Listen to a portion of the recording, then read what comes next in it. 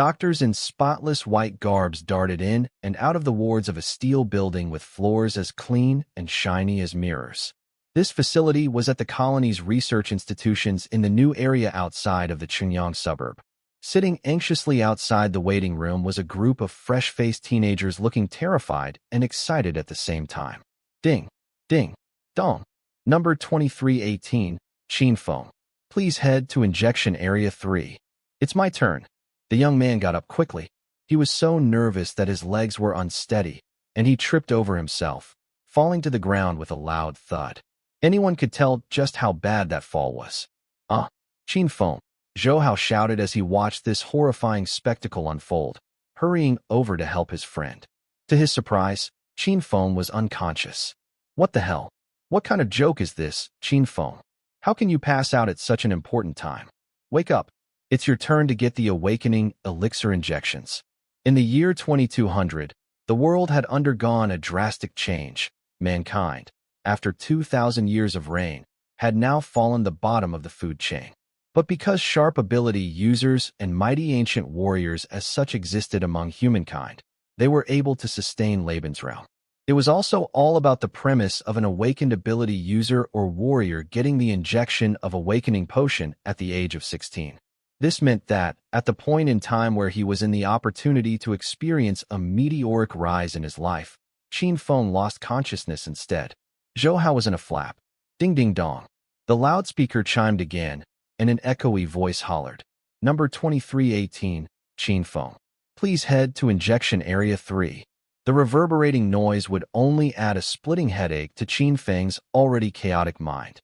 I'm not dead. A thought flashed in his mind. How was he alive? When he defeated that unidentified beast king, he had died with it. The voices in his ears were starting to sound more precise. You know what, Ming, just come here and help me get Qin Feng there. He still has to get his injection, even if he's unconscious. Zhou Hao lamented to the person next to him. This had Qin Feng taken aback. Ming, how could it be? Why was Ming here? Was he the one who had brought all these dangers here? But who was this other person fussing over him then? Why did it sound so familiar, so distinct as if it was there in his mind, and yet so far away? Next to Qin Feng and Zhou Hao, Ming's eyes glinted. Qin Feng, Ming, and Zhou Hao were the top 3 students in mid-tier college. The only thing was, Ming knew that he was never going to be as good as Qin Feng or Zhou Hao. His fists curled up momentarily. His palms were sweaty, and his eyes were gleaming. Zhou Hao, I don't think that's a good idea. The doctor will blame us. Also, we should get someone to take a look at Qin Feng, just in case he's really hurt. Those were all words of concern, but in reality, he wanted Qin Feng to miss his injection. But this injection is a big thing. Zhou Hao was starting to panic and was a little out of his wits. Let's bring him aside so he can rest. Ming walked over and knelt to pick Qin Feng up. No, the young man said hoarsely, still a little hazy. No one knew what Qin Feng had experienced while he was unconscious. Was it just a dream of grandeur, or was it reality? All Qin Feng knew was that the emotions sustained from the additional past decade were all too clear in his memories. He pushed himself off the ground. The innocence on his face had disappeared, becoming more profound. There was even a twinkle of sharpness in his gaze. Ming froze as a chill ran down his spine, making him feel as if he was standing naked before Qin Feng, all his secrets exposed, and Qin Feng seeing through all that grime in his heart. But it was only a fleeting moment. Qin Feng looked away from Ming and looked at Zhou Hao. There was a speck of red in his eyes. In his memories, Zhou Hao, this guy who was like his own brother, had died because of him when they were 16. But here he was, standing in front of him, perfectly fine and guileless, looking like he was indeed 16. Then suddenly, Qin Feng understood it all. He was reborn, back to the time when he was 16, the day of the awakening elixir injection. Ding, dong, ding, dong. Number 2318, Qin Feng. Please head to injection area 3. I have to go. Qin Feng nodded at Zhou Hao. This time, his footsteps were steady, not the hasty scuttle he had stumbled out earlier on, and there was even a domineering air about it. Since the heavens had given him once more chance, he would not let the events in the previous life continue to happen. Qin Feng curled his hands into a fist and walked to the injection area. A tube of turquoise substance was injected into his veins. The awakening elixir will awaken your abilities and strengthen your talents. The stronger the talent, the sooner the awakening. In 1 month, your perceptions of the surroundings, strength, and speed would grow exponentially. Even without the extra abilities, you will at least have the lowest level of a good physique. I advise you to increase training during this period. Thank you, Doctor. Qin Feng took in a deep breath of air. He could already sense an unusual aura emerging from the depths of his body, but he made no mention of it, even doing his best to conceal his aura to keep it from spreading. A smile crept across his face. The stronger the talent, the faster its awakening. It was only 1 minute after the injection, and his abilities were already emerging. What kind of talent was this? Unfortunately, in his previous life, before he could even begin to enjoy this talent, he was persecuted, then put through a painful experiment that stripped him of his abilities before getting thrown into the shark-infested waters. While he managed to survive, he was incapable of confronting the enemy. He was practically useless then, but now, perhaps he might not be able to go head-to-head against that organization for the time being, but their henchmen, he would not let off the hook. As he was pondering over that thought, Chen Ming appeared in front of him. Qin Feng smiled knowingly at him, making him shudder. What was it? Then why was Qin Feng so strange today? Why did it feel so dangerous? Chen Ming couldn't put the finger on those muddled feelings. So how was it, Qin Feng? Were there any reactions? Zhou Hao asked excitedly. No. Qin Feng shook his head. Zhou Hao looked disappointed. His shoulders were sagging inches lower as he sighed. Whatever. If the 3 of us show no response, then others probably won't either. Let's go back and continue training. Let's go. The 3 left the building. Qin Feng had not been back here for many years. This was just one of the large colonies in the outskirts of Qingyang, a sprawling cesspool of reinforced concrete buildings, so suffocating that even breathing within its cramped confines deemed a challenge. Hovering a few hundred meters in the skies above was a giant floating machine that bore a resemblance to a satellite. The object in question turned out to be a space stabilization device, the only thing that guaranteed the safety of the colony. It should be happening soon, Qin Feng thought. And then, without warning, the piece of space equipment suddenly burst into flames. The space stabilizing device above their heads was a thing the people relied on to survive, the most powerful weapon protecting the colony. But now that the machine had malfunctioned, the waves invisible to the naked eye that stabilized space was gradually disappearing. Everyone who noticed this breakdown was alarmed at first before breaking out into a panicked frenzy. What is happening to the space stabilizing device? Is it broken? Zhou Hao asked, his voice trembling. Does that mean? Before Chen Ming could even complete his sentence, an alarm on their wristwatches started blaring loudly. Warning! Warning! A space rift is opening in 100 meters. Unidentified organisms are about to appear. A tear in space. This was the culprit. The thing responsible for the fall of mankind. The reason humankind had fallen from the dominant force of nature to the bottom tier on the food chain. There was a set deepness in Qin Feng's eyes. His skinny and frail back had now straightened up, and from head to toe, he was on guard, neither shocked nor alarmed. That was because he had come prepared. In his previous life, the exact situation had happened at this exact time. Since Qin Feng had been unconscious, Zhou Hao had decided to bring him inside for the injection. Once he had also received his dose, he had slumped Qin Feng over his shoulders and carried him out. By the time he had left the research institution, he was already awake. However, now, the space-stabilizing device was damaged, a rift had torn in space, the ferocious beast attacked, and Zhou Hao had died while saving Qin Feng. As for where Chen Ming was at that time, Qin Feng was just trying to recall that information when, in reality, Chen Ming presented him with the answer. Run? Better run fast, Chen Ming shouted before quickly disappearing. They were all students who had undergone mid-tier education. Each one of them came with able bodies and respectable combat power. It only took Chen Ming 2 seconds to put about 10 meters of distance between them. Qin Feng's expression grew cold. If this was the previous experience, then he was a total joke back then. Zhou Hao had died for him, and here was Chen Ming walking away so casually, downplaying the abandonment of his brothers. That wretch. Zhou Hao was also stunned for a moment. Then, propelled by Chen Ming's reaction, he too decided it was best to run. Hurry! Let's run! He grabbed Qin Feng by the arm and pulled. But Qin Feng did not budge. Realizing his friend had become motionless, Zhou Hao turned around, his face crumpled in fear and distress, forehead lined with beads of cold sweat. Qin Feng, are you not feeling well? Can you still run? Hurry, we have to go. How about I carry you? Zhou Hao babbled, not waiting for Qin Feng's answer, ready to flee. And rightly so too, for they were brothers. Qin Feng, on the other hand, felt sharp stabbing heat shoot down his chest like a volcanic eruption, causing a stinging pain in his heart. I'm all right. I'm good. I'm terrific, in fact. Thank goodness the gods gave me a second chance so that I can redeem all of this. I've lost a hypocrite, but at least I still have a true brother. We can't go there. We don't know where the tear is exactly, so the safest place right now is the Research Institute. Qin Feng reckoned. Zhou Hao was stunned for a moment, but quickly regained his composure. We have other classmates in there too, god damn it. Hurry, let's go back. The guy had always been like that. Warm and friendly, always looking out for other people. This, to Qin Feng, who had suffered and struggled for a decade before his rebirth, was absolutely invaluable. You couldn't put a price on those things.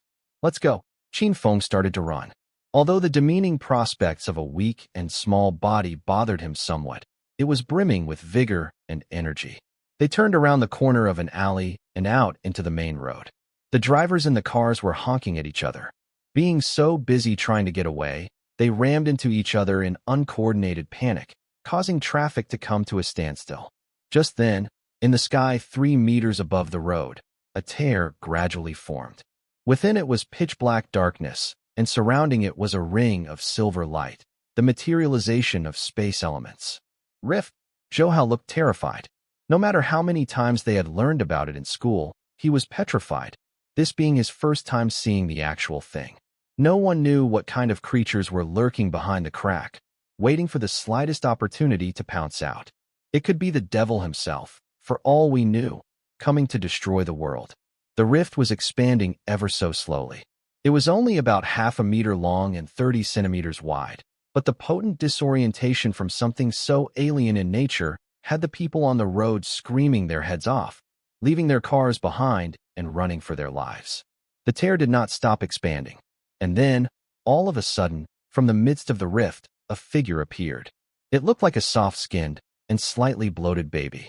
Bathed in a strange yellow and green color, a terrible stench came out from its hair. The infant crawled with much difficulty out of the crack and then dropped down onto the ground. Falling from such heights should have caused death, or at the very least, injuries. The baby's arms and legs, however, were still mobile. Picking itself up, it raised its massive head, allowing people to see what the grotesque incarnation looked like. All right. That was not a baby. It was a monster, one with a pair of humongous semi-convex scarlet eyeballs, disproportionately larger than its deformed head. Its unnaturally vast mouth resembling a demented clown stretched far to its ears, revealing a mouthful of razor-sharp teeth. And unlike a human, its teeth had the sharpness of a wolf, easily able to tear through the toughest of flesh. They were man-eating creatures. It's a razor-fanged infant, the crowd screamed in utter, unabashed horror. A razor-fanged infant, according to the federal textbook, was the lowest category of G3 monsters, but it had a very special trait. It lived in a group. So, as the first razor-fanged infant landed, the second and third appeared right after. These razor-fanged infants' crawl may look clumsy, but whenever a prey caught their large eyes, they would suddenly pick up speed and leap into the air, viciously tearing at their victims' throats with their sharp teeth. Arg! A man screamed. He swiftly drew the weapon strapped on his waist and pointed it at the infant abomination. Bang! The unmistakable sound of gunfire echoed in the streets. The already chaotic road had now turned into hell. 4 to 5 razor-fanged infants were killing people, freely devouring them on the streets like wolves among a flock of sheep. One of them pounced on Zhou Hao. Zhou Hao's eyes widened, and his mind went completely blank as he scrambled to find a way to defend himself. Like it was in all textbooks, they were merely unsubstantial, general bullshit that gave its reader little to imagine what a real situation would be like. The grappling techniques they had learned were not fast enough to cope with the creature's devilish speed and tiny stature. Of course, This was also due to the constraints of strength. Even a 16-year-old teenager who had just awakened his abilities and force was only at G1 tier. At that very moment, a pair of skinny yet strong hands shoved Zhou Hao aside hard. Zhou Hao recognized that silhouette. It was Qin Feng. Qin Feng pushed Zhou Hao aside and swung a fist at the razor-fanged infant. He was much slower than the monster, yet as if by coincidence, when he threw the punch, the razor-fanged infant came towards its head first. Bam! It sounded like the squishing of a grand, big, juicy watermelon. Red and grayish brain matter splattered everywhere. Qin Feng frowned at this, not because the scene was too gruesome, but the flesh on his knuckles that had been ripped off by the force of that strike. Too weak. Qin Feng could not remember the last time he possessed such a frail and puny body. But when he narrowed his eyes slightly, his tea-colored iris darkened as dark as night. An invisible strength came through the monster infant's body into his. The wound on his hand quickly turned into a scab.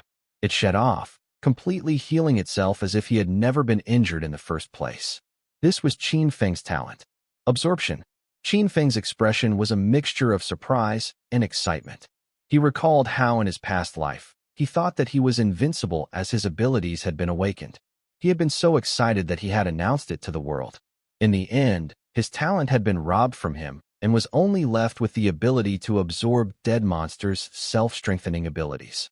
That little bit of power had barely helped him to survive. Right now, his talent was not destroyed. Did that mean that he was much stronger? Qin Feng could feel that after he absorbed the energy from the razor-fanged infant, his physical body had gotten a lot tougher. A total of 10 razor-fanged infants could at least boost his physique to G2 tier.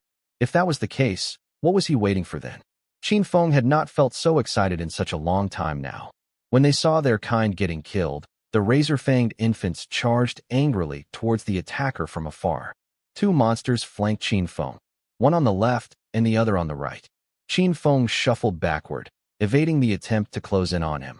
He reached into his waist and pulled out a small dagger less than 15 centimeters and took a calculated slash at one of the razor-fanged infants. Arg!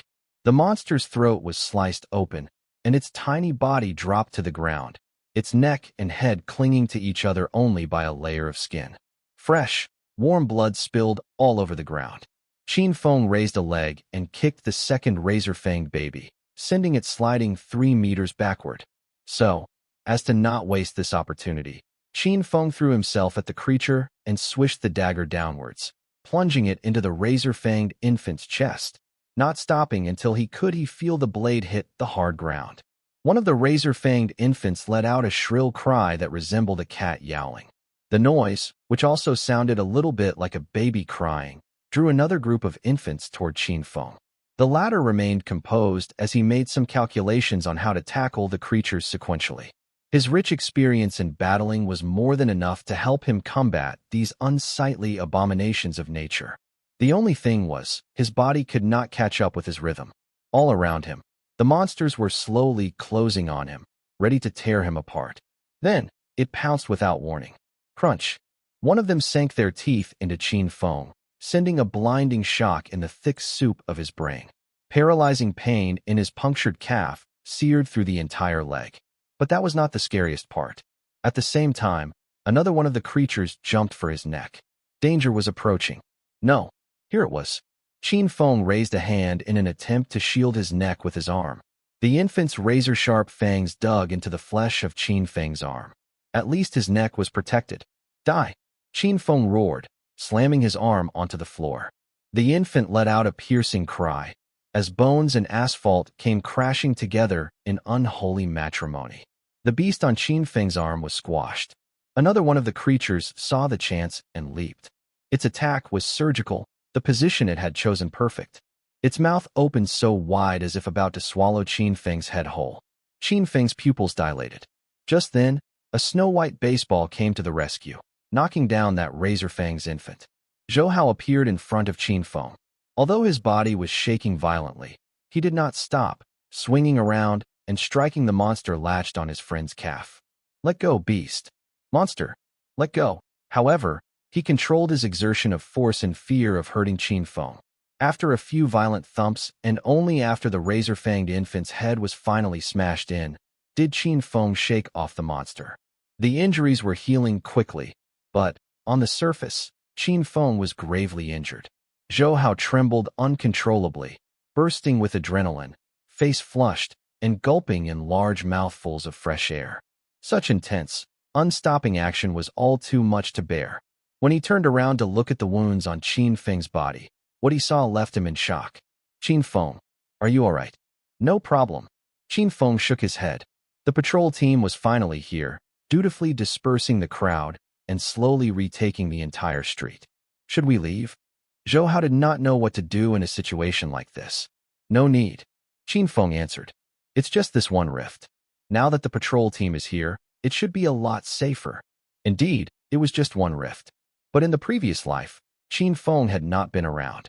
The razor-fanged infants had spread out all over the place like a plague and killed swathes of people, Zhou Hao included. Thank goodness, all of that was over. The flames on the space stabilizer had been extinguished. All up and running, a silver ray exploded from it. Then, before Qin Feng and Zhou Hao's eyes, the rift began to grow smaller until it gradually disappeared. This was the first time Zhou Hao had such a phenomenon, leaving his jaw hanging open in amazement. Beep, beep. Street number 12 is cleared. Head count in progress. 13 deaths in total. Still counting causalities. Secured. The patrol team passed them by, grimly confirming the death toll. Qin Feng calmly watched all of them, not making a single move. On the contrary, Zhou Hao's initial excitement had disappeared, and his face had turned a ghostly white. And just like that, the flame of life had been extinguished. In such a brief period, 13 people had lost their lives. If it had not been for Qin Feng, more people would have died. A man wearing the patrol team's medal over his chest walked up to Qin Feng. The patrol team was the police in the colony. As humans were such destructive beings, whenever a fight broke out, it would, in all likeliness, lead to a one-sided slaughter where the strong killed the weak. That was how the patrol team emerged, maintaining law and order to protect the very core of the colony's safety. That being said, the colony was, at times, not a particularly safe place either. "Did you kill these two razor-fanged infants?" Not bad at all. That sure looked promising, young man." The man smiled. He was not very tall, about 1.7 meters, and a little mellow. But Qin Feng would never look down on him. A logo with the words F1 appeared above the medal on this person's chest, which meant that this person's strength was at least 10 tiers above Qin Feng's and Zhou Hao's. Of course, he would not have counted for much when compared to the Qin Feng in the previous life. One other thing was that, besides this F-tier logo, this person also had a medal of the patrol team's vice captain. The patrol team had the highest authority in a colony. How could anyone blatantly disregard a high-ranking officer? No. "This is all Qin Feng," said Zhou Hao, not wanting to wait for the powerful people from the patrol team to start asking questions. Instead, he immediately attempted to set the record straight, not wanting to take any credit at all. The officer, with all his experience, knew that it was all Qin Feng's handiwork. The surveillance video had told him that already. "Not bad. Is your name Qin Feng?" "I'm Xue Xingfu, captain of 12th Street in the colony." Qin Feng cocked his eyebrows when he heard the name. Xue Xingfu? This person would become a notoriously crooked businessman 10 years later. Who knew that he was actually a vice captain 10 years ago? "How are you?" Qin Feng nodded. Xue Xingfu grinned at Qin Feng, his eyes glistening and his voice gentle. "Thank you for your help."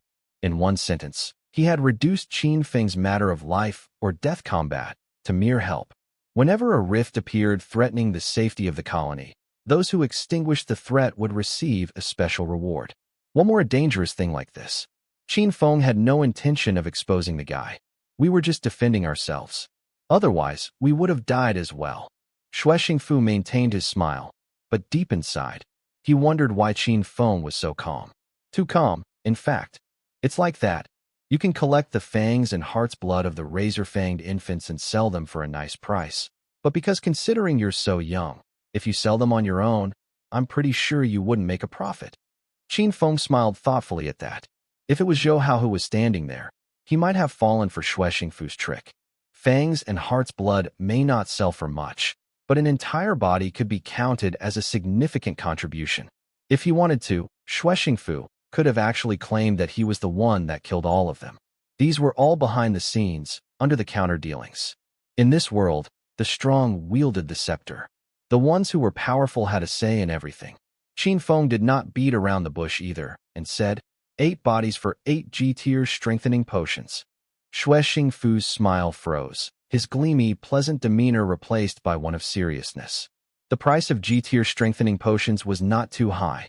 One tube only costs about 10,000 yuan, but in the colony, the average wage a month hovered around a very humble 1,000 yuan. 8 tubes of that potion would cost 80,000. As an official, however, Xue Xingfu could purchase them at an insider's price, saving himself half the cost. 000 yuan was the exact amount that Qin Feng had received as a reward for killing the razor-fanged infants. If that was true, wasn't that too much of a coincidence? Either way, you won't make a loss, Qin Feng added. Xue Xingfu was about to probe him further, but his questions were already answered. It appeared that this kid really did know things. Fine, you got it. Then, thank you, Captain Xue. Qin Feng answered in a happy, congratulatory tone. Ha ha ha, there's no need to thank me. You're not bad all. If you come across something good next time, you can come see me. Xue Xingfu added Qin Feng to his communicator. He might have use of it in the future. If this boy could kill razor-fanged infants now, he might just be powerful enough in the future. He might just be useful in the time to come. Xue Xingfu might not be a merchant now, but he already had the potential of a successful businessman. Xin Feng gave half of the potions he had received to Zhou Hao. The latter merely stared at the thing that they never even dared imagine having. Why did you ask for so many? Aren't these things ridiculously costly? Zhou Hao asked. Members of the patrol team get them for half price. Wow, being part of the patrol team sounds great. Governments will always be governments. It'll be great if we could make the team next time. You can join if you want to, of course. Qin Feng nodded in eagerness. Zhou Hao had died for him before. Now that Qin Feng was reborn, he would make sure to treat this brother well. As for that Qin Ming, perhaps human hearts are fickle. Perhaps after losing a brother, Qin Feng wanted to have a friendship so bad that his eyes were blinded to the fact that he was, for all intents and purposes, a wretch. Wait, Qin Feng, take these 2 back. I don't need so many. Also, I only killed 2. If you hadn't saved me, I would have died just now. Zhou Hao warmly pushed 2 vials into Qin Feng's hands. You can earn it back once your abilities or ancient warrior talents have awakened. Qin Feng gave them back. These potions were not very useful to him since his abilities had already been awakened. He did not just dump everything to his friend only to avoid raising Zhou Hao's suspicion. Qin Feng did not plan to tell anyone about his rebirth. All right, brother. Once I've awakened, I would even buy you A-tier ones if that's what you want, Zhou Hao said, thumping his own chest. Of course, it was just a young man's irresponsible crowing, filled with hot air. Only a few A-tier strengthening potions were issued every year.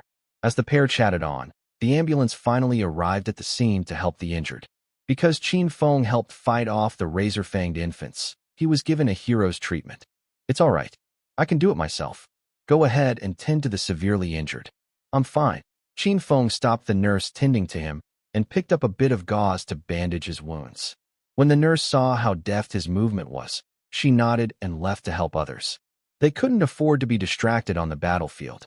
For every extra minute saved was another minute that could be used to save someone's life. On top of that, special ability users in the colony were rough and tough. This surface wound was nothing. No one knew that Qin Feng's special ability allowed him to heal his wounds rapidly. Since the hastily set up triage tent by the ambulance team was tight and cramped, Zhou Hao did not come along. He waited outside for Qin Feng, and when he saw his friend's arm and calf wrapped in thick, blood-stained bandages, he could not help but feel sorry for him. Qin Feng, surely a miserable day for you, Zhou Hao muttered. You fell down and blacked out this morning. Then you were bitten by the razor-fanged infants. Should you go find a light ability user and ask for a blessing or something?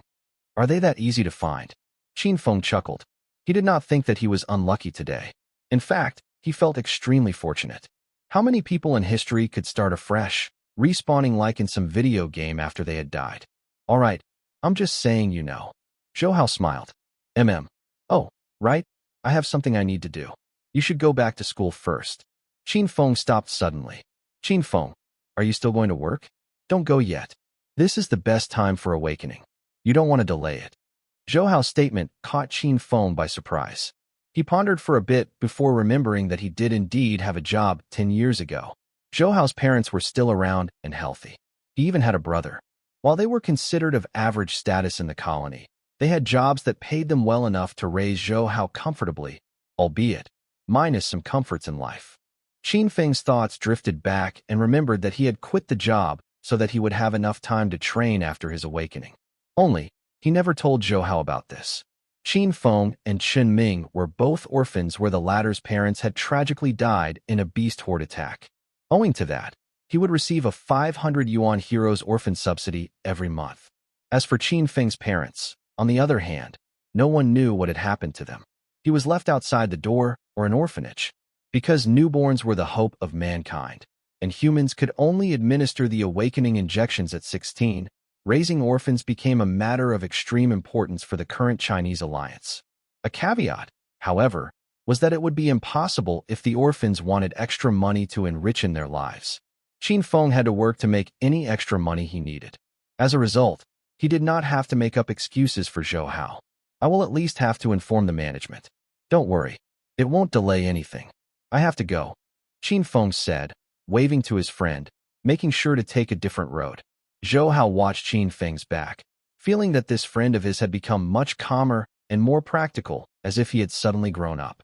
Undoubtedly, after today's awakening injection, the rift, and the razor-fanged infant's attack that almost took their lives, how could they not grow up? Qin Feng was unaware of what Zhou Hao was thinking.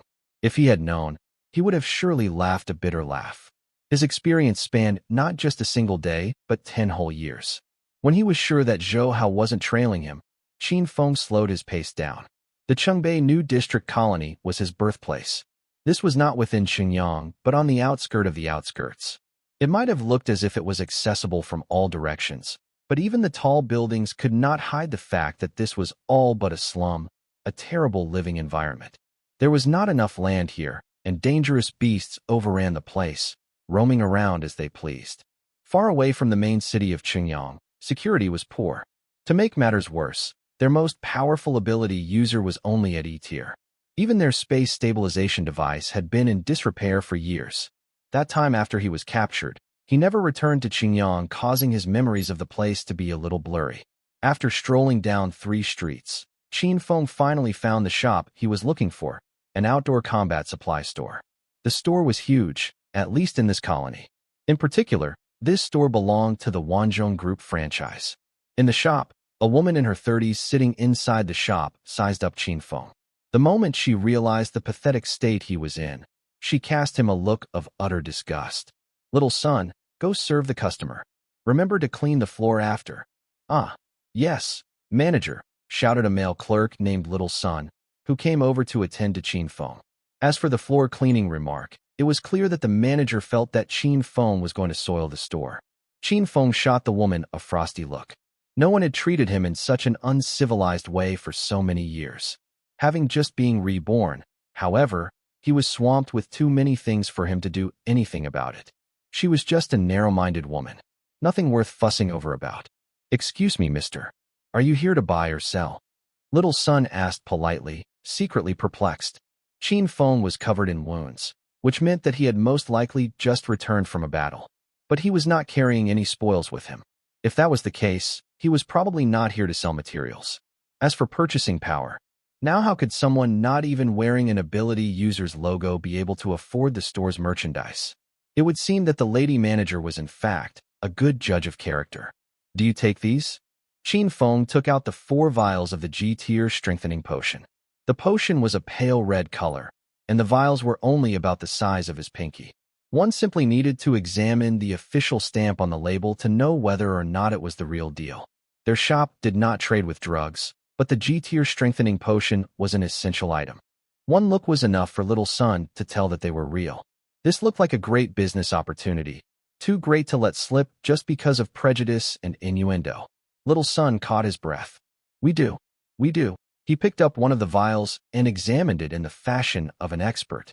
"Here in our store, we buy these at a 20% discount of the market price. That'll be 32,000 yuan for 4. Once this purchase was completed, he could earn a commission of 300. What fortuitous fortune! Qin Feng nodded, surveying the products the store had to offer. 1 T3 combat suit 1 dagger, a crossbow with 30 arrows, a combat backpack, and an outdoor utensil set. There were so few elites in the entire colony that most of them ordinary folk who would never choose to purchase something of such high quality, such as the T3 combat suit. All right, please provide the size that you want. 170. Qin Feng looked at his scrawny body, managing to crack a bitter smile. Right now, he was only 1.7 meters tall and painfully bony. It was so different from the one he had before rebirth. Once he was done with all these, it looked like the time was nigh to work hard and develop his body. Great.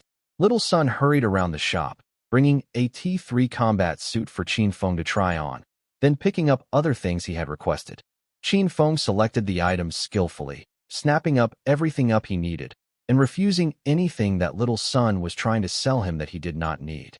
In the end, he spent 30,000 at the store, pocketing only the remaining 2,000 yuan, which he stuffed into his backpack. Sir, if you wish to come again, you'll be treated as our regular. We can give you a discount for any transaction over 10,000 yuan. This is my communicator's number. You can add me. Little Sun said. Qin Feng nodded happily. It would be very convenient to do business with familiar people. After he asked the guy for his real name, Qin Feng added the salesperson named Sun Yu to his contacts. There were very few contacts on his communicator, only about 20 or 30 people, with most of them his schoolmates. But it also kept things clean. After that, Qin Feng turned off his communicator, changed into his new T3 combat suit, armed it with the dagger, and left the store with his brand new bow and arrow strapped to his back. Along the way, Qin Feng could sense the attention that his new suit was drawing. On a hot day in June, just like today, the waterproof and fireproof combat suit could equalize the cold and heat. Even if he were completely wrapped up, it would engulf him with a cool, comfortable temperature, not too hot and airless. The grayish-green camouflage of the suit was a protective color for the wilderness, which was exactly the thing that made him stand out like a sore thumb. His young face might have looked unfledged, but the expression on his face was sang-froid, his sharp eyes darting about for the slightest sign of danger. The crossbow at his waist, the dagger in his boots, and the arrows hidden inside his combat backpack represented absolute power, but, at the same time, was also a symbol of money. Qin Feng ignored the strange looks he was getting and flagged down a car. Go to the wilderness dispatch site. The driver shot him a curious look, but when Qin Feng got into the car, he kept his gaze lowered and lips sealed, saying nothing. So, the driver kept quiet, driving silently to the destination. Because of space rifts, the areas outside the colony were treacherous, but they needed people to go out there to hunt, kill, and protect the settlement, which was why the wilderness dispatch site was set up. Over here, Qin Feng's suit was not that conspicuous, because out here, in fact, everyone was dressed just like that. Qin Feng stepped into a vehicle, and the melodious voice of a woman looped over the loudspeaker. This field trip will go through Xishan, Jukagu, Qinghebei, the Yuanyang ruins, the Changnan colony. All fighters, please take note that after killing ultra beasts in the wilderness dispatch site, you may take any part of the corpses as proof for an exchange in Chinese currency.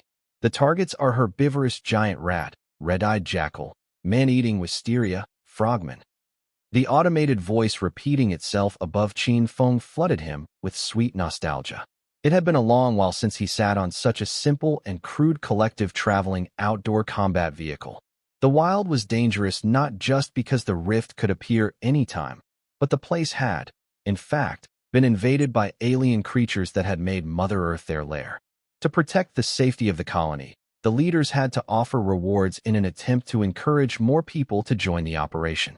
More than 20 passengers were on the vehicle, where not a single one came alone, but because they did not know Qin Feng, they thought that he belonged to another team and paid little attention to the newcomer. They paused at each stop, where some got off and others got on. When they arrived at Qinghebei, Qin Feng moved to stand by the door, hoping to attract as little attention as he could. Another group of people got up as well. It was not apparent in the vehicle, but when the moment they stepped off the car, Qin Feng stood out like a sore thumb. Why are you alone? This place is too dangerous. Why don't you come with us? A soft voice from the five-girl group chirped when she saw that he was on his own. Yao Yao. One of the girls from her team quickly cut in, eyeing Qin Feng cautiously. This person chose to come out here alone. Chances are he can handle himself pretty well. He may not want to join us. The girl named Yao Yao, as Qin Feng had found out, retorted, "That is exactly why I invited him. Yao Yao, you don't even know if he's skillful or not. What if he holds us back?" Another guy said, echoing the first's opinion. But Li Yao Yao clearly did not agree with her teammates. "Forget it, Yao Yao. That dude's a goner." Another girl tugged Yao Yao by the wrist. "People won't care for your kindness." It was only then that the group realized that while they were busy arguing, Qin Feng was already 20 meters ahead of them, hastily disappearing into the giant reed marshes. His quiet scuttle ticked the group off. Now, why was the person like that? Qin Feng did not know what they were thinking, nor did he have the habit of making conversation with strangers. Every once in a while, the people in the wilderness were way scarier than those inside the colony. Qin Feng felt that he was still too inadequate to mingle with the others around here. Moreover, he was in no mood to allow anyone to know about this thing that he needed to do. He stealthily trampled his way through the reeds until he reached the center, careful to make no sound. The edges were both sharp but soft at the same time, meaning they could be pushed aside, but they could also cut. Fortunately, Qin Feng's T3 suit protected him against grazes. Standing inside the reed marsh was like being in a bamboo forest. Like a double-edged sword, the foliage provided him good cover but, at the same time, prevented him from seeing approaching danger. Croak. Qin Feng turned his head sharply towards the direction of the soft croaking sound, eyes squinting. That very moment, a green apparition shot out from among the giant reeds like a rocket. Qin Feng drew his armed crossbow and offset the arrow slightly. He held his breath and then pulled the trigger. Swoosh. With deadly accuracy, the arrow hit the green figure, piercing its skull. Patches of blood and a yellowish-white substance spattered all over the reeds. The green figure fell to the ground with a plop. Now, Qin Feng could go take a closer look. The creature was half the size of a human and looked very much like a frog blown out of proportion. Its hind legs were well-developed enough, an indication that it could probably walk upright. Behold, the notorious killer of Qinghup Bay's Reed Marsh, the Frogman. As it was announced on the bus earlier on, this creature was mentioned in the bounty list. Qin Feng walked up to it, carefully carving out the frogman's eye with the dagger. Although frogman flesh tasted pretty good, Qin Feng had other stuff that needed his attention. He could not afford to be lugging around something so bulky. Also, the frogman's blood would serve as bait for other dangerous creatures lurking in the tall shadows. As he placed the eyeball into a sealed jar, he could feel himself absorbing the frogman's energy, strengthening his physical body bit by bit. This is faster than it was in my previous life. Is this its full ability? Maybe. Maybe there are stronger ones which I have yet unearthed. Qin Feng could feel the difference. His bountiful upgrades in strength got him excited. He trounced forward as the reeds got thicker. The croaks were now loud, almost deafening, where a cacophony of staccato howls reached out from the dark. Croak, croak, croak. Qin Feng stood still and fired. Swoosh, swoosh. 2 arrows shot through the gaps between the giant stalks and hit 2 frogmen who unceremoniously tangled themselves in the reeds. Summer was nigh, and so was mating season for the frogman. If they were not cleared at this time, once the love rush was over, their numbers would increase exponentially. They would then have to leave their nest and spread out, an unthinkable threat to the colony. Unsurprisingly, these severe consequences to its safety were also mentioned on the bus. Qin Feng walked up to his kills and, again, unconsciously absorbed the energy from the frogman. He could feel enormous strength coursing through every vein, pulsating his every muscle. It was a lovely feeling, one that Qin Feng had not experienced for so many years. Far too long it was. After all, back at that time, he had not advanced for a long time. After he had received the awakening injection, he became an ability user. But the energy he absorbed was directed towards strengthening his body, so the might he displayed was actually little his own, but that of an ancient warrior. If he were to be measured by current assessments, Qin Feng was definitely AG1, tier ancient warrior. After he gouged the eyeballs out, Qin Feng continued to march forward, steady and determined. 3 hours later, and he'd already made his way through the slushy reed marshes where the unmistakable, low rumble of rushing waters came to ear. This was it. This was the real Qinghe Bay, real, but just as dangerous. Man-eating fishes infested the waters, and the ever-present threat of a crocodile beast made this a forbidden area. Owing to that, the Qingbei colony was unaware that there was a hidden anti-human organization, which also doubled as Z Organization's underground lab. Qin Feng had not come here for revenge. In his current shape, he needed to build himself up above all else. No, he chose to come here because he believed there was help. Qin Feng strapped on his oxygen tank and goggles, which he had bought at the store earlier. Splosh! Qin Feng jumped into the frigid water. This part of the river ran real deep. Qin Feng entered the water and was immediately greeted by a peculiar blue-red glow all around him. Those were, without a doubt, toxin deposits, which in turn meant that there were no mutant organisms around this area. The last time he escaped from death, he did not feel a thing. Now, he felt a stinging pain where his skin was exposed to the toxins. He brushed the pain away. Compared to his injuries sustained the last time, this was nothing. Qin Feng moved swiftly in the water. After his recent upgrades and developments, his speed and strength had improved, and he was able to swim freely. In less than 3 minutes, he made it to the bottom of the river where a black hole opened up. It was about 2 meters wide, and even if Qin Feng stood upright, he would still be able to go through it without issue. Calculating his shots, he swam his way inside. The hole tilted upwards. After 10 meters or so diving through the passage, Qin Feng reached the surface of the water. The moment he shut off the oxygen supply, an extremely pungent odor attacked his nostrils. No wonder it reeked in here. He was inside a sewage pipe. This was where he had escaped from the laboratory in his previous life. He remembered that back then, after receiving the awakening injection, Zhou had to carry him out of the research center, which was the place they came face to face with the razor-fanged infants. His friend had been bitten to death, whereas he had to struggle with one of the monsters, leaving him severely injured. But when the razor-fanged infants had died, Qin Feng had assimilated their energy, and those wounds were able to recover quickly. It had been almost unbelievable. When Qin Feng was being diagnosed, a doctor revealed that this could indeed be his special ability after his awakening. After that, when he was leaving the medical tent, he had been attacked and kidnapped. Subsequently, another turmoil transpired in the colony, and in the hullabaloo, no one had noticed the disappearance of a 16-year-old. Just like Zhou Hao's death, it had been merely another unfortunate accident. After that, Qin Feng had been taken into the laboratory where he had been experimented on for hours. Only once had they confirmed that he was really dead, did they dispose of his body in the trash. They had waited for the corpse to decompose, before flinging it into the river and into oblivion. These thoughts drifted through his mind, and before he knew it, he had already reached the end of the tunnel. There was a piece of metal sheet blocking his path. A large human-like palm was wedged, leaving a 30-centimeter gap, big enough for one person to squeeze through. Qin Feng climbed up, pausing to take a look at the giant hand of the creature that had saved him in his previous life. It was a creature about 30 meters long, but right now, it was in a wretched state. Its flesh rotted from its bones, a result of exposure to the toxins.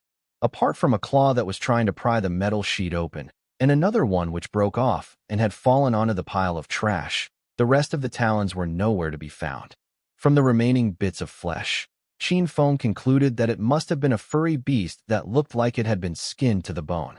All its innards had been extracted, even leaving the creature without a tail. Both of the creature's eyes had been gouged out, its eyebrows bored into, indicating that the creature's core which amassed its abilities had long been removed.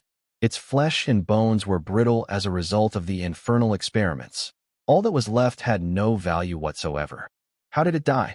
Qin Feng muttered under his breath when he saw the hole the size of a fist. If it was already so severely injured, how did this creature manage to pry open the metal sheet? Wait, could it be soul energy? But then again, Qin Feng frowned. He had come here today for this giant creature. Back then, when he had been confirmed dead and disposed of in the trash mound, he had fallen on top of this creature and felt his body absorbing energy. The ability was at least 10 times weaker than the time he was awakened just now. After the destructive experiments he had been put through, there was barely anything left of his ability. Even so, The energy that he had absorbed from the creature had brought him back to life. When he had realized that, he crawled out of the opening and escaped death. This meant that the creature had indirectly saved Qin Feng's life. He had wanted dearly to come back after he was reborn to rescue this creature and settle his debt. If he could nurture and grow the beast, it would be undoubtedly powerful enough to destroy the entire Z organization. The creature's dilapidated state, however, was utterly out of his expectation. Qin Feng looked at the time. He was here 10 minutes earlier than he was in his previous life when he was awake. Wait, what is this? Qin Feng noticed that the giant beast's body had suddenly moved as if something was pushing against it. Then, suddenly a bright silver light radiated from the belly of the beast, followed by a wave of spatial fluctuation. After the same experience just a few hours ago, and the many years of conversance with spatial fluctuation, how could Qin Feng not recognize it? Could this space rift be the reason for his rebirth? Strange. It didn't make sense. That opening was too small, even smaller than the one that the razor-fanged infants had climbed out of. While Qin Feng was always on high alert, having experienced the previous life, he did not flee but instead reached out and pushed the giant corpse. The silver halo of light looking about the size of a DVD rose into the air. Space passage. The difference between a space passage and a spatial rift was that the latter was unstable and could collapse at any given time, while the former was stable and mostly man-made.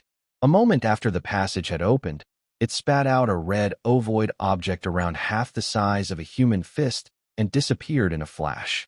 Qin Feng let his gaze follow the thing that had fallen out of the passage. Apparently, it was an irregularly shaped egg, or perhaps, more precisely, an afterbirth. Wrapped within the translucent placental expulsion was a creature as tiny as a scrawny puppy. Qin Feng could sense that the little puppy's vital signs were steady, thanks to the shell-like encapsulation cloaking its precious cargo. In his mind, everything was starting to line up. Perhaps, the energy that I absorbed back then came from this little thing. Qin Feng had fallen down and landed on top of the giant beast, which was why he had mistakenly assumed that it was the giant beast's energy that saved him. Hello, little one. From now on, I'll look after you. Let's exact revenge together. Qin Feng picked up the afterbirth and gently placed it in a waterproof compartment in his backpack. Suddenly, a deafening mechanical sound peeled the silence of his surroundings. Above him, a sharp blade was descending. Evidently, before the garbage was disposed of, everything was to be minced. Don't worry. I will take good care of your child. Qin Feng promised the carcass of the gargantuan creature. As he stepped through the gap, watery blood trickled down the eyes of the slain alien beast, as if crying. Were? The blender whirred at a terrifying speed, pulverizing everything it touched. Qin Feng climbed out of the passage, and the sharp, burning pain stung his skin once again as the toxic liquid made contact with his body. But it did not bother him. He continued swimming towards the shore, even killing a bunch of frogmen on his way back until he reached shallower waters. The toxic scum from the laboratory did not reach this part of the river, so it was supposedly clear and safe from pollution. When the spatial rifts started appearing and the humans ungraciously forced down the food chain, factories had no choice but to shut down. Within centuries, the earth was covered in lush green foliage, and pollution decreased drastically. Probably a good thing for Mother Earth. Qin Feng washed his hands, face, and neck in the clean water. Fortunately, his body was unaffected. If the T3 suit did not have this protective function, it would not have been worth its asking price. Once he had cleaned up, Qin Feng unzipped his bag and removed the afterbirth one with the little creature still inside. Perhaps it was because it was away from the space passage that the little thing regained its vitality. Qin Feng could see, very clearly, every breath it inhaled. The translucent liquid in the placental expulsion gradually disappeared into its mouth, slowly wringing its little capsule and sucking up energy. In less than an hour, it might even hatch. Qin Feng checked the time and saw that it was already 8 at night. No cars traversed the wilderness at this hour, and the base was by now securely locked down. He would have to spend the night here. He walked around, soon finding a place sheltered from the wind. He was careful to sprinkle some beast-repellent powder around the area to keep particular low-tier creatures away with its caustic smell. As for space rifts, though they may appear effortlessly, the chances of them occurring was not very high. The only exception here was that every time they appeared, they were often almost inevitably destructive. From what he could remember, on this night of which he escaped death, there were no spatial rifts. If that was the case, it should not be a problem for him to spend one night out here in the open wilderness. Looking back, Qin Feng had one too many experiences sleeping rough all alone in the wilderness. He hurriedly gobbled down some compressed biscuits, slowly settling down on the earth, legs crossed, and acknowledging the whispering quiet of his inner world. Slowly, Qin Feng relaxed, and his breathing slowed. It was as if he was no longer in this world. It was completely dark in his mind. It was then when a crystalline diamond suddenly appeared in his perception. From afar, the diamond looked infinitesimal. But as Qin Feng thought about getting closer, the diamond began to expand. It felt as if he was floating in the darkness of deep space, and along his line of sight was a brilliant star, continuously expanding in his eyes. It was very much like a diamond planet. No one could tell how big it really was, and all around this transparent planet was a faint halo of smog circling it. Ability core. Qin Feng gasped. In the last life, his talent was destroyed, and no matter how hard he tried to manifest it in his thoughts, he could not sense the ability core that all the ability users were talking about. Now it was clear. This diamond planet only existed in the ability core within the human consciousness. This was the first time he could see his own ability core, in its whole complete and unscathed glory. It was big and robust, quietly levitating in the darkness, intensely brilliant and blinding. Qin Feng controlled his excitement, carefully reaching out to it again. This diamond planet was not completely clear as a black light actually lay at its core, dark and deep like a whirlpool that could suck in all forms of matter. This is my innate absorbing ability. From the looks of it, it's really powerful. Sensing this ability brought Qin Feng back to the time before his rebirth, when his ability core was destroyed, leaving only this black nucleus, which gave him the ability to absorb. The only thing was that he could never be an ability user again, and had to use this ability to become an ancient warrior. My absorbing ability is black. Could that mean that I am a dark ability user? To this day, there were 10 types of abilities among ability users, where some were weak and some strong. Their respective probability of awakening was very high. It consisted of 5 ordinary element abilities, namely metal, wood, water, fire, earth. Special abilities included wind, thunder, ice, and the 2 extremely rare abilities of light and darkness. Who would have known that his ability would be darkness? Qin Feng's mind began to wander as his consciousness began to ease, and the bright star gradually moved further away until it was just a tiny speck in the darkness. He slowly opened his eyes, looking as if he had just returned from a long journey. Although the darkness disappeared and he had already left his subconscious, his mind was extremely exhausted. My consciousness is too weak. Qin Feng furrowed his brows. Consciousness was one of the required strengths to control a user's special ability. Even if he practiced the ancient warrior's ability, his inner force's development would require him to have better control of his subconsciousness as well. He would need to keep practicing it until he genuinely mastered its art. Chirp, chirp. The voice sounded frail.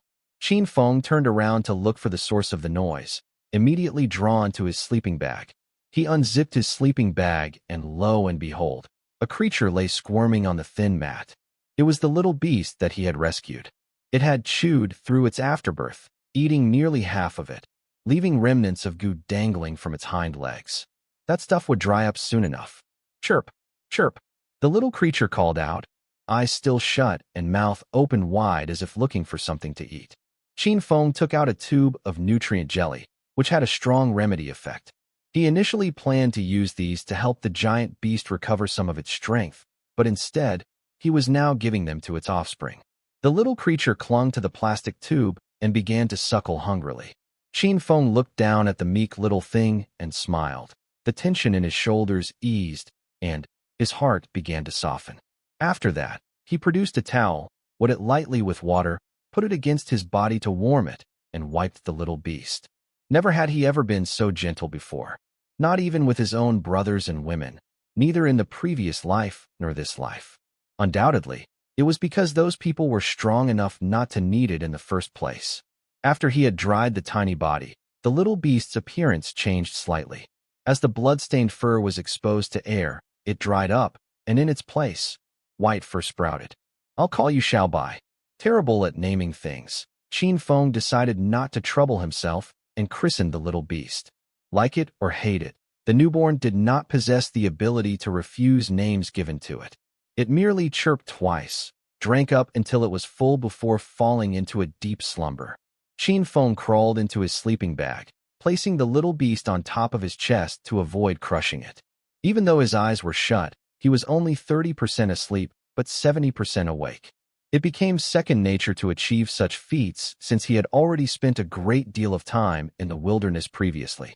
While he was in this semi-awoken state, a noise in the dark drifted to his ears. Qin Feng's eyes immediately popped open. Quickly getting to his feet, he placed Xiaobai into his shirt pocket, hurriedly rolled up the mat, and stuffed it into the combat backpack. It only took him 10 seconds to get all of that done. From afar, the soulful howling of wolves pierced the stoic night. Suddenly, several figures were seen scampering frantically toward him. "Run! Hurry!" Li Yaoyao kept repeating these words in her mind, as if to give herself some strength. But as energy quickly drained from her body, she started to slow down. From the very beginning, she was not a physically fit ancient warrior. In front of her, Wang Kai, Jiang Wenxuan, and Yu Hai's silhouette began to blur into the distance. They were way faster and much further ahead of her. They were running for their fragile lives, not daring even to look back. Just when Li Yaoyao was about to give up, a wispy voice called out, "Yaoyao, run! I will distract them." "Meng Meng." Li Yaoyao turned around and saw that Lu Meng had stopped running. Her petite 1.5-meter frame suddenly looked really tall.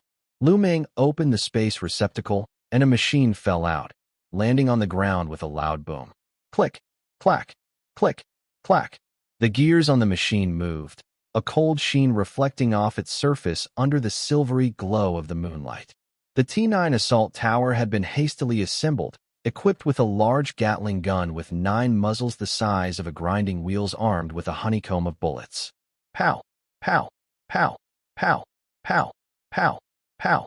Bullets whizzed by, and bright muzzle flashes woke the dark wilderness. In the shadows of the night, a red radiance let out a long, high-pitched cry.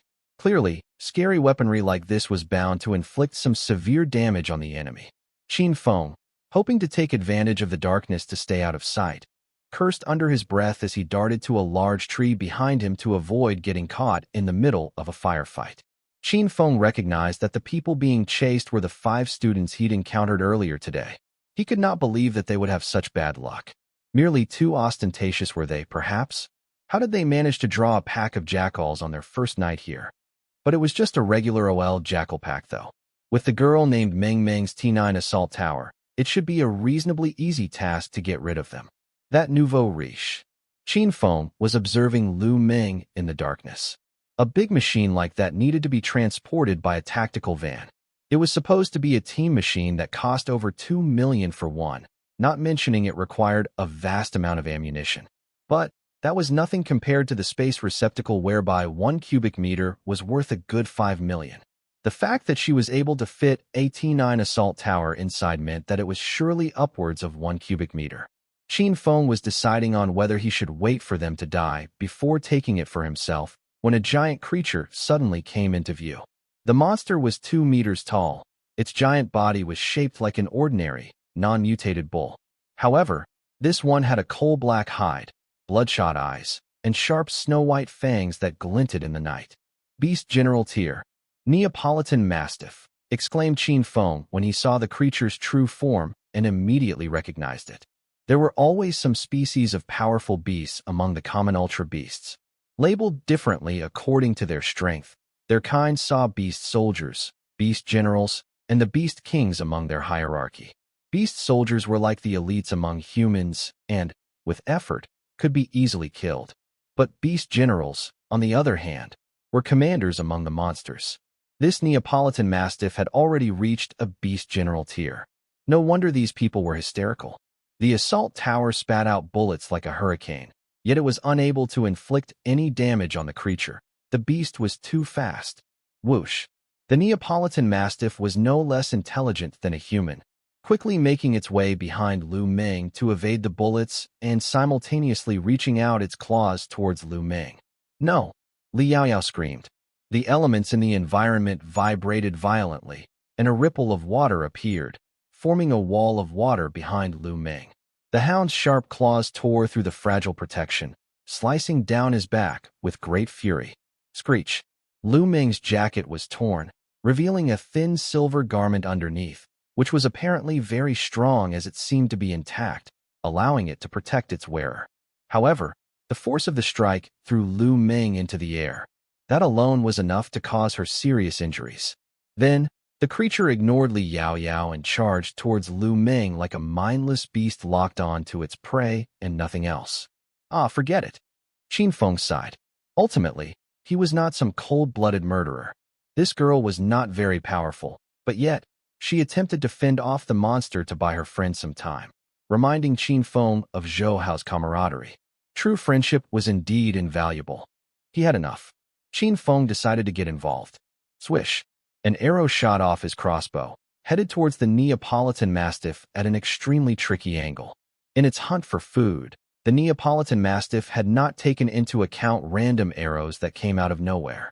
The shot may not be lethal, but if it was unable to avoid it, the arrow would surely puncture its eye. The beast swerved to the side to dodge the incoming spine, and, in doing so, missing the chance to pounce on Lu Meng. Qin Feng did not stop there and, instead, released a second arrow. Swoosh! This one, too, had its sights set on the Neapolitan Mastiff's eyes. This time, however, the beast could not evade it. The moment he dodged the first arrow, he had unwittingly stepped into Qin Feng's trap. The Neapolitan Mastiff wailed in pain as the arrow impaled its eye. It winced and flinched for a moment, then became mad. Raving mad. Bam! The creature sprang forward in a tormented rage and rammed itself against the tree that Qin Feng was hiding behind. Against all odds, Qin Feng had already escaped to another tree. Being attacked by a wild beast was no short of a petrifying experience. While avoiding a head-on confrontation with the Neapolitan Mastiff, Qin Feng kept shooting at it, taunting the monster with each provoking arrow. This was his experience in the previous life. This was his best combat technique. When Lu Meng, who thought that this was going to be her last day for sure, saw someone coming to her rescue, she could not help but let relief drown her as she had escaped death. She now began to feel hopeful. But this hope quickly turned into despair again. The arrows only served to slow the beast, which was still advancing towards its attacker. Qin Feng was forced to retreat, closing in the distance between the two of them. Now, it looked like the beast would surely catch up to him and rip him apart. Both Lu Meng and Li Yaoyao recognized him, the guy who came down the car with them.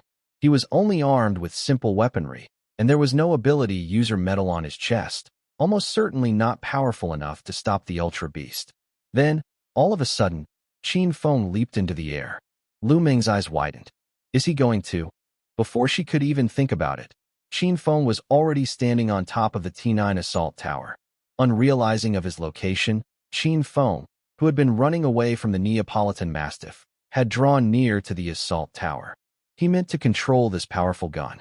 Ever since the appearance of the space rift, humanity had experienced not only destruction but also evolution. Ability users and ancient warriors began to emerge, but the majority of people were the gunners. Gunners used strengthening potions to improve their strengths, then relied on machines to perform their destructive attacks. Even though their power would never match up to that of the ability users and ancient warriors, their low threshold and high numbers were like the mass-produced grains that kept human beings alive. Under such circumstances, the continuous development of machines and the occurrence of all sorts of energy from space rifts lead to a breakthrough in machinery. The gunners also had pronounced weaknesses. When it came to their reaction, speed, and strength, they would always be inferior to ability users and ancient warriors.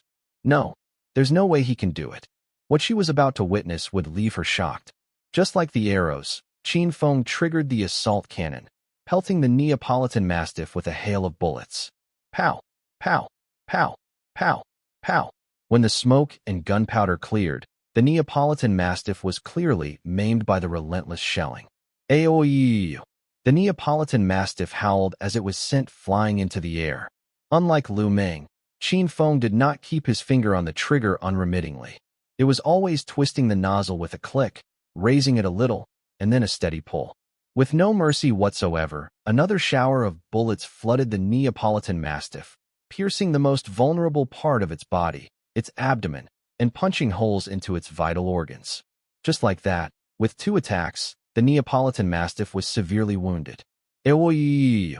The Neapolitan Mastiff fell from the sky, howling soulfully, as if its end was near. Although the injuries inflicted on him were not deadly for now, if the fight were to continue, it would surely die. So, it called out, signaling for its pack. One by one, pairs of glowing red eyes began to flicker in the dense forest. Red-eyed jackals.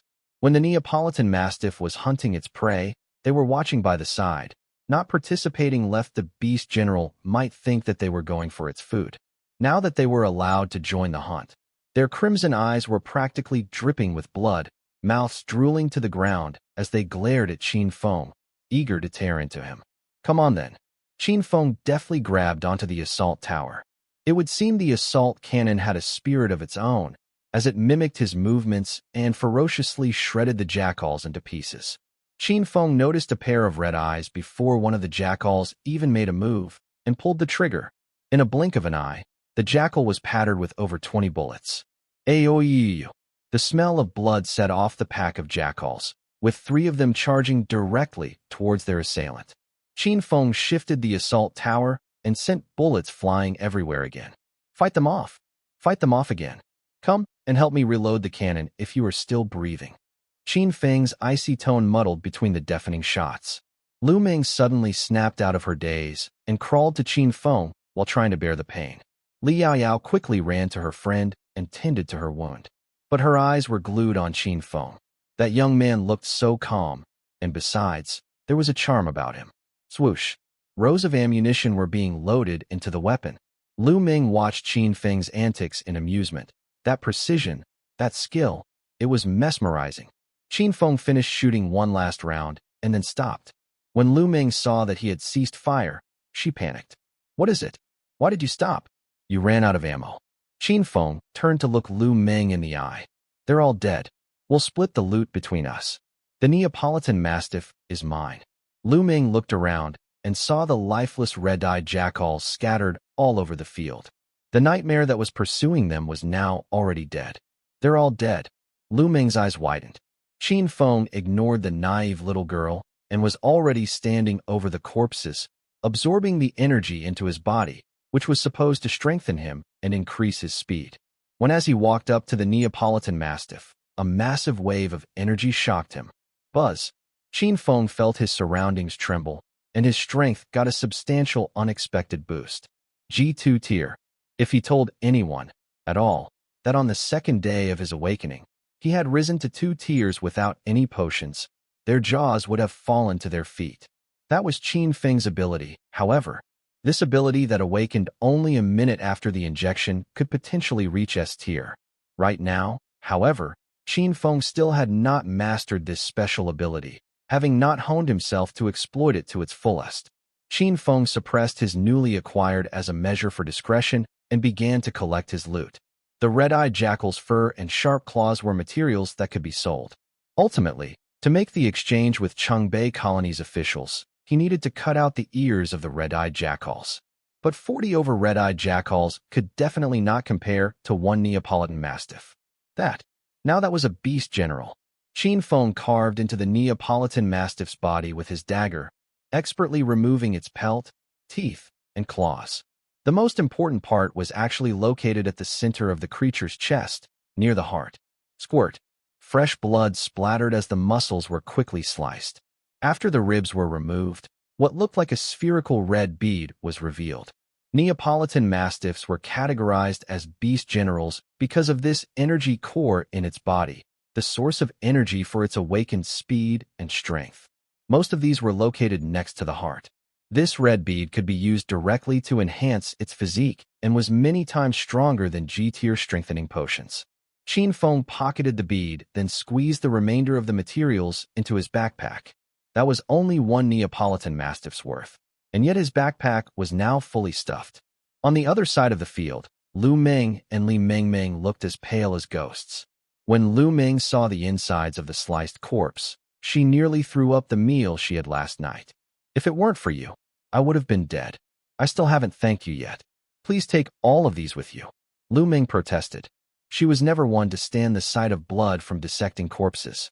Qin Feng glanced at Lu Ming and answered, unreserved, sure. He was, in fact, about to give the rest to her to minimize her losses, but it seemed like she did not care anyway. Materials from these red-eyed jackals were not even worth nearly as much as the bullets used tonight. Right now, Qin Feng needed to create some fortune.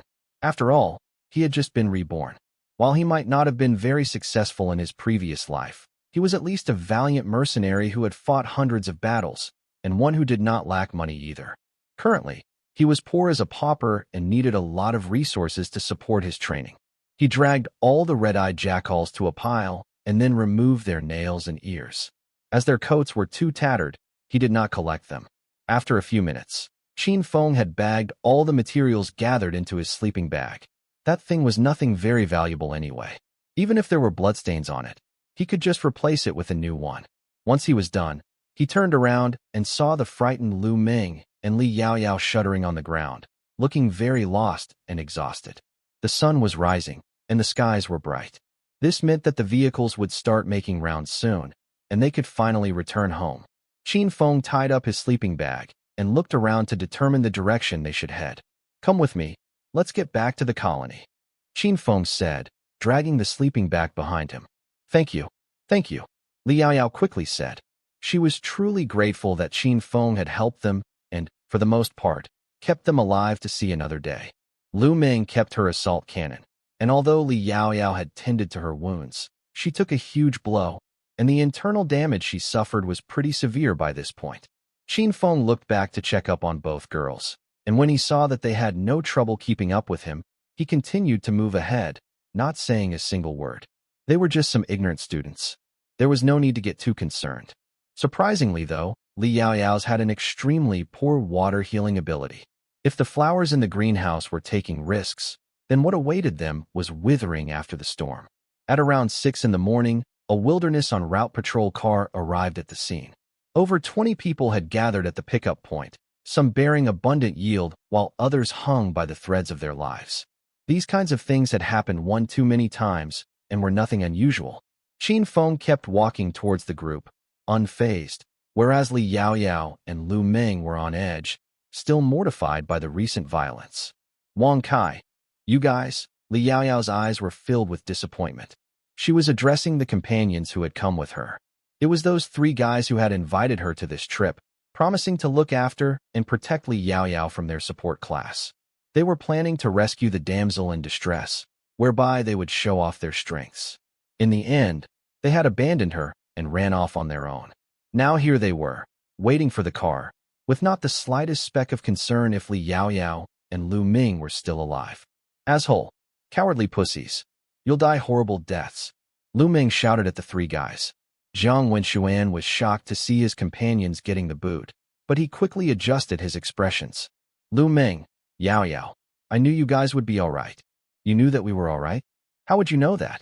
Why don't the 3 of you try getting chased by a G3 beast general? Lu Ming spat. Fear flashed in the boy's eyes, but that soon turned into anger. Aren't you fine now? Retorted an annoyed Yuhai. Li Yaoyao looked incredulously at him. She could not believe that he actually had the nick to say that. Aren't we supposed to be companions? You abandoned us, and now, you dare act as if you've done nothing wrong? So, you're that kind of people, huh? What kind of people? Foolish bravery often leads to certain death, you idiot. We wouldn't bring a burden like you with us again. Yuhai's nose flared. Li Yaoyao was shaking from head to toe. This was such a big and unexpected blow. Others standing around watched the group of youngsters' arguments, amused by the escalating situation. How could these greenhorns understand the dangers and cruelty of the unmerciful wilderness? But when the term beast general was mentioned, some of them looked surprised. Coming face to face with a beast general was no joke. Burden. Qin Feng finally spoke, his tone frosty as he glared at Yuhai. If a water ability user is a burden, then I'm afraid that there would be no medical practitioners around to help you. If what you've said is uploaded to the internet, you'll be famous. You are unworthy of companions, unworthy of joining any team. You may look like you're an ancient warrior, but are you proud of the fact that you left the water ability user behind while you run for your life? Do you think that you had the right to do that? You don't even have the balls to own up to your mistakes, yet you want to be on the front line? You might as go back and look after the elderly. Of course, you can hide in the corner and bully the average people, and be some thug or something. The world is so big. I'm sure there are filthy places that can put up with the likes of you. Qin Feng threw words at the boy. His intention was not to reprimand, but to put the three guys to shame and humiliate them. When everyone else heard the speech, they exploded into laughter. Trash will always be trash, making excuses for his lack of character. From the looks of it, it's their first time out. They are probably still students. They came out here even though they knew that they were helpless, causing big trouble to themselves and others. They don't even know the rules, and they think themselves infallible. This is new. The people did not restrain themselves from speaking their minds. Every one of them was pretty strong, and naturally, had no reason to be afraid of Wang Kai and his buddies. Wang Kai dared not cross the crowd either. But deep inside, his rage boiled under pressure and was spilling over like a volcano about to explode. Yuhai was more impulsive than his friends, and he was shaking violently. As an ancient warrior who had spent a year training in school, he was toned and muscular, and at 185 centimeters, he was a good head taller than Qin Feng. He took a step forward towards Qin Feng as if taunting to initiate a fight. An arrow whizzed through the air, then stabbed the ground millimeters off Yuhai's feet. You want to die? Qin Feng looked at him with piercing eyes. For a moment, it was as if a bucket of cold water was poured over Yuhai's boiling blood. Having already exhausted all their weapons in the fight the night before, there were no bullets left in their guns. Then, amid the panic, Yuhai lost the only knife he had. Right now, he dared not return the blows because Qin Feng's crossbow still had arrows in them. Just you wait, Yuhai hissed. Wang Kai looked terrified, whereas Jiang Wenshuan concealed his fury within his eyes. The three boys retreated, receiving scornful looks from the people around them. Soon, they were standing outside of the 20-people group. Qin Feng and the girls, on the other hand, were surrounded from all corners. They seemed to have taken a great interest in Li Yaoyao, the ability user.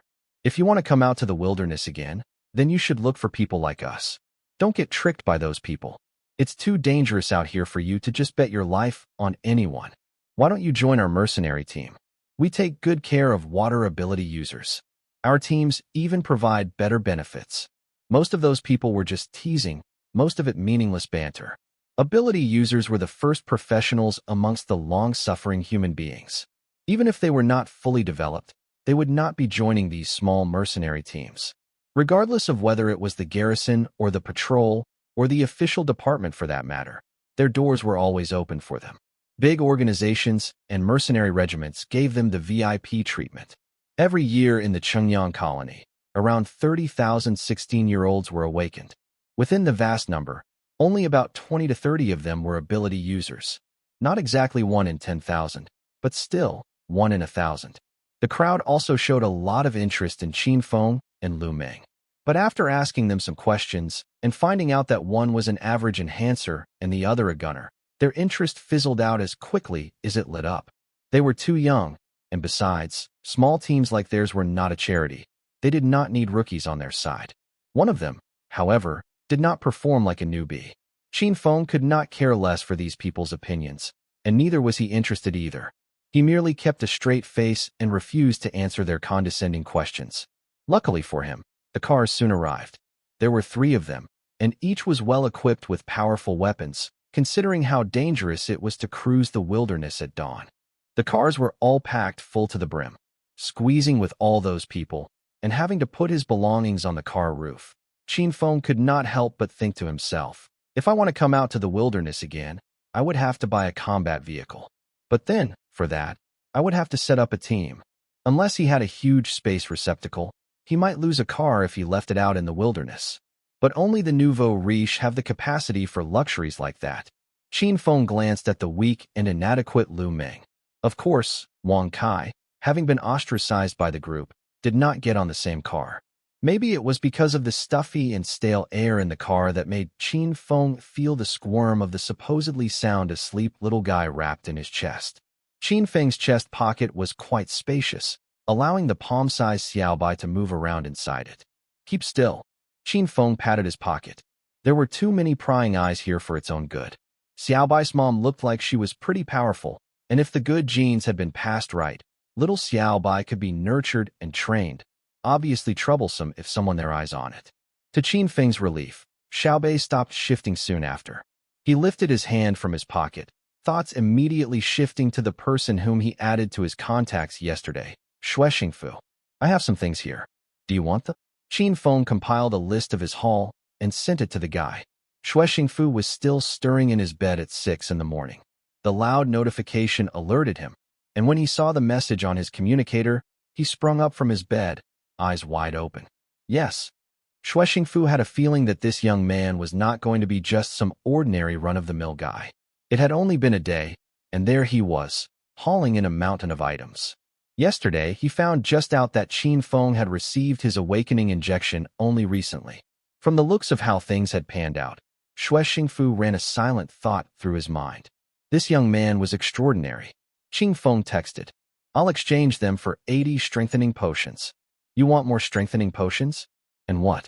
You mean to exchange for 80 vials?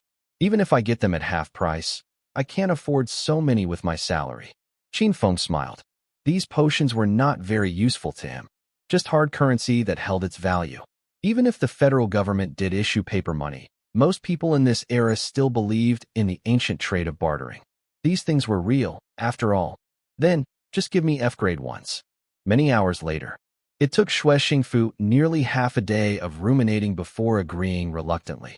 Qin Feng took the opportunity and tried his luck, saying, Also, I have the materials of a beast general. Can I exchange it for an energy gun? How much more incredible could this young man be? In the end, however, Xingfu suppressed his curiosity and agreed to the exchange. Qin Feng nodded in happy approval. Since he had only just been reborn, it was advantageous for him to have a combat partner like that. After half an hour, he alighted the vehicle at the Chongbei colony's wilderness terminal, walked up to an ordinary car, opened the back door, and entered. By the time Lu Meng and Li Yaoyao alighted, Qin Feng was nowhere to be seen. What in the world? He just left like that? I was going to treat him to a meal. Lu Meng complained, arms crossed. He's from the Chongbei colony. We will run into him soon enough. Li Yaoyao said softly, hurt by the fact that they were just nobodies in Qin Feng's eyes. Qin Feng was utterly clueless as to what the girls were thinking. They had only met each other by chance, and he risked his life saving them. Already an act of kindness in itself. There was no need for him to watch over the rookies like a nanny. In the car, Xingfu was calculating how much merit he had that could be exchanged for all the fresh materials. Qin Feng also got what he needed. 3 vials of F-tier strengthening potions, 20 G-tier strengthening potions, and an energy gun. The strengthening potions were worth 400,000, the equivalent of the ultra beast he killed, whereas the energy gun was worth 200,000, the price of 1 Neapolitan Mastiff. To be able to earn such money, the average person would have to work their arse off for at least half a lifetime. Most of the young and strong who desired to become stinking rich were willing to spend their lives hunting and killing ultra beasts, in turn, enabling them to procure strengthening potions to heighten their performance. The only thing was, they often never returned from their trips into the treacherous wilderness. All right, you can just drop me off at the junction, Qin Feng said. Okay, if you require more good things, remember to come find me. Xingfu grinned. He, too, was satisfied with this transaction. Qin Feng got out of the car. When he saw the crowd hurrying about, he suddenly stopped walking. He was at a loss, not knowing where he should be going. Thankfully, a few minutes later, he suddenly recollected that he was supposed to return to the orphanage. He was not going to be a long-term resident, of course. 1 month after receiving the awakening injection, he would have to move out of the place when he had reached the full age of 16 to make room for new younger orphans. The orphanage was where he lived for now, and it had been a long time since he last saw the old principal. Qin Feng's hand curled into a tight fist at that thought, his footsteps growing heavier by the second. Less than 10 minutes later, Qin Feng spotted the densely packed, overpopulated buildings with almost no living space between them. The entire atmosphere was stiffening, giving off the ominous feeling of suffocating congestion. But there was indeed not enough living space in Beijing Colony. Only the wealthy could afford to live in the executive neighborhoods and the high-end villas. The closer the place to the center of the district was, the bigger it would be. Vice versa, real estate cramped down by the square foot with the ever-increasing distance. Comment. In all honesty, most people quietly knew that this was a sort of protective strategy. Those living further around the edge were the ones who were almost always at risk of dangers. They were the cannon fodders. Qin Feng walked into the neighborhood, hearing the high-pitched squeals of children playing. Even in a place with insufficient sunlight, kids be kids, and they were still lively and active. Such was the nature of young offspring. But when the kids saw Qin Feng, they stopped laughing and scattered into hiding, observing Qin Feng from afar. Qin Feng had just slaughtered an ultra beast and reeked of blood. That was not even mentioning his imposing and intimidating outfit. After he swiped his card at the scanner and entered the building, the kids began to whisper amongst themselves. Is he an orphan? He looks really cool. He's so well dressed. Is he here to deliver something? Do you think we get to eat meat tonight? The prospect of a new stranger had the children drooling at the thought. Qin Feng had already reached a G2 tier, so with his sharper senses, he was able to hear the children's conversation. Dang, I forgot. I'll bring something back when I'm free next time. Qin Feng thought to himself as he ascended the stairs to a bedroom on the 8th floor. There were 4 bunk beds inside, the residence of 8 people. They were not here right now. One of them was actually Chunming. Qin Feng looked at the time. It was already 7. They were all probably out training already. After all, the awakening would be one of the biggest moments in their lives. This was convenient for Qin Feng. It took him some thinking before he found his own bed before unpacking the necessary toiletries in the public bathhouse of the building. Finally, with the absence of prying eyes, he carefully took Xiaobai out of his pocket and, voila! The little guy was now worlds away from the frail, stuttering newborn from yesterday night. In the place of the matted cakes of dirt was a fluffy, newly obtained white coat of fur. The tiny creature opened its dark eyes, and 2 small ears perked up. Wait! Qin Feng touched his pocket and found that the energy core he had put inside was missing. He did not sell the energy core to Shui Xingfu, because he was keeping for his own use. After fumbling about in his pockets, his hand touched something wet. Qin Feng looked at Xiaobei. Did you swallow the energy core? Chirp, chirp. Xiaobai's guilty dark eyes avoided Qin Feng's gaze, which was filled with questions. Qin Feng found himself unable to scold the little creature. Not when those misty eyes were looking back at him so longingly. Forget it. As long as you're not going to be sick, go ahead. There was a massive amount of energy stored up inside the core. Qin Feng, being its new caretaker, was worried that Xiaobei's tiny body may not be able to take it, thus killing it in the process. Stay here for now. I'll bring you out later. Qin Feng placed Xiaobai in a bucket. Walking into the bathhouse, he gave himself a cold shower. He cleaned his combat outfit for a while, then put on a new set of clean clothes. The clothes were washed so many times they were faded and old. The homely-looking garments somewhat softened the blow of Qin Feng's fierce looks. Once he was done, he put Xiaobei into his combat backpack and headed to the old director's office. As he stepped up the office, the hearty laughter of people coming from inside could be heard. Good, good, good. My only hope is that you have good prospects. There's no need to return the favor, boomed a familiar voice. Qin Feng could instantly tell that it was the director. Lin Durong was already 80 this year and was a well-respected elder. Legends said that this old man had a hand in the construction of the Chongbei colony. He had been in charge of the orphanage for 30 years, which was of all things a suitable position, at least not for someone of his talents. But his magnanimity and kindness brought a new ray of hope into the orphanage. Even though it was tough being here, Qin Feng had always felt the safety and warmth of a home, something worth remembering for the remainder of his life. The door into the director's office was left ajar, and when Qin Feng saw the other person in the office, his smile disappeared. In a chair sat was Chun Ming. Qin Feng straightened his face, cleared his throat, then knocked on the door. Both Lin Durong and Chun Ming looked towards the sound at the same time, and found Qin Feng standing at the door. Qin Feng, you're here too, huh? Lin Durong said with nonchalance, as if he had already expected this. Are you also here to get the documents? Also, Qin Feng looked at Chen Ming with a raised eyebrow. A look of embarrassment flashed across Chen Ming's face. On the surface, he and Qin Feng both shared a great relationship. But when that attack happened yesterday, guess who ran away first? Of course, he was as guilty as sin. Yeah. Oh, Qin Feng, you plan to move out too? Has your special ability awakened? Chen Ming asked, pretending to be calm while unabashedly changing the topic. No, Qin Feng denied with gusto. What about you, eh? Why are you moving out now? The corners of Chen Ming's lips automatically curved into a smile. I came across a small team of mercenaries yesterday. They offered to take me in. So, from now on, I'm a member of the team, and I can go live with them in their apartment whenever I wish to. Apartments were different from the rooms in the orphanage, a fantastic perk to have indeed. Yeah, Chen Ming found a pretty good team. Qin Feng, are you planning to join a team too? Why don't you ask Chen Ming to introduce you? That way, the next time, both of you can take care of each other. Lin Durong said. The smile on Chen Ming's face froze at that. When he thought about what the mercenary team had told him yesterday, he became unnaturally stilted, obviously uncomfortable. I don't have a say in this.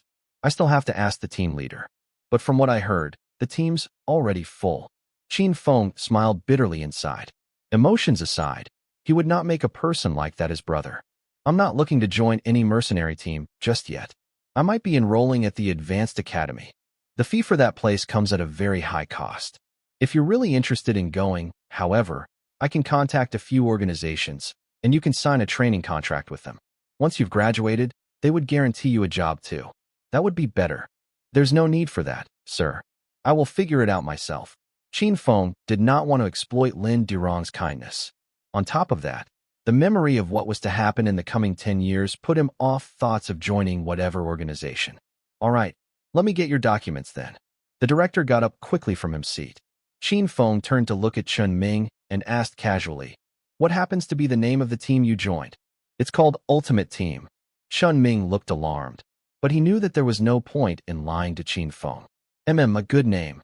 Qin Feng muttered under his breath, the welling anger within him stiffening his veins. In his previous life, after he managed to escape the laboratory by the skin of his teeth, barely returning to Beijing Colony. With Zhou Hao dead and no one to rely on, Qin Feng returned to the orphanage. When Chen Ming returned and saw that his wounded friend had recovered, he had this strange look on his face. Then he walked out and made a call. Until today, Qin Feng could still hear so clearly the words that came out of Chen Ming's mouth.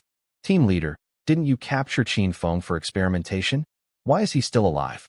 Yes, he's here in the orphanage. All right. Okay. I'll figure out a way to keep him here. Hurry. Get here quickly. One could only imagine the feeling of betrayal and disbelief that was in Qin Feng's mind at that moment. He was enraged, to the ends of the earth. But he was still in the process of recovering and was too weak to fight Chen Ming. So, that same night, he escaped and left Qingyang.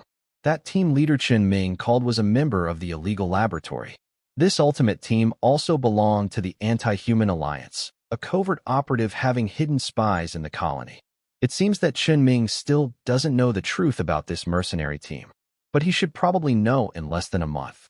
But not only would he not keep my secret, but he will also want to kill me again. People like that are the scariest. We've been friends for so many years. That's why I must never let him know about my awakening. Qin Feng thought to himself. It was not only him who must never know. If Zhou Hao's abilities were also awakened, he would also become a target. Now that Qin Feng had changed Zhou Hao's fate, he had to help Zhou Hao withhold this information. Qin Feng could not allow his own true brother to suffer his ill fortune. Done. Here you go. Lin Durong handed the organization's information to Qin Feng. Thank you, sir. I will come see you in a couple of days. Qin Feng said. Of course, he did not utter those words in politeness. He had to come back to see the old director because that day was the fateful day Lin Durong had an accident. That was also one of the reasons why Chen Ming returned to the orphanage. Chen Ming might have been envious of Qin Feng and had developed a deep-seated dislike for his childhood friend, but he would never disregard the old director Lin Durong. However, so it would also appear that Qin Feng was destined to be in opposition with Chen Ming in this lifetime. Whether it was the torment Qin Feng had suffered in the previous life or from a terrorist group like this, neither of them should have even existed in this world. Once he was done with all the procedures, Qin Feng packed a piece of barren and worn luggage, which consisted of 3 sets of clothing before leaving the orphanage. This time, he really had nowhere to go. But as long as he had money, there was nothing for him to worry about anything wherever he went. He mulled over the issue for a while before deciding to check into a hotel on Qingbei's 5th Street, which had pretty good security and a pleasant environment. The charge per day was 200, quite pricey, but value for money in that economy. Comfort levels here were like heaven and hell in comparison to the orphanage. He had booked a spacious room with a cozy double bed, a private toilet, a kitchen, and a minibar. They even included a multifunction training machine with small testing instruments. This room was predominantly set up for ability users, and since he had just awakened, these small perks were only a necessity.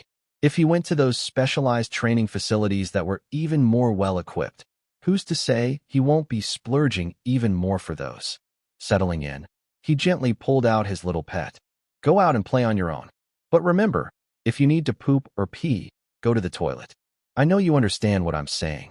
Qin Feng placed Xiaobai on the floor, letting the little thing roam free around the room.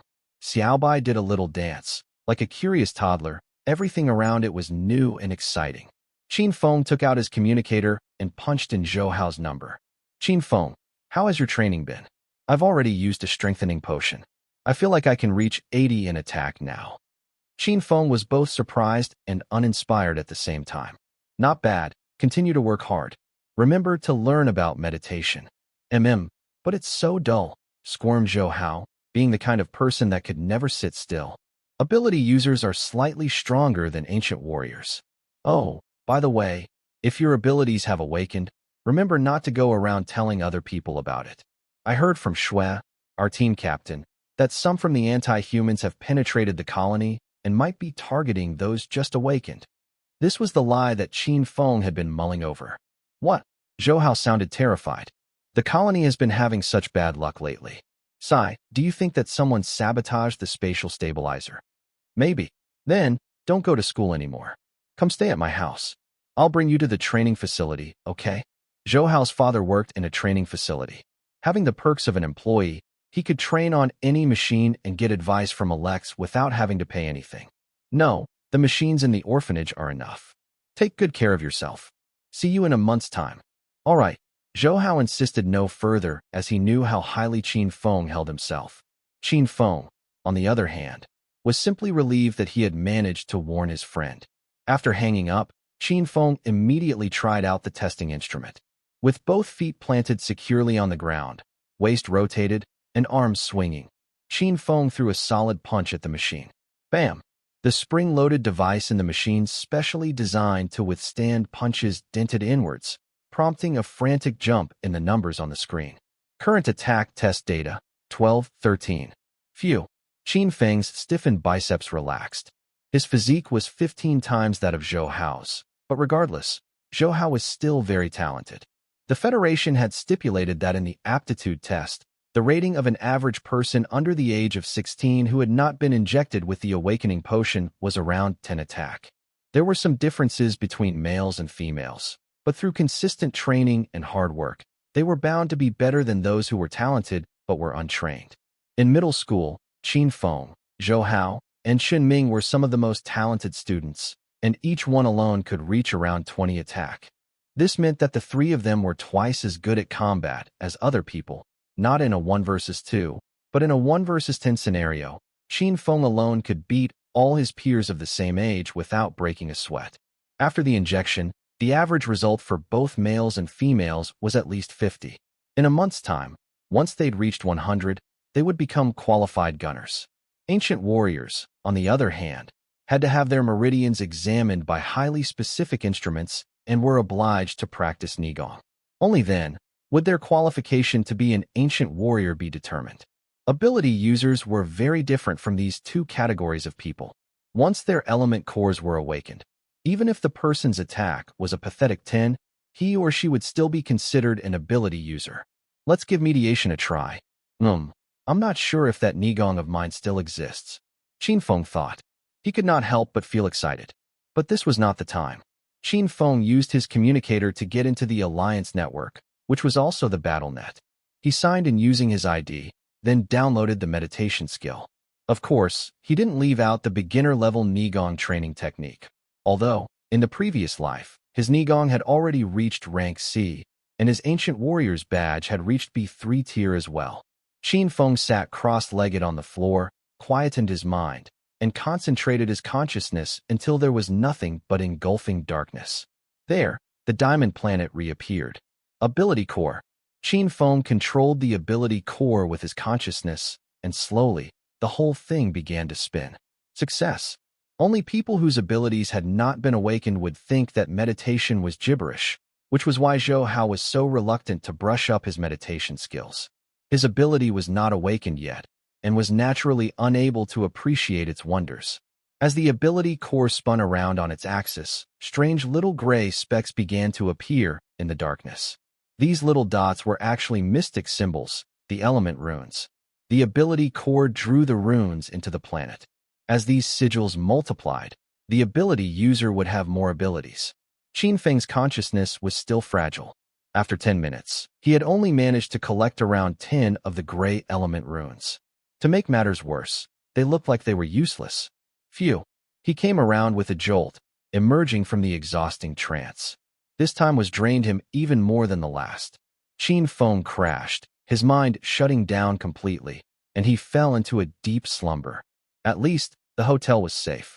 When Xiao Bai, who had been playing on its own, saw Qin Feng climbing into bed, it jumped up to join him.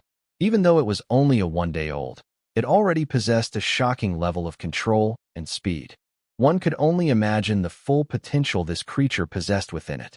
Qin Feng only slept for 2 hours, continuing his silent meditation afterward. He only had one meal in between. He was extremely curious about his abilities with revenge, his motivation. Night fell, and the Chongbei colony was alight with the glow of bright, beautiful lanterns. Qin Feng was meditating in the hotel room. What in the world? Why are the runes moving faster and faster? He gasped in surprise. This time, a lot more runes were flying around in the darkness. They were very different from the gray ones he saw earlier and way faster than before. Having spent the entire day training, his consciousness had improved quite a bit. Instead of meditating for only 10 minutes, his sessions had now extended to 15 minutes. Although it was a mere 5-minute increase, it allowed Qin Feng to collect some 100 element runes. When he finally cracked open his eyes, the world around him looked entirely different. It's already dark outside. Despite the fact that the lights in the room were switched off, everything appeared to his eyes in sharp vividness and exceptional detail. This had always been an ability of Qin Feng's, but it had never been this crystal clear before. Night vision. Not only was he able to see things clearly, but if an enemy did appear out of nowhere in the darkness, it was no problem for Qin Feng, as he could also sense every tiny movement around him. Even if he could not see up to 30 meters around him, he could still visualize his surroundings with his mind. It was as if he had darkness itself under his control. Are my meditation skills weak in the day because I have a dark ability? This very moment, Qin Feng felt like he had been blinded by his own happiness the last time. Despite his confusion, he did not rest, nor did he continue his practice. He put on his combat uniform, slung his weapon, put on a hat, and lastly, a mask that obscured his face. Before he left, he slipped Xiao Bai into his front chest pocket. As the night approached, the sounds of the colony grew softer and fainter. With the growing number of tribes of all kinds, chaos could break out any time in the colony. And if ending up dead in the drain the next morning wasn't the preferred way to go, one without skill should really not be going out. After he had walked past a few barren streets, the all-too-familiar buzz of human activity bustled the surroundings. The world suddenly became crowded again. 3rd Street, known by the locals as the Commercial Street, was the busiest at this hour. Stalls were set up everywhere along the road, selling all kinds of goods. The path would lead to the most important area, the plaza at the center of it all. Large canvas tents were laid out on the plaza. Fresh supplies, coupled with a mix of interesting memorabilia, were traded there. Instead of checking out the items one by one, he now possessed the ability to analyze all objects 30 meters around him, saving him a lot of time and trouble. Suddenly, Without explanation, Qin Feng's heart pounded a little harder. He found himself walking towards a stall operated by an elderly man. "How much is this?" asked Qin Feng as he picked up a pendant made out of black jade. With his night vision, he could see that the black jade pendant was infused with the goddess Guanyin. There was a smile on the Guanyin's face. However, her smile rather weird compared to her usual lovely smile. "This is an ancient martial art assistance item. It can gather spirit chi from your surroundings to enhance the training speed of your Nigong. This is one precious item, I tell you," said the old man in a convincing vibe. Hyperbole aside, what the old man said was true, but certainly nowhere near as magnificent as he claimed it was. "Nonsense. Why else would I ask if I didn't know what this thing is for?" Qin Feng growled while asserting aggression. The smile on the old man's face started to grow obvious, satisfied that his confidence-inducing blabber had managed to trigger a reaction. Yes, you have a very good eye, boss. Very good indeed." Qin Feng nodded slowly, pretending to look pleased. "How much?" The old man's eyes glimmered. 300,000. Qin Feng put the thing down immediately, a frosty smile on his lips. "That is a ridiculous price. Aren't you afraid of dying?" The old man looked a little alarmed as he gave Qin Feng a once-over. Even though there was no symbol of an ability user on his chest, the combat outfit he was wearing looked way more sophisticated than what he would usually come across. Also, the intense energy exuding from him terrified the old man. Qin Feng did not possess the aura of a powerful ancient warrior, but he sure had this unmistakable ruthless savagery that had slowly gripped his soul through his years venturing into the relentless wilderness. Realizing that the young man was not a fat goat, but an iron plate instead, the old man quickly regretted his words. "1 vial of F-tier strengthening potion." "Deal," Qin Feng said, his intense hunger for murder still directed towards the old man, as sending an unspoken warning. He would know what was coming for him if he didn't complete the transaction. Moreover, F-tier strengthening potions were now at his desired buying price. The old man nodded profusely. "Yes. Sold. Qin Feng picked up the black Guanyin medallion, threw a vial on the table, and left without looking back. As he strolled around to visit the other stalls, no one was the wiser about how excited Qin Feng was to have gotten his hands on this unusual black Guanyin pendant. So, in order to avoid raising any suspicions, he lingered for a while longer. Chirp, chirp, chirp. Qin Feng touched his chest pocket. "What is it?" Xiaobai was scratching the left side of his pocket. Qin Feng turned to the left and walked, and Xiaobai's scratches were suddenly directed to the front. It wagged its tiny tail, pattering it excitedly against Qin Feng's chest. Qin Feng looked in front of him and saw 3 energy cores laid out at the stall. "You're not thinking of eating these again, are you?" Qin Feng may be grumbling, but he knew that Xiaobai had an ultimately limitless potential. Even though they did not have any sort of settlement between them, it had already proven itself to be an extremely wise and loyal helper. Naturally, Qin Feng would not neglect the little creature. Sometimes, perhaps more than once, beasts were more trustworthy than humans. 2 F-tier strengthening potions for 3 of these energy cores. "Deal," Qin Feng asked the seller directly. Unlike Qin Feng, to most people, energy cores were deemed extremely valuable, but as they were purification items, their absorption was not as pure as F-tier energy cores considering they lacked the absorption ability. "Sure," the seller answered eagerly, handing over the 3 energy cores to Qin Feng.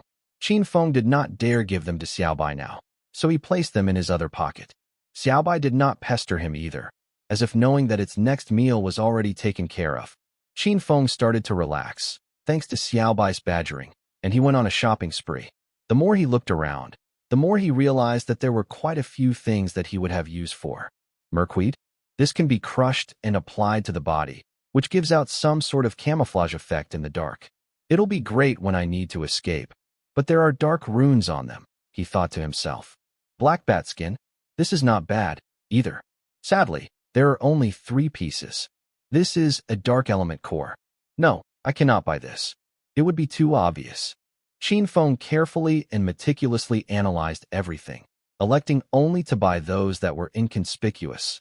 He wanted to keep his identity of a dark ability user well hidden.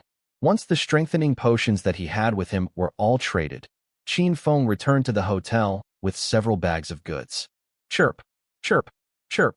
Xiaobai jumped out of his pocket excitedly, wagging its tail. "Are you a dog?" wondered Qin Feng as he studied the little creature carefully. It seemed to have changed a lot by now. Its fur was fluffier than ever, almost doubled its size since it was born. It had dark, ebony eyes, a pointy mouth, and a shaggy tail that's unlike a dog's one. Yes, somehow, it bore an uncanny resemblance to the Pomeranian that Qin Feng saw back at his old alliance. It belonged to a rich lady over there. "Ah, whatever. I'll still keep you no matter what you are." This little creature saved his life. If he could not take care of this little beast, now that he was born again, it would be nothing but a shameful waste. Qin Feng took out an ability core and tossed it to Xiaobai. The little creature hugged the energy core the size of a marble and started licking it vigorously. The sphere shrunk before his eyes. This was a shock to Qin Feng. Xiaobai was absorbing the energy core. Its potential was boundless and absolutely to be reckoned with. After Xiaobai had finished eating the energy core, it fell into a deep sleep. Qin Feng, on the other hand, did not rest. He took out the guanyin pendant and studied it. Ancient cultures have been continuously passed down through the generations, and here, everyone knew that guanyin pendants were used for protection. Mythical wild animals such as the Taotai and the 9 sons of the dragon were expertly carved into the jet-black jade stone, eventually weaving together to take the form of the goddess. Qin Feng carefully put pressure on the pendant. A loud snap followed, and a crack formed right down the middle of guanyin, revealing a thin mesh inside. It's true, even though the extremely thin mesh was finer than silk threads, it was very strong. Qin Feng gently pulled it out, and when he spread it open, it was a good 1 meter long and half a meter wide. On the scroll were small, tightly packed words.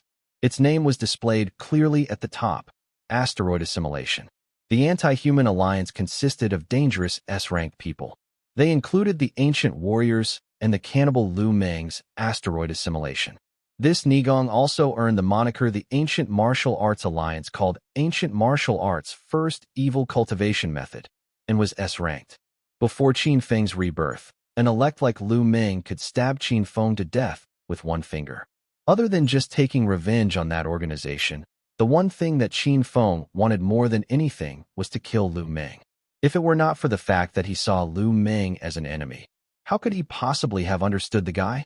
At around this time, before Qin Feng was reborn, Lu Meng was only an 18-year-old who had just graduated from the Intermediate Academy. Although he found out about his ancient warrior's physique, his combat value was low because of all things. He was very lazy. He was also too scared to come face to face with a wild beast. There were several people like that in the colony, the thugs and goons of the society. Be that as it may, power corrupts, and absolute power corrupts absolutely. With that, they simply needed to blackmail the average person to live a good life. Once, after robbing an elderly man, he found the Asteroid Assimilation skill book among the broken goods. That right.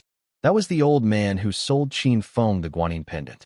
Lu Meng found the Asteroid Assimilation skill very easy to learn.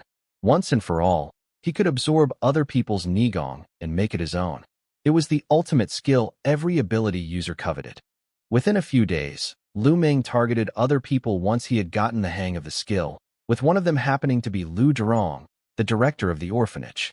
The director was also an ancient warrior, but at the age of 80, he was growing weaker, not mentioning carrying with him the deep-seated problems result of umpteen years on the battlefield.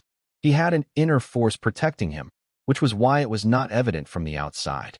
The truth was, his strength had degenerated greatly through the cruel hand of time. Lu Meng mercilessly killed the old director in an alley and had since become a fugitive constantly on the run. Thanks to that evil cultivation method, Lu Meng was able to escape many times and eventually become tougher and more reliable. "The asteroid assimilation is mine now," exclaimed Qin Feng as his eyes flashed with resentment. He began to read. Because he practiced meditation, his consciousness surpassed the average person, his memory astounding, allowing him to commit every single word writ on the asteroid assimilation to memory. The moment he was done, he set the silk on fire without so much as batting an eyelid. From today onwards, he would be the only person who knew the asteroid assimilation. This is worthy of being called the top ancient warrior's skill. Not only does it give absolute strength, but it also comes with such powerful attributes. Using the asteroid assimilation could multiply his strength by a factor of 10. Not only that, the asteroid assimilation could even absorb other people's Nigong, robbed forcibly away from others to strengthen oneself. This was essentially like Qin Feng's ability, but the major difference being that he could not absorb energy from living beings. On top of that, the skill only allowed his energy absorption to strengthen his body, not his Nigong. Of course, the asteroid assimilation was called the #1 evil cultivation method because it was of all things very unstable. Eventually, the corpses of people that Lu Ming fought and killed would dry and shrivel up. Not only that, his inner force became turbulent and uncontrollable, leaving behind a trail of death wherever he went. It was insufferable for him as well. Qin Feng understood that, but the asteroid assimilation's amplification was also the most powerful and the best one that he knew of. On top of that, Qin Feng had a postulation. If he used his ability to absorb all that chaotic inner force, then could asteroid assimilation become the most powerful cultivation technique? He would have to test this theory sometime later. Qin Feng crossed his legs and began to self-cultivate. He did not leave the hotel room for the next few days, abandoning sleep and food for the asteroid assimilation and meditation.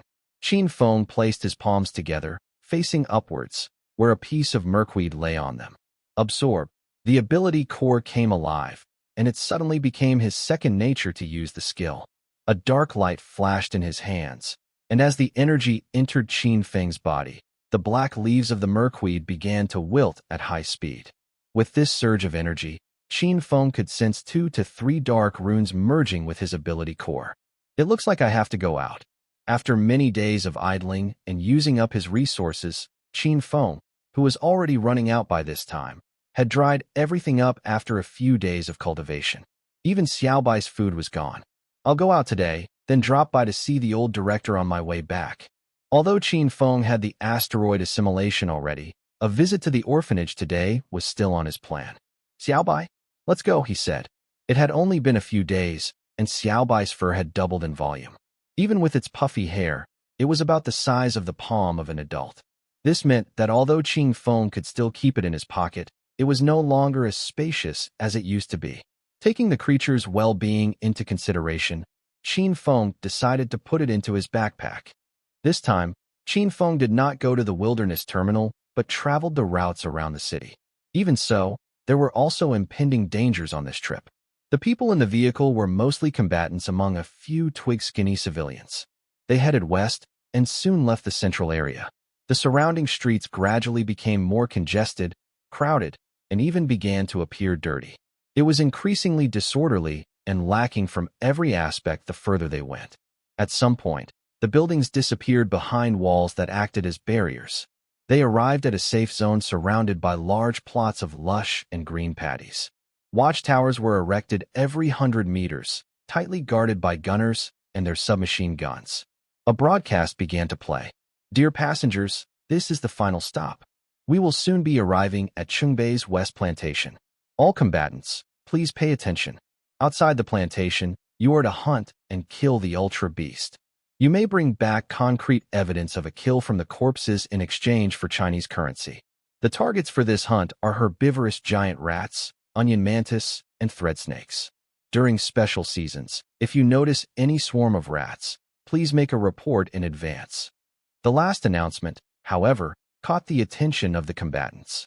If you are a participant in the battle, you will be awarded the colony's honor rates, which can be exchanged for any battle machinery or potions at a transfer price. Soon, they reached the last line of defense. This time, it wasn't walls that crawled all around the city, but instead, there were primitive fences built with wooden planks. Outside of the fences lay numerous traps, and there was one watchtower every 100 meters garrisoned by a countless number of combat vehicles.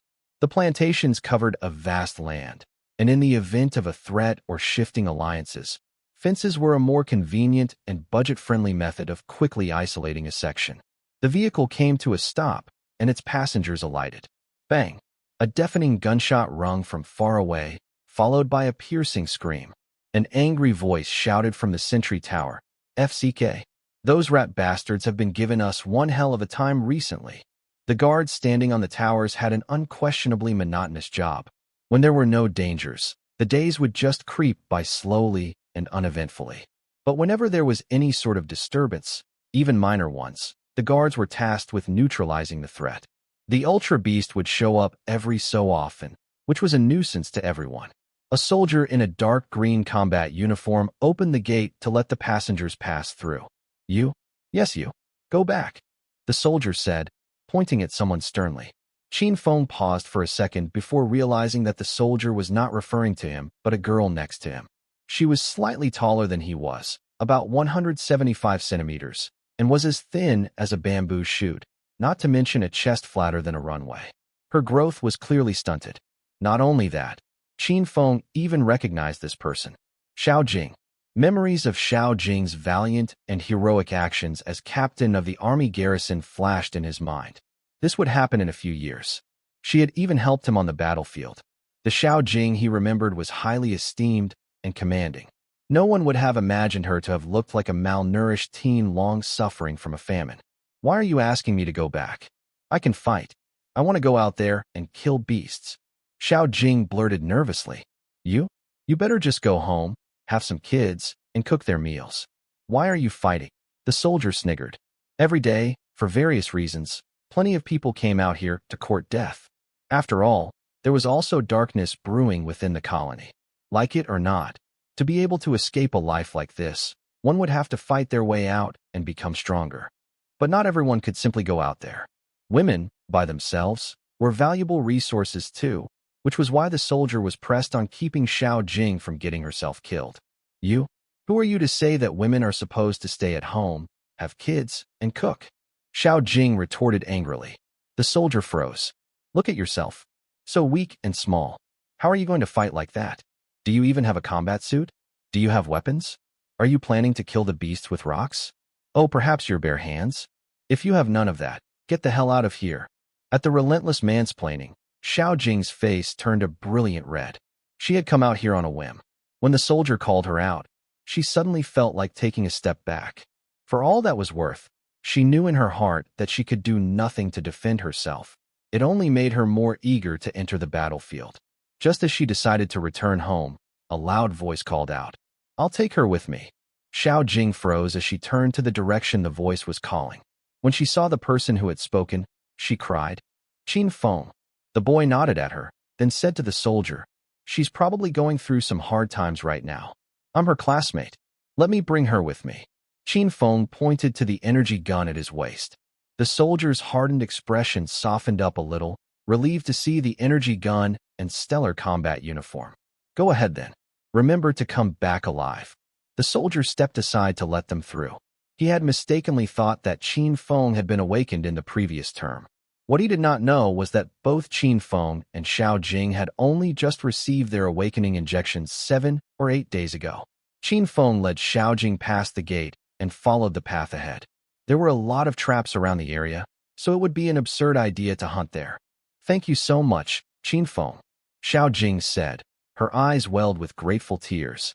"You don't have to thank me. We're old classmates," he replied, attempting to comfort his friend.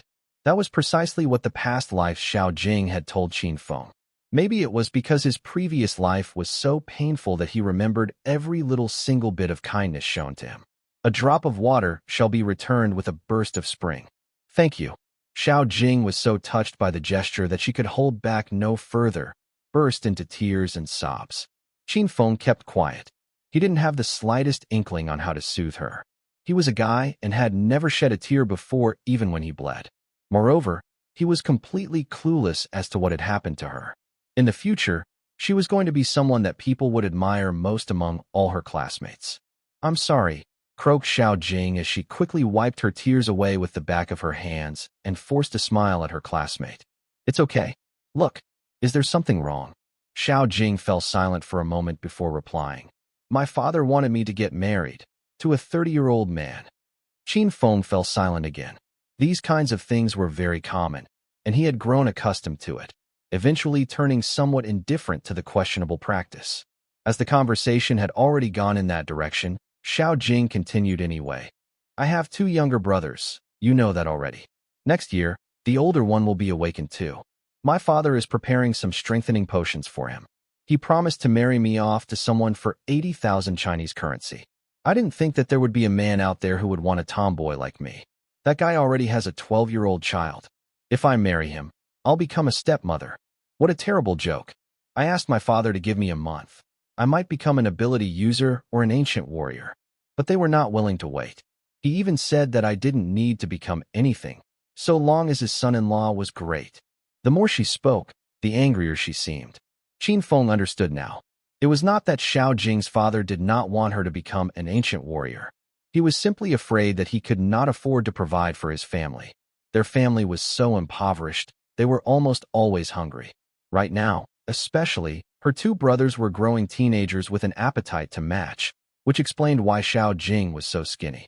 With other mouths to feed, how could they sacrifice what little money they had just so that Xiao Jing could become an ancient warrior? You're no tomboy, my dear. You're just too competent, Qin Feng said. If you're really serious about this, then fight and support yourself. If your father just needs 80,000 yuan, then redeem yourself. Take it that he sold his own daughter. Xiao Jing nodded, gritting her teeth. Yeah, I want to earn money. At most, I would just die. If I do survive, I will be free when I go back. Of course, that enthusiasm did not last long. Xiao Jing sighed. Earning money was easier said than done.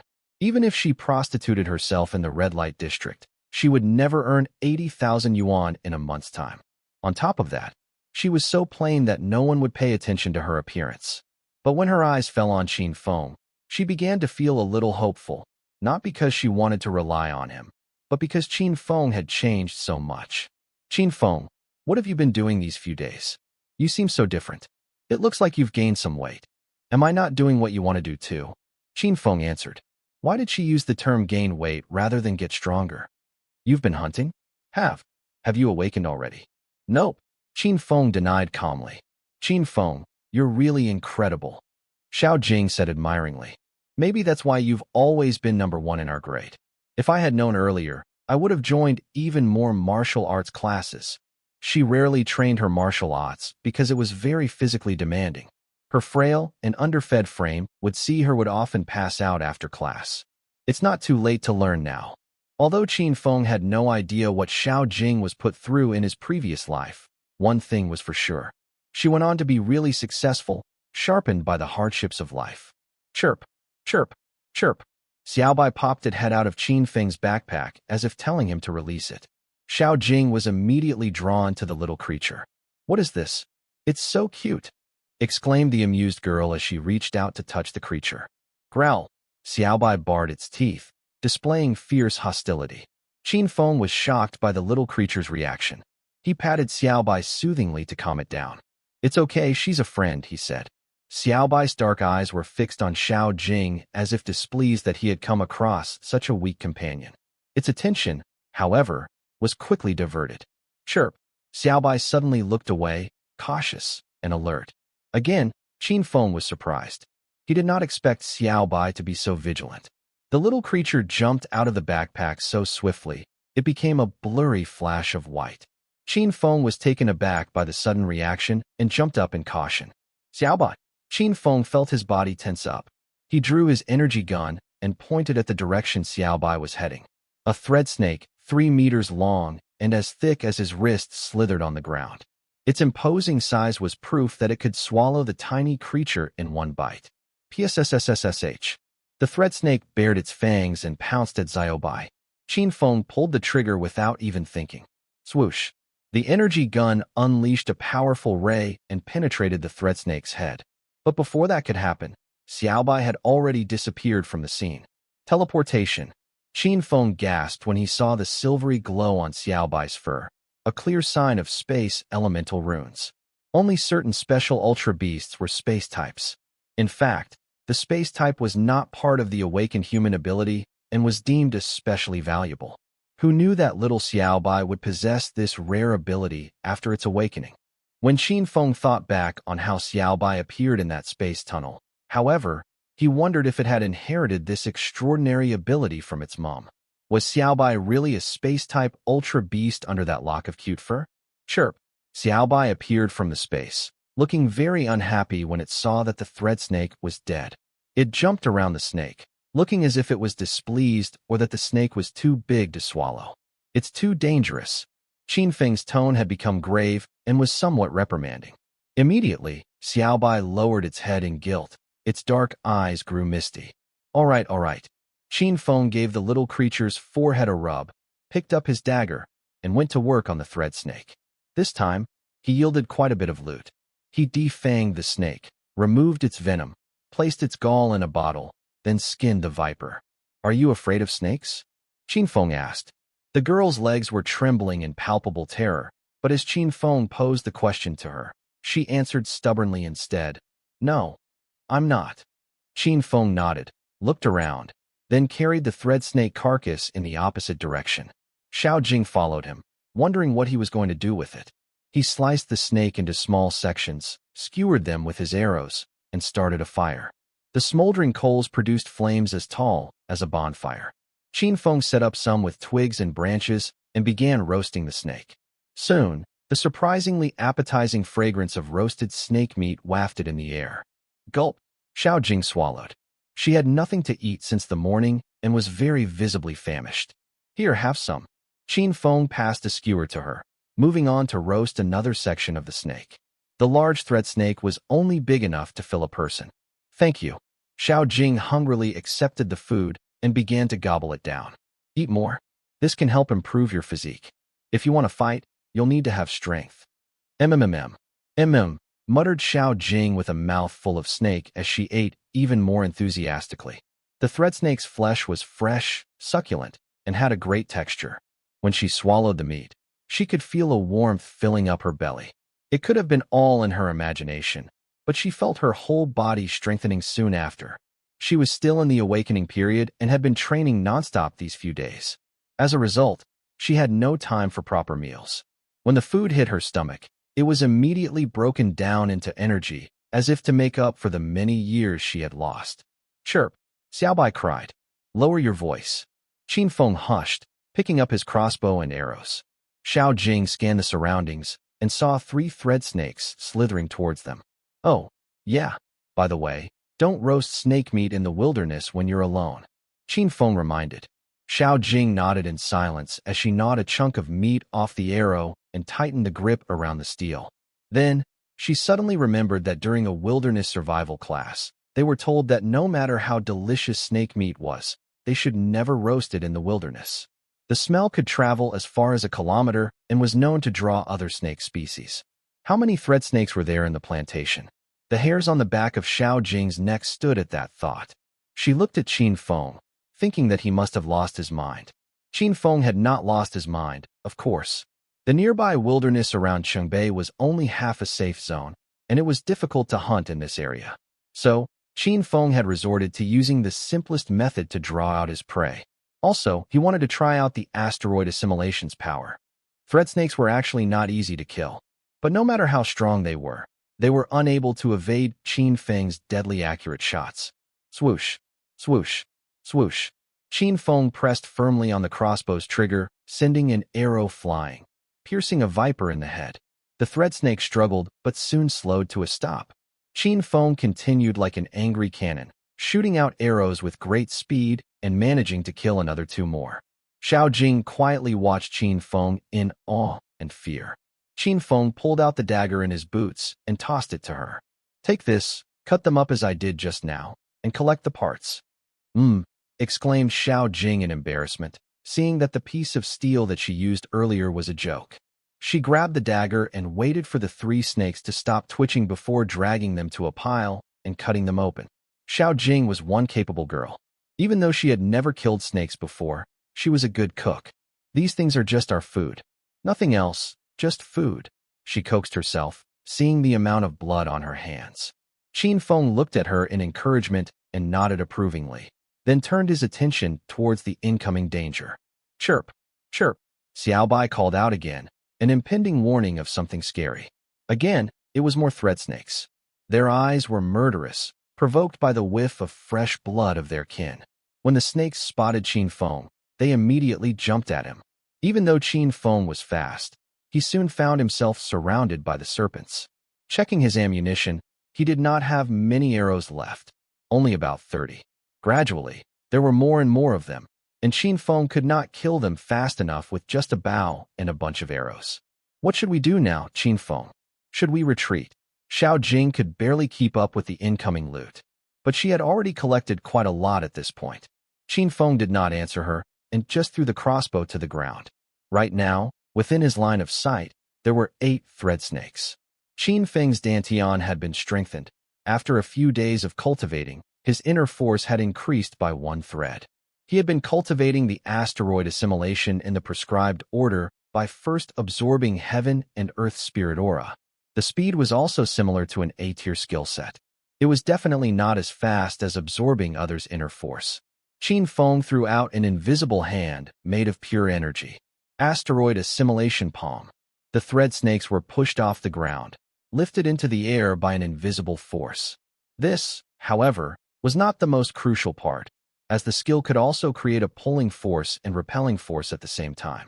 These 2 forces could be used to defeat a creature with ease. Qin Feng swung his palm in a slapping motion, and 8 thread snakes were sucked off the ground. As the palm passed them by, all the thread snakes exploded at the same time. The entire ground was painted red in blood. Xiao Jing was dumbfounded at the gruesome sight, not knowing how she should react. As quickly as he could, Qin Feng absorbed the energy from the snakes, increasing his strength and speed by double. My absorption skill is going to be a benefit to this skill, said a happy Qin Feng, sounding a lot more confident than he did. As the skies darkened, no other snakes appeared to attack. Pack up and get ready to leave. Qin Feng knew that this meant that the thread snakes within a 1-kilometer radius had been cleared. Xiao Jing's face was glowing as she began to pack everything up. They had roughly killed about 43 thread snakes. With their skins stacked, it filled up Qin Feng's pockets, and his combat backpack was crammed with gallbladders and fangs. As for the meat, Qin Feng was not going to bring any of it back. This is your share. Qin Feng gave Xiao Jing 3 snakes worth of materials. She was taken aback for a moment, but did not refuse him. How much could these be exchanged for? Qin Feng calculated for a moment before concluding, around 10,000. At that, Xiao Jing's eyes widened like 2 golf balls. That meant that if she tagged along with Qin Feng for 8 days, she stood to earn up to 80,000. Are you coming tomorrow? Xiao Jing suddenly realized that she was crude, but still, she asked anyway. Of course you are. We'll set up a tent in the plantation today. It'll be inconvenient to have to walk all the way back. Let's go. Qin Feng picked up the backpack filled with snake parts and carried a small combat backpack in his hand. Xiaobai jumped back inside and then kicked at the bottles, unhappily pouting itself away. Chirp, chirp. Xiaobai leaped out, looking annoyed, and jumped on a Qin Feng's shoulder. Seeing his buddy in distress, Qin Feng patted Xiaobai endearingly. Remember to go back inside later. We don't want other people to see you. Chirp. Qin Feng started to walk. Xiao Jing looked at the bloody battlefield and called out, Qin Feng, what about this meat? We're not taking them. They're too heavy. They were not even a team, and yet, they had managed to yield loot a large group would struggle to obtain. While other people had trouble of not having enough to go around themselves, Qin Feng had so much that he could not take them all. Xiao Jing looked at all the meat. To her, she saw wasted profit. All these were money. In the colony, low-ranking people could not afford to eat high-quality gourmet like that.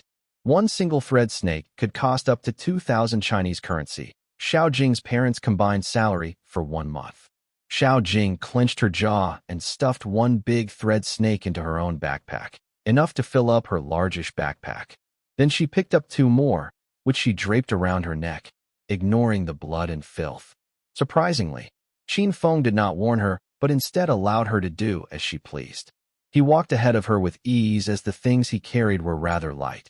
In less than 10 minutes, Xiao Jing's breathing had turned into an asthmatic wheeze, and the strength in her body was rapidly draining. But she did not complain. Huffing and puffing, she continued to soldier forward, never once asking Qin Feng for assistance. After around 15 minutes, she was starting to feel faint. Her muscles ached, and her stomach growled. She was all but hungry again. Hang in there. Just a little bit longer, Xiao Jing said to herself, as she took a bite of the raw snake meat and swallowed. Thankfully, despite the putrid taste in her mouth, her stomach warmed up, and she felt energized. Qin Wei stared at Xiao Jing, a little shocked. He had not realized that her ancient warrior disposition had been awakened. The awakening injections would awaken its users' constitutions by increasing physical strength, speed, and many other external characteristics. The chances of this happening were much higher than the awakening of ability users, but also just as rare, about a 1 in 10 chance. In his previous life, Qin Feng met Xiao Jing only once, and he did not understand her at that time. Right now, he had a rough idea of how Xiao Jing bottomed out. Eat more. Stay strong. Qin Feng cut out a piece of meat with his dagger, attempting to make it easier for her. I feel like I have so much more energy. Xiao Jing was a little puzzled but persuaded by Qin Feng's gentle voice. She continued to chomp down on the snake, taking in large bites and ignoring the disgusting raw taste and chewy texture of the reptile. Her stomach absorbed all that energy like a bottomless pit. You've awakened. Qin Feng smiled. Xiao Jing's awakening was natural, derived from pure luck with no explanation whatsoever. Zhou Hao was still training at home, and even with the G-tier strengthening potion, his constitution only increased by a little. It had not yet awakened into an ancient warrior's. I've awakened. Xiao Jing never imagined that her scrawny frame could lug around 60 kilograms of thread snakes with ease. I've awakened. I really have awakened. She cried as tears trickled down her overjoyed eyes. Being awakened meant that she was confident that she could win more battles in the future. Let's go. It's getting dark. The pair quickened their footsteps. Xiao Jing chewed on snake meat as she walked, replenishing and rejuvenating her as she went along. By the time they reached the assembly point, Xiao Jing was calm and completely relaxed. When the soldier on duty saw the both of them, he was surprised, even more so when he saw Xiao Jing. Humph. Xiao Jing raised her chin, deliberately slowing down as she walked, shifting the snake meat slung on her shoulder as if to show off. After the initial shock had passed, the soldier gave her a small smile. He refrained from making any comments, whistling away as he turned his focus on the assembly. Xiao Jing scoffed, her efforts to impress fruitless. Night was approaching, and most of the combatants had returned. Some, though, would be spending the night in the wilderness. Close the gate. Yes, Captain. Gather round. Boots clattered as the soldiers shuffled into position. He's their captain? Xiao Jing stared at the smug, nose-flaring soldier giving commands. Let's go. Qin Feng called out to her, leading her to a purchasing station. Because the snakes they killed were on the list of special species that the colony had singled out, there was an additional reward of 1,000 yuan for each. That all added up to 40,000 yuan. Combined with the price of the materials, Qin Feng earned a total of 240,000 yuan. In the previous life, Qin Feng had managed to achieve a rank 8 ancient warrior status. He would hunt and kill large animals, which quickly earned him a few billion yuan. Today's earnings were just small numbers to him, but to Xiao Jing, this was a brave, new, and exciting world. Her 3 materials earned her a healthy 18,000 yuan, and after selling 2 slices of snake meat, she gained 4,000 more. Thank you from the bottom of my heart, Qin Feng. You've said enough thank yous for today. Qin Feng found it a little awkward. He wanted to repay her kindness, but was instead left with her feeling indebted. Let me cook us something as payment for the opportunity you've given me, she said shyly. Xiao Jing was not the kind to make empty promises. She employed her culinary skills and cooked up a delicious meal of the snake meat, one which Qin Feng could not stop praising after he had a bite. Additionally, Xiao Jing even got a bowl of warm snake meat to bribe the captain in the hopes he would lend them a vehicle. As long as they did not lose it, they did not need to spend a single penny on transports. Of course, no one would dare steal an army vehicle. Qin Feng secretly found himself impressed by Xiao Jing's streetwise stint. Night had fallen, and the plantations were done for the day. As the peasants left for home, the buzzing of machinery had been replaced with a session of intense bragging by soldiers over their combat skills. Some complained about their yield today, whereas some of the teams were awfully quiet. These ones had clearly lost a lot in today's fight. The soldiers did not rest, but continued their training and went about their drills. Upon seeing the activity, Xiao Jing joined in with excitement. Qin Feng, on the other hand, rested in the tent. Well, he said he was going to rest, but in reality, he secretly wanted to meditate and cultivate the asteroid assimilation skill. Before that could happen, though, there was something else he needed to do first. Xiaobai was jumping around inside the rather small tent, intrigued by everything in its new surroundings. Xiaobai, stop moving around, scolded Qin Feng as he gently held on to Xiaobai. The creature looked at Qin Feng with quizzical glassy eyes. Qin Feng looked a little hesitant. He wanted to wait until Xiaobai was a little older and stronger before the bond, but Xiaobai's skills had him thinking that it was better to get it done now. Space ability was not one of the top 10 abilities. It was too arcane, the root of all destruction, yet gave people a mysterious and mythical hope. You'll be following me next time. I won't treat you as a slave. We are partners forever. In the previous life, by a freak combination of events, Xiaobai saved Qin Feng's life. He was not about to let the loyal beast sacrifice its life for him again. As long as he was alive, he vowed to himself that he would never abandon Xiaobai. All that backstabbing would not distort him nor make him cynical and embittered. He was not a saint. Neither was he a cold-blooded man. Please, don't refuse. I won't hurt you. Qin Feng bit his tongue, which sent a sharp pain shooting through his mouth. Then he focused his consciousness, and soon, the blood floated subconsciously towards Xiaobai. Xiaobai stared curiously at the blood, cocking its head to one side. The drop of blood was drawing closer. Xiaobai followed it with its eyes. This caused its eyes to cross each other, making it look more adorable than ever.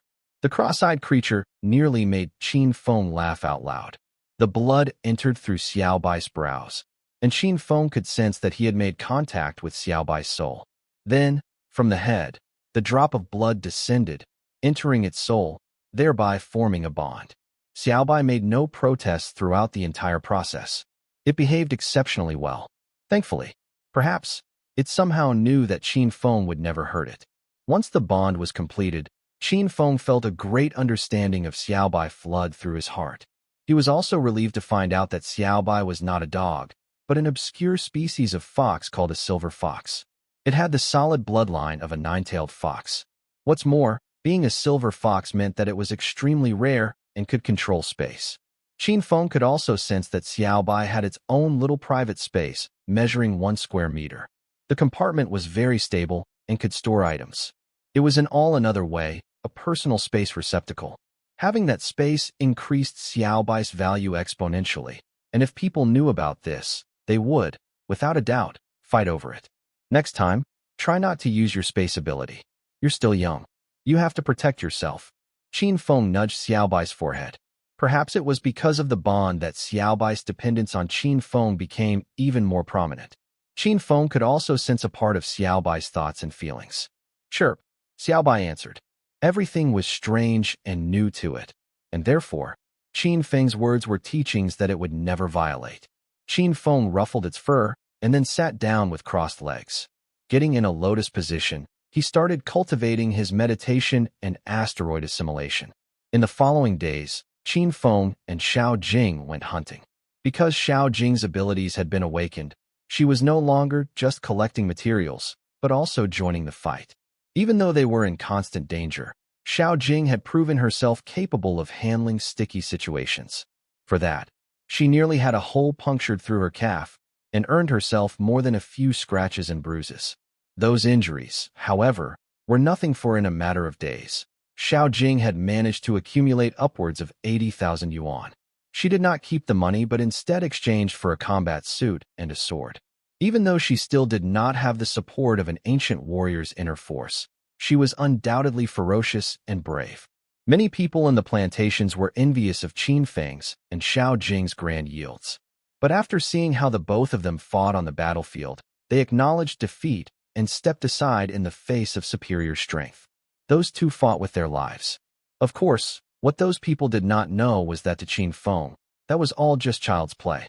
The power coursing through Qin Feng's veins had reached a G3 tier. However, asteroid assimilation allowed him to come up with an attack that was 10 times more powerful than whatever his current strength was. Those thread snakes? Those were not worthy of being his opponents. As Xiao Jing awakened, the power in her body started to snowball. When it came to speed, reflex, and combat experience, Xiao Jing was still relatively weaker than Qin Feng. However, she was more than powerful enough to hunt ancient beasts on her own. Listening to Qin Feng left Xiao Jing slightly shocked one. But then again, she was by no means greedy. After seeing around 30 thread snake bodies on the ground, she simply nodded her head and said, "Fine." Xiao Jing took out a few ropes and tied the reptiles together, dragging them alongside with her. Qin Feng did the same as well. With the army truck that they borrowed from the military, it was unnecessary for the two of them to dissect the corpses right here, right now. All they needed to do was to bring them back to the base. Squeal. Suddenly, just as they were about 100 meters from the truck, Qin Feng prepared himself to go into combat mode. Xiaobai squeaked, its voice clearly filled with anger and murderous rage. Immediately, Qin Feng put down the thread snakes and combat backpack. "What is going on?" asked Xiao Jing. "Just wait here. Don't follow me," replied Qin Feng harshly before disappearing into the woods. To put it in a better way, Qin Feng had transformed into a blurry, grayish figure, hidden within the shadows of trees and stones. He was now invisible to others. Even Xiao Jing hadn't the slightest on Qin Feng could turn utterly invisible to her in a matter of seconds. This devilishly amazing feat, it was the second ability from Gray Element runes that Qin Feng absorbed earlier. With lightning speed, Qin Feng dashed hundreds of meters and almost instantly re-emerging at a spot near the rear of the truck. Just like expected, there were people stalking him in the bushes. He even spotted an assassin with a sniper rifle taking aim. Under the cloak of invisibility, Qin Feng managed to approach one of the men. Clearly bored of all the waiting and the lack of action, he pulled out his communication device, trying to contact his allies. "Boss, how long do we need to wait? Why haven't the two targets appeared yet?" It would seem that someone else, someone up the ranks, was waiting to ambush them. Looking around suspiciously and making sure that there were no eavesdroppers, the man lying in the bush turned up the volume of his device instead of changing it to reading mode. "It's going to rain today. I'm pretty sure that our two targets will come back soon. I consider our luck pretty good so far. Hee. I can't believe that the targets are going to come to us." The voice filled with greed confirmed Qin Feng's suspicions that all those people rummaging through the bushes were indeed here to attack him. Were they here to rob or kill? This was the only question that lingered on his mind. Straightening up his shoulders, he came to a resolution. No matter what, he would never allow them to capture him. Never. "Boss, I don't think this whole thing is a good idea." Recently, the two of them had made a name for themselves at the gathering ground.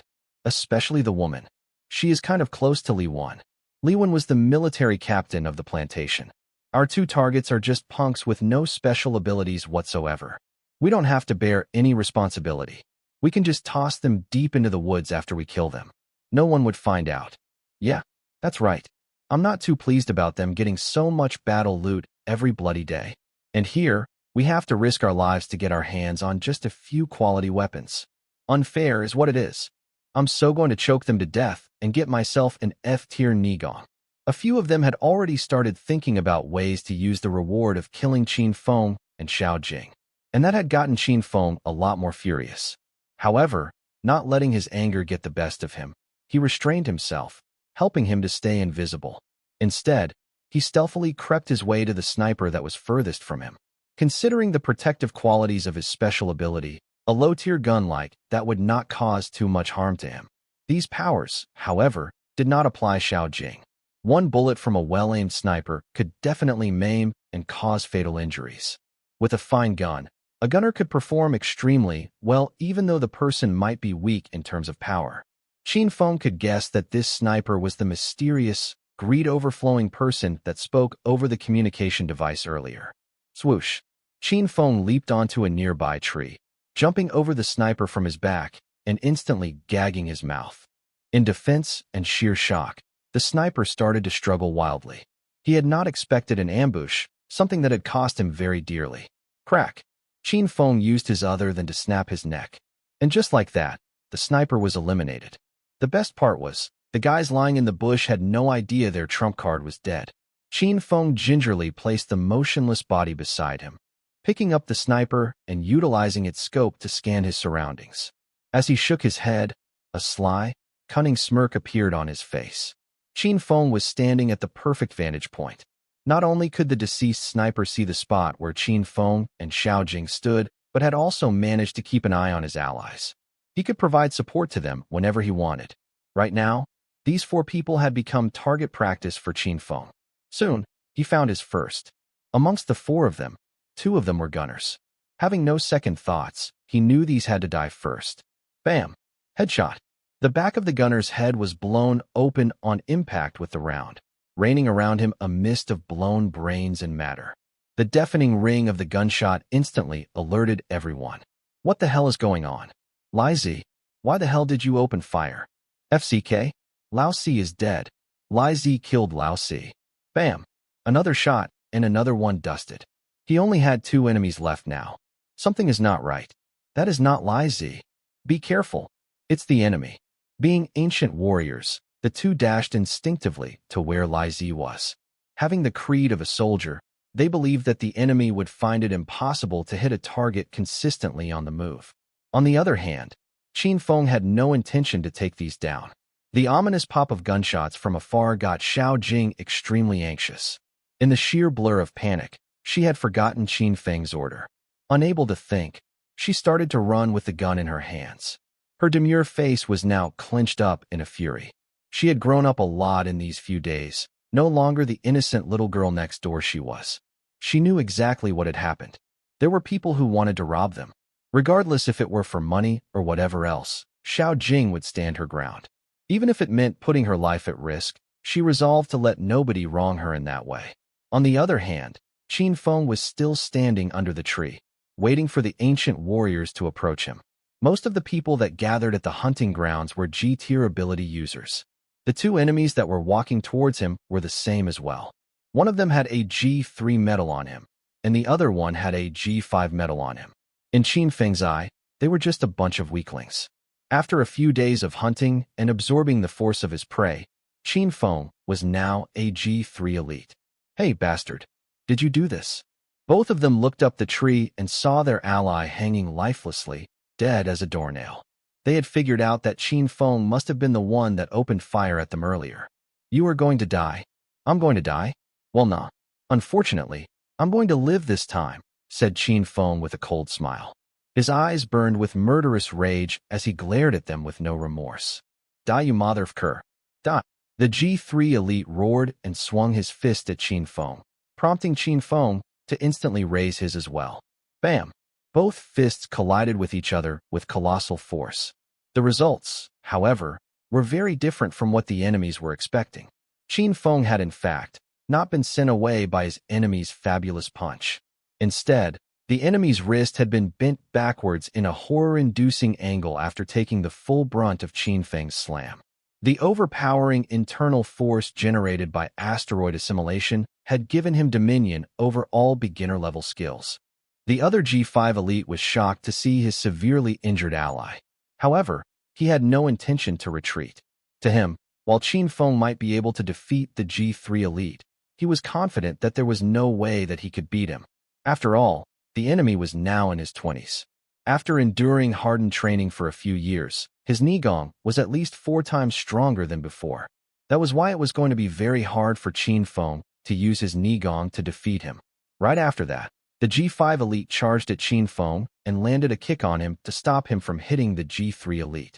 Again, Qin Feng had no intention to stop fighting anytime soon. The fact that he was now facing 2 enemies alone did not stop him from attacking the G5 elite. Both of them came up with all their strength to fight with each other. The inner force that covered their bodies clashed whenever their physical bodies came in contact. Bam! Bam! After exchanging blow after blow, the 2 started to feel pain invade their bodies. Qin Feng had spent only 10 days to cultivate his inner force, which was less than half a month. A prolonged fight with the enemy would only cause him more damage. The inner force that he had in his body was still weak, only allowing him to fight for no more than 5 minutes. As for the G5 elite, he could clearly outlast Qin Feng when it came to raw sustainment. Haha, bastard, you can no longer fight me, right? Seems like you've run out of breath. The G5 elite was standing there, mocking and laughing at Qin Feng.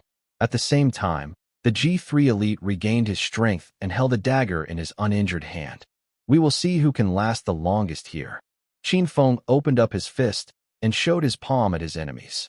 Suddenly, the enemies could feel some sort of energy being absorbed through his palm. Asteroid assimilation.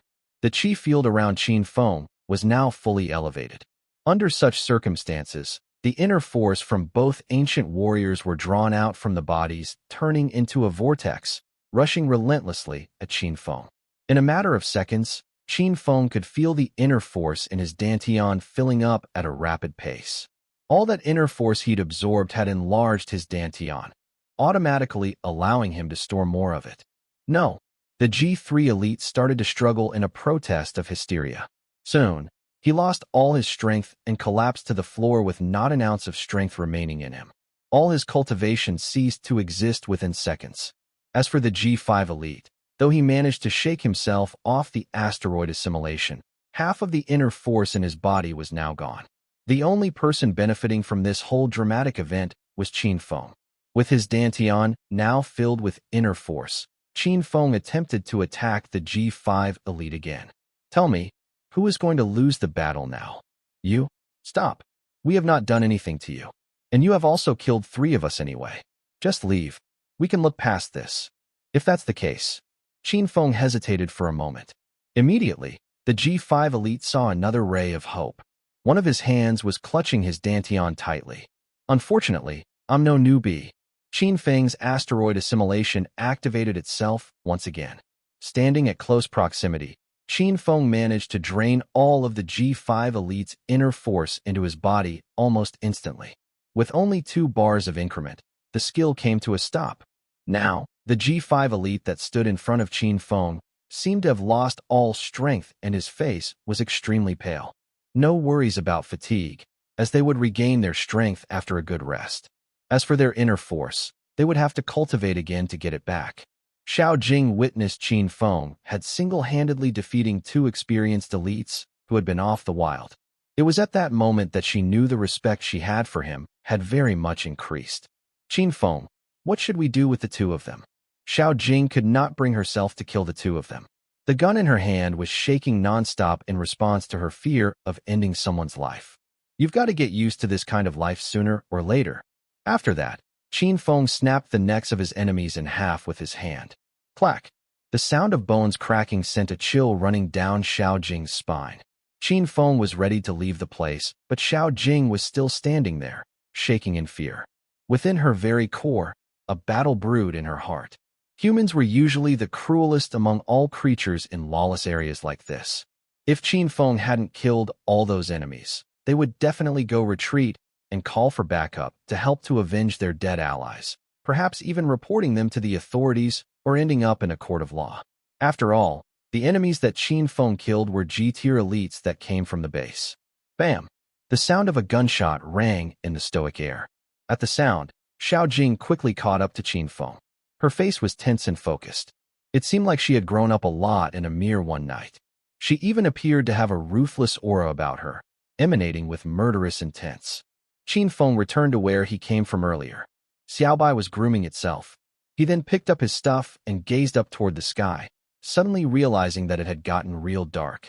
After loading everything in the car, they jerry-rigged the keyless vehicle, managing to start the military truck. They began to drive on the overgrown road, one obviously abandoned for a long time. Suddenly, Qin Feng felt a stiffening and suffocating feeling as the atmosphere started to get more and more intense. In a dark environment like this, Qin Feng's senses of his surroundings had gotten better by folds. Left in the darkness for long periods of time, Qin Feng's senses had sharpened considerably, gaining much sensitivity and astuteness. After driving for around 5 minutes, he suddenly stepped hard on the gas. We're calling back to plantation. A rat tsunami is about to hit us. Xiao Jing started to feel fear, and dread slowly consume her the moment she heard that. The tall grass around her swung violently to left and right, shaken by an invisible force. She wondered if this was the wind or something more sinister, something festering on the ground. Then, they came into view. There, she spotted a group of creatures each the size of a human's arm. Giant rats. Could it really be a rat tsunami? Whether truth of innuendo, Xiao Jing contacted Li Wen immediately. After these few days, Xiao Jing no longer held grudges toward Li Wen. She was now truly impressed by what he did. Soon, the news spread like wildfire. You sure about this? A rat tsunami is not a small matter, quizzed a terrified Li Wen. I'm not sure about that. Evidently, Xiao Jing had never experienced something like that before. Hand it over, shouted Qin Feng. Immediately, Xiao Jing handed the communication device to Qin Feng. Captain Li, the rat tsunami will strike during the storm. We can expect about 10,000 to 30,000 of them. It's a small-scale rat tsunami. It would be better to ask the base to put defenses. Even if there's nothing in the end, it's better for us to stay on guard since the storm is about to hit us anyhow. Hearing Qin Feng's confidence and determination, Li Wen elected to put his trust in everything he just heard. Fine. In the wilderness, a group of ability users were chasing down some creature. Fish. A giant rat was subsequently slashed, unable to escape the fury of a blade. Haha. These giant rats are so active today. They were considered a rare catch back in the day. The other two lifted the rat by grabbing its tail, and it was riddled with lead, covered by holes from bullets. A great yield indeed. Boss, I feel something ain't. The giant rats are too active today. Don't worry. It's going to rain soon. That's why they are more active than before. Hang on, boss. What is that over there? Under the dim lights, a giant wave of creatures flowed towards them like water from a bursting river. It was the swarm of giant rats. All the ability users were so scared, they immediately triggered their fight or flight mode. Run! Everyone screamed in horror. Qin Feng drove the military truck back to the base. The light drizzle incrementally grew to a furious rainstorm, giving everyone a sense of impending danger. Finally, the alarm went off. Rat tsunami. It's going to hit us. Prepare for battle. Charge the traps. Guns on the ready. Initially, the ability users were glad that they had returned early. Now, they had to prepare for another massive battle again. All those still wandering the wilderness would have been already dead by now. Immediately, the ability users tapped on their communication devices, attempting to recruit another 500 of them from elsewhere to help them with the fight. After all, a rat tsunami was no small matter. What should we do now? Should we just wait here? Xiao Jing started panicking when she saw everyone around her trying their best to prepare and fighting off the rat tsunami. Wait here, instructed Qin Feng. Outside the plantation, traps equipped with AI technology were spread across hundreds of kilometers. Most of the time, they would not be triggered unless something substantial threatened the base. If all these traps failed to stop the rat tsunami, the ability users would have no choice but to step up their game and physically stop the whole thing. And if all the ability users failed to stop them, the base had to rely on the gunners on the towers with their semi-automatics to kill them. Their GPS was activated the moment they called for more ability users to help them, blanketing into a network which allowed them to pinpoint the exact location of the rat tsunami. Still, they would need at least half an hour to get here. Meanwhile, they would have to defend the base with whatever they had.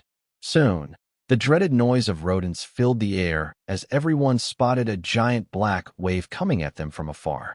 Bam! The traps were activated. The loud explosions activated the ability users' battle spirits, and a morale-inducing cheer followed. Buzz!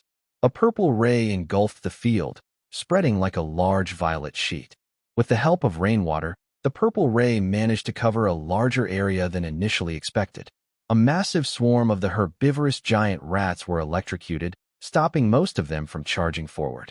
Before they could even celebrate, the second wave of rats flooded the area, making the first victory a short stint. Instead of killing them, the steady current made them snap out of shock, sending them into an electrocuted, purple minion-like frenzy. Fortunately, the creatures eventually gave up on digging holes. Instead, they switched course and started heading to the base, ravaging and gnawing everything in their path with their serrated incisors. Those at the base were beginning to worry that the fence they put up would not hold up to the continuing onslaught of the uncountable rodents. Prepare to fight. Qin Feng held an energy gun in his hand, mustering up whatever courage he had left. Charge! Li Wen screamed. The soldiers burst forward with a battle cry and climbed over the giant wooden fence after Li Wen gave the command, joined by a large number of bold and powerful ability users. Of course, Qin Feng followed suit as well. With just a few light steps, he managed to spring over the 4-meter-tall barrier. Squeak! Squeak! Squeak! All the infuriated and injured giant rats charged at them the moment they smelt the stench of humans abseiling down the barricade. Splat! Qin Feng stepped on one of the rat's head. Clack! Qin Feng flicked a switch of his energy gun, turning it to shotgun mode. Energy guns differed greatly when compared to conventional weapons.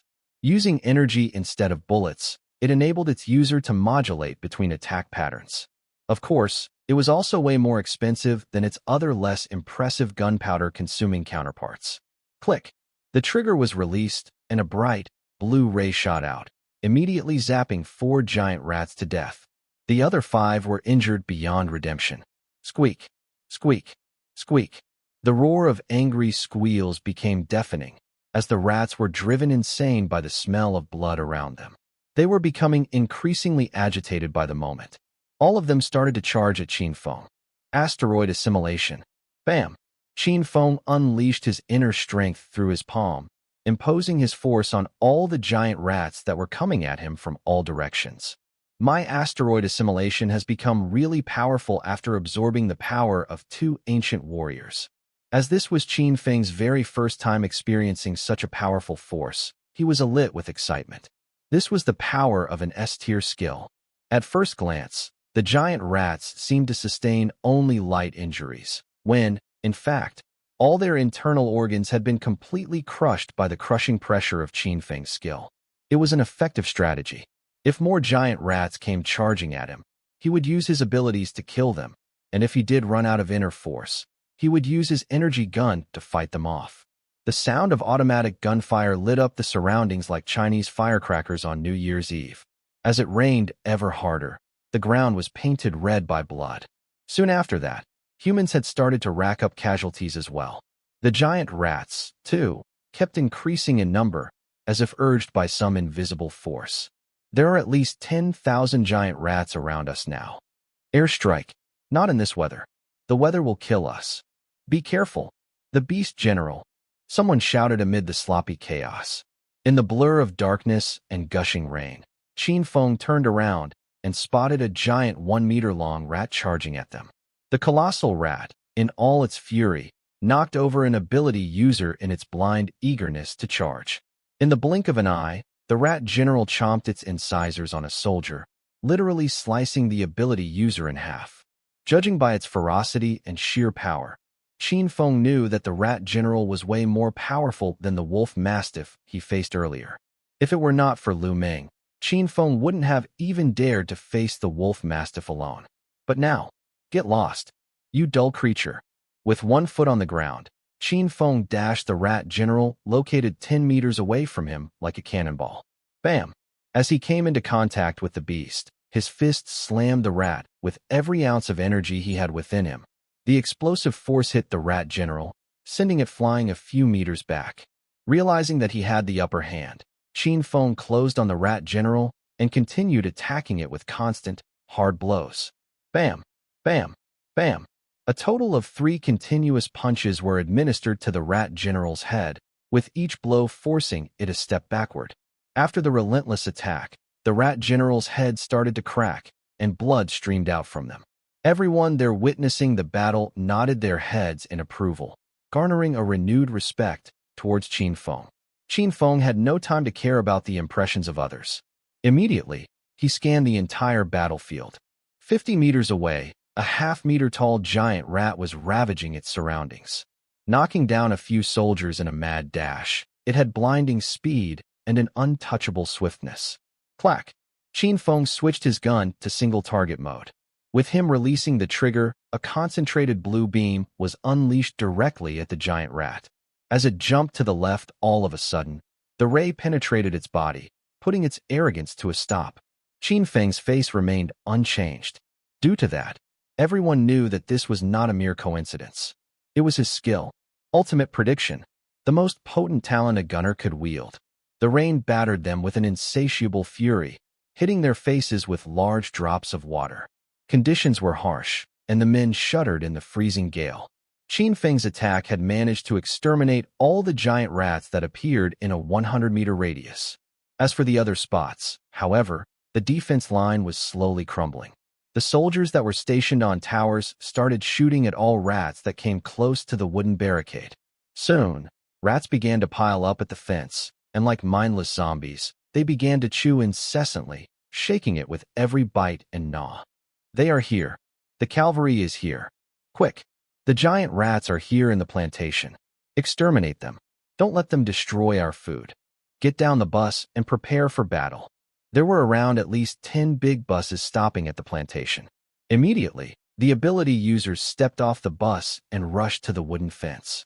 They had to get to the spots where the giant rats had broken through, also having to find and exterminate those that were hiding in the food silos. Evidently, any small delay could cause an unimaginably big problem. Once the plantation was destroyed, the entire Qingbei colony would be thrown into a famine, causing the deaths of countless innocent people. Some of the ones who'd gotten down from the bus were still students. They were from Qingbei's prestigious college. Clack! Clack! Lu Ming had her combat machinery all set. Once the giant rats approached her, she would shoot them without any mercy. Ming Ming, be careful. In this particular battle, Li Yaoyao was a part of the medical team and wasn't allowed to go to the front line with the combat team, which was why she was so worried about Lu Ming. Don't worry. Don't worry. There are a lot of people here. I won't put myself in situations I can't handle, said Lu Ming, assuring the terrified girl. Li Yaoyao, come with me. Let's report to the command center first, the mentor said. Yaoyao, you should go now. Okay, please be careful. She quickly caught up to her mentor. At the same time, giant monitors that were installed at the base were all live-streaming the happenings on the front line. A skinny and lanky figure managed to capture Li Yao's attention. It was none other than Qin Feng. That's the ultimate prediction of a high-tier gunner. No doubt, he is definitely one of the best gunners around here. Gunner? I think his body has now awakened into an ancient warrior's. His strength and speed have surpassed what an ordinary human being can achieve. I can also see that he is using his inner force to defeat his enemies. This lad has great potential. We need to make him join the garrison troops. It seemed that all these high-ranking officers were complimenting Qin Feng. At that moment, Li Yao became entirely mesmerized by Qin Feng. He was the one who had saved her not too long ago. Until this very moment, she did not even know his name. Do you have the info? Yes. His name is Qin Feng. What's up? Something wrong with the info. He is one of the guys who received the first batch of awakening potions this year. He has only been awakened for 14 days. What? No way. Oh God, he is a genius. Li Yao's eyes sparkled, alight with excitement when she came to know about those things. His name is Qin Feng? That sounds bloody powerful. The only thing they were unsure of was if he would join the garrison troops or attend some prestigious college. Of course, Li Yao hoped that he would choose college over the other. That would mean he would unofficially become her junior. Li Yao, what are you looking at? The mentor's voice rudely awakened Li Yao from her daydreams. Nothing. I know that this is your first time seeing something like this.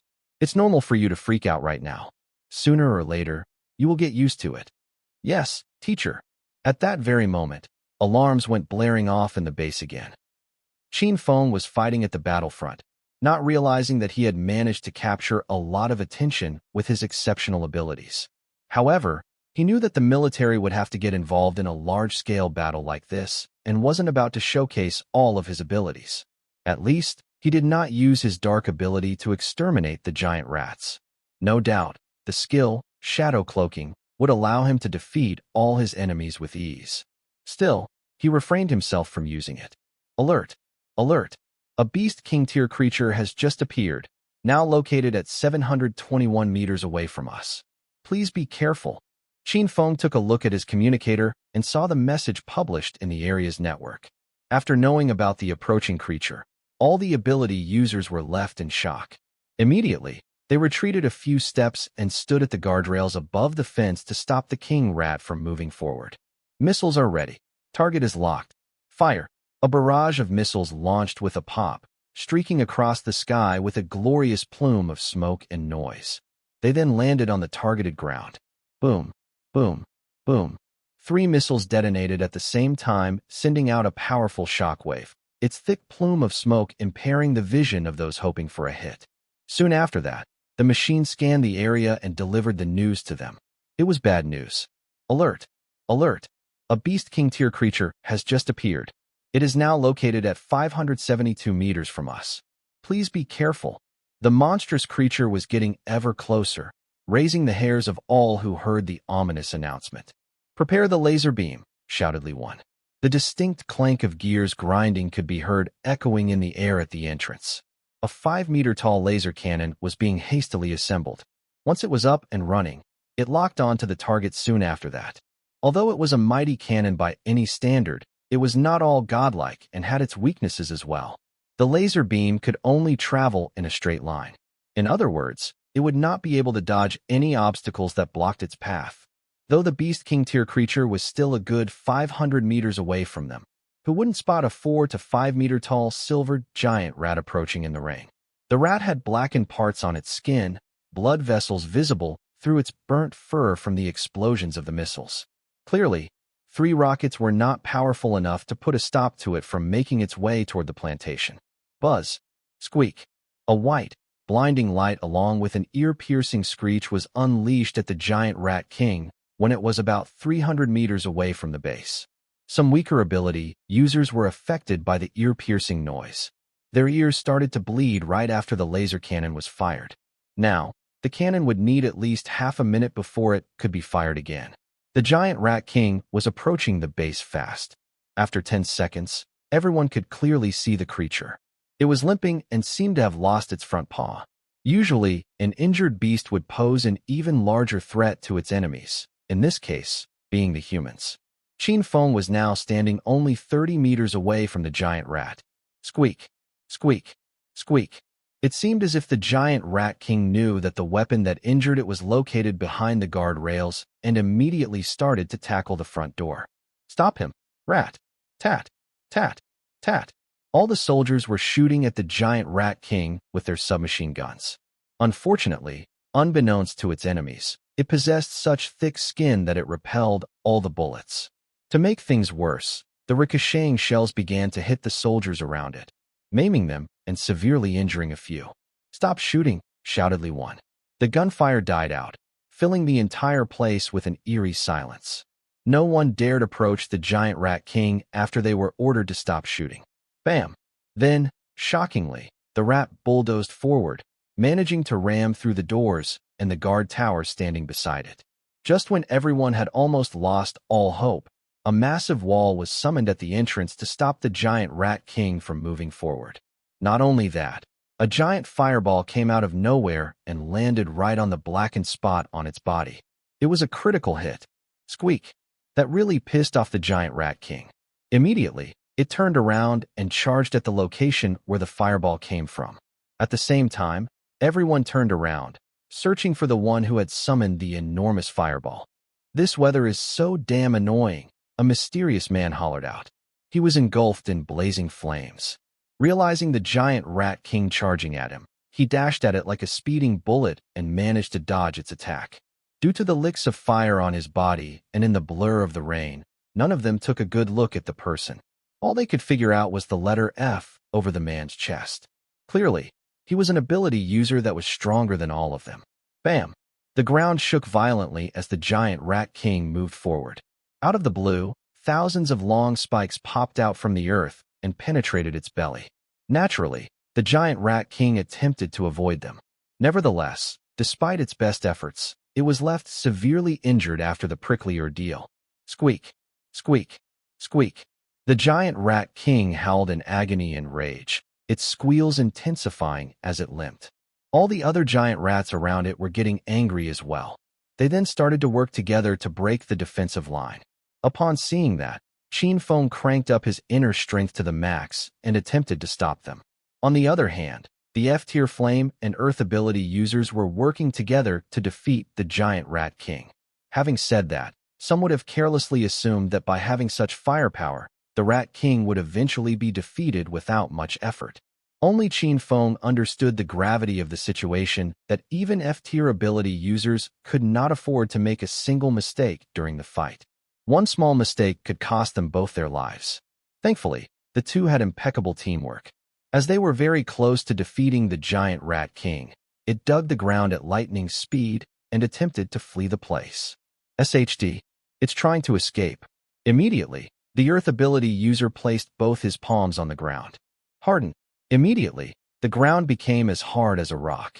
Unfortunately, the giant rat king had already dug in the ground.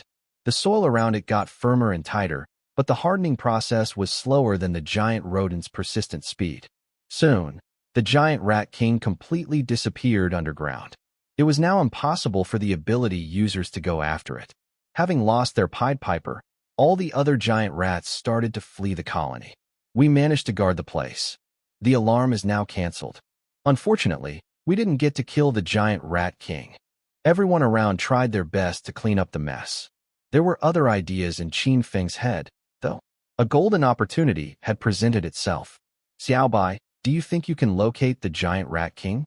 Xiaobai vocalized, indicating to Qin Feng that it was able to locate the beast king. Let's go then. Qin Feng had no intention to let the giant rat king stay alive. With its current strength, it would have definitely retreated to its nest, plotting its next attack to avenge its allies. If he was not mistaken, this giant rat tsunami should not have even happened this year. He suspected that this phenomenon was in part due to him overhunting the thread snakes. In the days of its inception, thread snakes were one of the creatures that had threatened the safety of the early Chongbei plantation. The reason it was so dangerous was its ability to get close to ability users without them realizing it. On the other hand, the herbivorous giant rat was only interested in the food that was being stored at the plantation. Like its regular counterparts, the thread snakes primarily feasted on baby rats. If a vast amount of thread snakes disappeared in the wild, the balance would be tipped, meaning most of the rats would get to see another day. In other words, they would have a hard time having enough food with their sudden influx of numbers. The temptation of the stored food was overweening and overpowering to them. They had the best of intentions to take over this place since the very beginning. Under the shroud of rain, Qin Feng used his fastest and left the plantation speeding. He needed to run. Run to wherever the base could not track him down. After all the killing and devouring that just ensued, Qin Feng's body was now at tier G4. Unlike the others, Qin Feng was not tired at all. He was still at an optimum state. Soon, the rain eased up. Qin Feng ran for at least half an hour. He was now in the wild zone. Ordinary humans usually avoided this place, having heard tales of hidden horrors and threats. Squeak, squeak, squeak. The unmistakable sounds of the rats suddenly appeared, promoting Xiaobai to shout.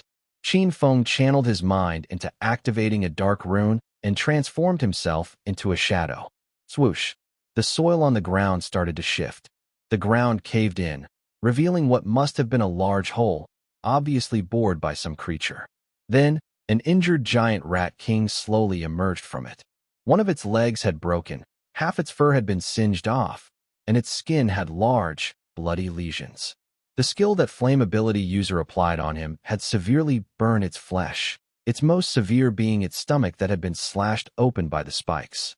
The giant rat king was trying to climb up the mountain. When the rain had slowed down, Qin Feng could see that there were long, lush vines crawling on the mountain's wall. There were even small fruits growing on them. Talent fruits, shouted Qin Feng in excitement. Talent fruits were considered low-tier spirit fruits. It could only be consumed by ability users that were below F tier. However, partaking of the fruit bore astounding effects. It could be used to activate one's ability and ancient warrior's constitution. Only a limited amount of talent fruits were produced every year. People would literally give up everything they had just for the chance of purchasing one. Talent fruits were costly, to say the least, and could cost up to 5 million yuan on the black market. Even talentless sod could become an ability user after consuming the fruit. For instance, one could acquire a gunner's disposition at will. This became the reason why the rich loved to get their hands on the talent fruit. They would purchase it and give them to their children, hoping that they would acquire a higher disposition in the future, a cheat of sorts. Qin Feng did not expect that he would find 3 talent fruits here. Seeing the giant rat king trying to get close to the talent fruits, he figured out that it was trying to consume these in the hopes of healing its injuries. There was no way that Qin Feng would let go of this rare opportunity. Slowly and silently, he snuck up the rat from behind. "Open up," he yelled. With inner force filling up both his hands, Qin Feng grabbed the giant rat king by its tail with every ounce of his strength. The sudden attack caused it to lose its balance, enabling Qin Feng to swing the giant rat king and flip it over. Asteroid assimilation. The powerful pulling force from the skill managed to restrict its movements. However, The giant rat king kept on struggling with its humongous body, preventing it from getting any closer to Qin Feng. Suddenly, Qin Feng directed his inner force outwards. Blark! With a paralyzing shudder, blood gushed out of the open wounds on the giant rat king's chest. Shatter! Putting his life on the line, Qin Feng charged toward the giant rat king to land a massive punch on its wound. Clack! Clack! Its ribcage shattered at the impact, revealing a beating heart. Pulling his arm away, he stood up and dashed, and as far away as possible. The giant rat king then mustered all his strength to stand up. It somehow managed to regain its balance. With its mouth wide open and bloodshot eyes glaring at Qin Feng, it paused for a second. Then, with a sniff, it started pouncing on him. Then, before it even crossed 10 meters, it collapsed on the ground, an ever-increasing pool of blood oozing out from its insides. The giant rat king was officially dead. Subsequently, Qin Feng absorbed all the rat king's energy. It made his muscles bulge a little more. His bones became more robust, and his heartbeat more vibrant. He could barely contain the excess energy bursting out from the constraints of his limbs. G5 tier. Qin Feng breathed deeply with his eyes closed, relishing his newly acquired subhuman fortitude. He knew that he was now powerful enough to shatter a rock with his fist. His speed and strength had been boosted tremendously. Not bad. In the end, it was worth the chase. Xiaobai jumped down from the combat backpack. It lifted up its claw, revealing a fist-sized energy core beneath it. Seconds later, it disappeared into thin air. Not too long ago, Qin Feng and Xiaobai had come to an understanding about the looting of items. He knew that Xiaobai had just used its spatial element to retrieve the giant rat king's energy core. It then transferred it back to its personal space. Fine. This belongs to you. I will not take it away. Qin Feng was slightly frustrated at this, but knew that without Xiaobai, it would have been impossible for him to locate the injured giant rat king. Afterward, Qin Feng planted his dagger right into the creature, drawing a clean cut on its belly. He started to dissect the giant rat king, rummaging through its entrails and retrieving some valuable parts. Teeth and claws had a price to them and could be sold in the market. Other than that, some of the skin and fur on the giant rat king were still in good condition. As for its flesh, it was, as a matter of fact, edible. Around 100 pounds of tasty meat was all for Qin Feng to harvest. By selling these off, he could earn some quick cash for himself. Fortunately, Xiaobai allowed him to utilize its personal space. Surely, he would have trouble explaining away his bountiful harvest to the people. Having that in mind, he quickly stored all the rat's parts into Xiaobai's personal space. Leaving only bones on the ground, Qin Feng walked towards the vines. As he approached it, he found out that there were more than 3 talent fruits growing on the vines. Most of them had been gnawed by the giant rat king, leaving telltale teeth marks. It came to light that it was, in fact, rather difficult for a low-tier ultra beast the likes of a giant rat to evolve into giant rat king. 3 it is then. 3 talent fruits are good enough for me. Immediately, Qin Feng plucked off the 3 talent fruits from the vines. Unconsciously, he put one into his mouth and took a bite out of it. Eek! Xiaobai was staring at the talent fruit. You can have one. He decided to keep the last one for Zhou Hao. He then looked into his backpack, finding a bottle to store the fruit. Back at the base, everyone was still busy cleaning up the mess. None of them had the time to keep an eye on Qin Feng. No one would have noticed him leaving for a short period of time. Under those circumstances, he could conceal the fact that he had just killed the giant rat king alone. Though an exchange for a reward for this accomplishment was possible, he eventually concluded that he would be better off keeping his discretion. Qin Feng. Li Yao was looking for Qin Feng the moment the battle died down. Unfortunately, he was nowhere to be found. After looking around her for a bit, she finally spotted him as he returned from killing the giant rat king. Qin Feng, are you hurt? I can treat your wounds right now. Li Yao exclaimed when she saw his hands that were drenched in blood. Hey, I'm fine. Thank you. Qin Feng put on a frown on his face. He remembered that he'd not told Li Yao his name last time. That could only mean that Li Yao probably heard others mentioning his name since he had gotten quite famous at the base. His rejection had turned Li Yao's face pale. She did not expect that Qin Feng would treat her in such an icy manner. Right at that moment, Xiao Jing approached them as well. Qin Feng, are you okay? Earlier today, She too had taken part in defending the base, which was why she had no idea how Qin Feng was doing. When she was helping the others clean the plantation, she was unable to locate Qin Feng. That had actually given her a good scare. Now, she was simply thankful that Qin Feng was well and alive. "Hey, are you hurt?" asked Qin Feng. "It's no big deal. I killed 20 giant rats just now," said Xiao Jing with a smile. "You should go collect your reward. I might have to go back to the colony." Qin Feng nodded at Li Yao and walked towards the military exchange center. Xiao Jing was shocked by Qin Feng's reply. Immediately, she went after him. You're not staying? Do you need more rest? Any plans to come here again?" In his mind, he knew exactly what Xiao Jing was thinking. Right after he was reborn to this world, he was the one who had taught Xiao Jing how to hunt. Technically speaking, he was indeed her first teacher and mentor. "Whether I come back or not, that's not your worry now. With your current strength and skill set, signing up for any mercenary team won't be a problem. I suggest you join the garrison troops first. After all, you have contributed a lot in defeating the rat tsunami." At Qin Feng's consolation, Xiao Jing seemed to be a little more accepting of his leaving. During her time at the plantation, not only did she just follow Qin Feng around, but she even spent hours trying her best to socialize and learn combat fighting techniques. If she joined the garrison troops, she would be able to use his military merit points to exchange for inner force and learn machinery and fighting skills. "How about you? Where are you going?" asked Xiao Jing. "I think it's time for me to go to one of those top colleges." Answered Qin Feng. "Qin Feng, I have suspicions that those top colleges can no longer teach you anything." Xiao Jing believed that Qin Feng was already extremely powerful. Besides, she had always been a cautious spender when it came to large amounts of money. Considering the fact that Qin Feng wasn't yet self-sustaining, it would be unwise for him to spend all that money just to go to college. That can't be right. There will always be someone more powerful than me.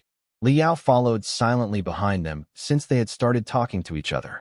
At first, she too was unhappy that Qin Feng was going to leave. The moment she heard Qin Feng's college boy intentions, she put on a smile again. "Qin Feng, you're going to study at the college? That means you'll be my junior." Qin Feng had no idea what went through Li Yao's mind. Unlike Xiao Jing, Li Yao was simply a regular medical practitioner. Besides, Xiao Jing had something to do with his past, which probably explained why he was closer to Xiao Jing. Both of them soon arrived at the exchange center and submitted videos that were recorded by their communicators to confirm the kills. Undoubtedly, this was one of the more essential functions of the local network of the plantation. However, Qin Feng had turned his communicator off when he was in pursuit of the giant rat king. This had made his video way shorter, an hour shorter when compared to his counterparts. In a blink of 10 seconds, the results were released. Dit. Herbivore giant rat kill, 561. Soldier tier giant rat kill, 21. General tier giant rat kill, 9. The message left everyone around Qin Feng in a dazed shock. They even started to think that he must have been, in fact, an F-tier ability user. Is the system broken? How is it bloody possible that he can kill 500 plus of those rats all by himself? That's right. Perhaps it's a team's kill count. He doesn't even have an ability user badge on him. Maybe there really is something wrong with the machine. It was clear that the crowd had their doubts, well-founded if I may add. However, Qin Feng had no intention to defend himself. "Hey, watch your mouth. It's true that Qin Feng is extremely powerful. He is not even an officer's son," shouted Xiao Jing.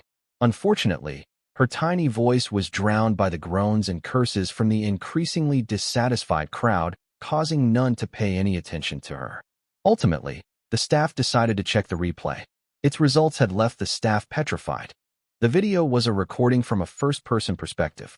The way he killed and fought off the giant rats was enough to prove that he had way more firepower than most who were here. "Please hold on, sir. I shall bring you your reward now. Is there anything else you need?" asked the staff respectfully and politely. "What do you mean? Are you seriously trying to convince us he really killed all those giant rats alone?"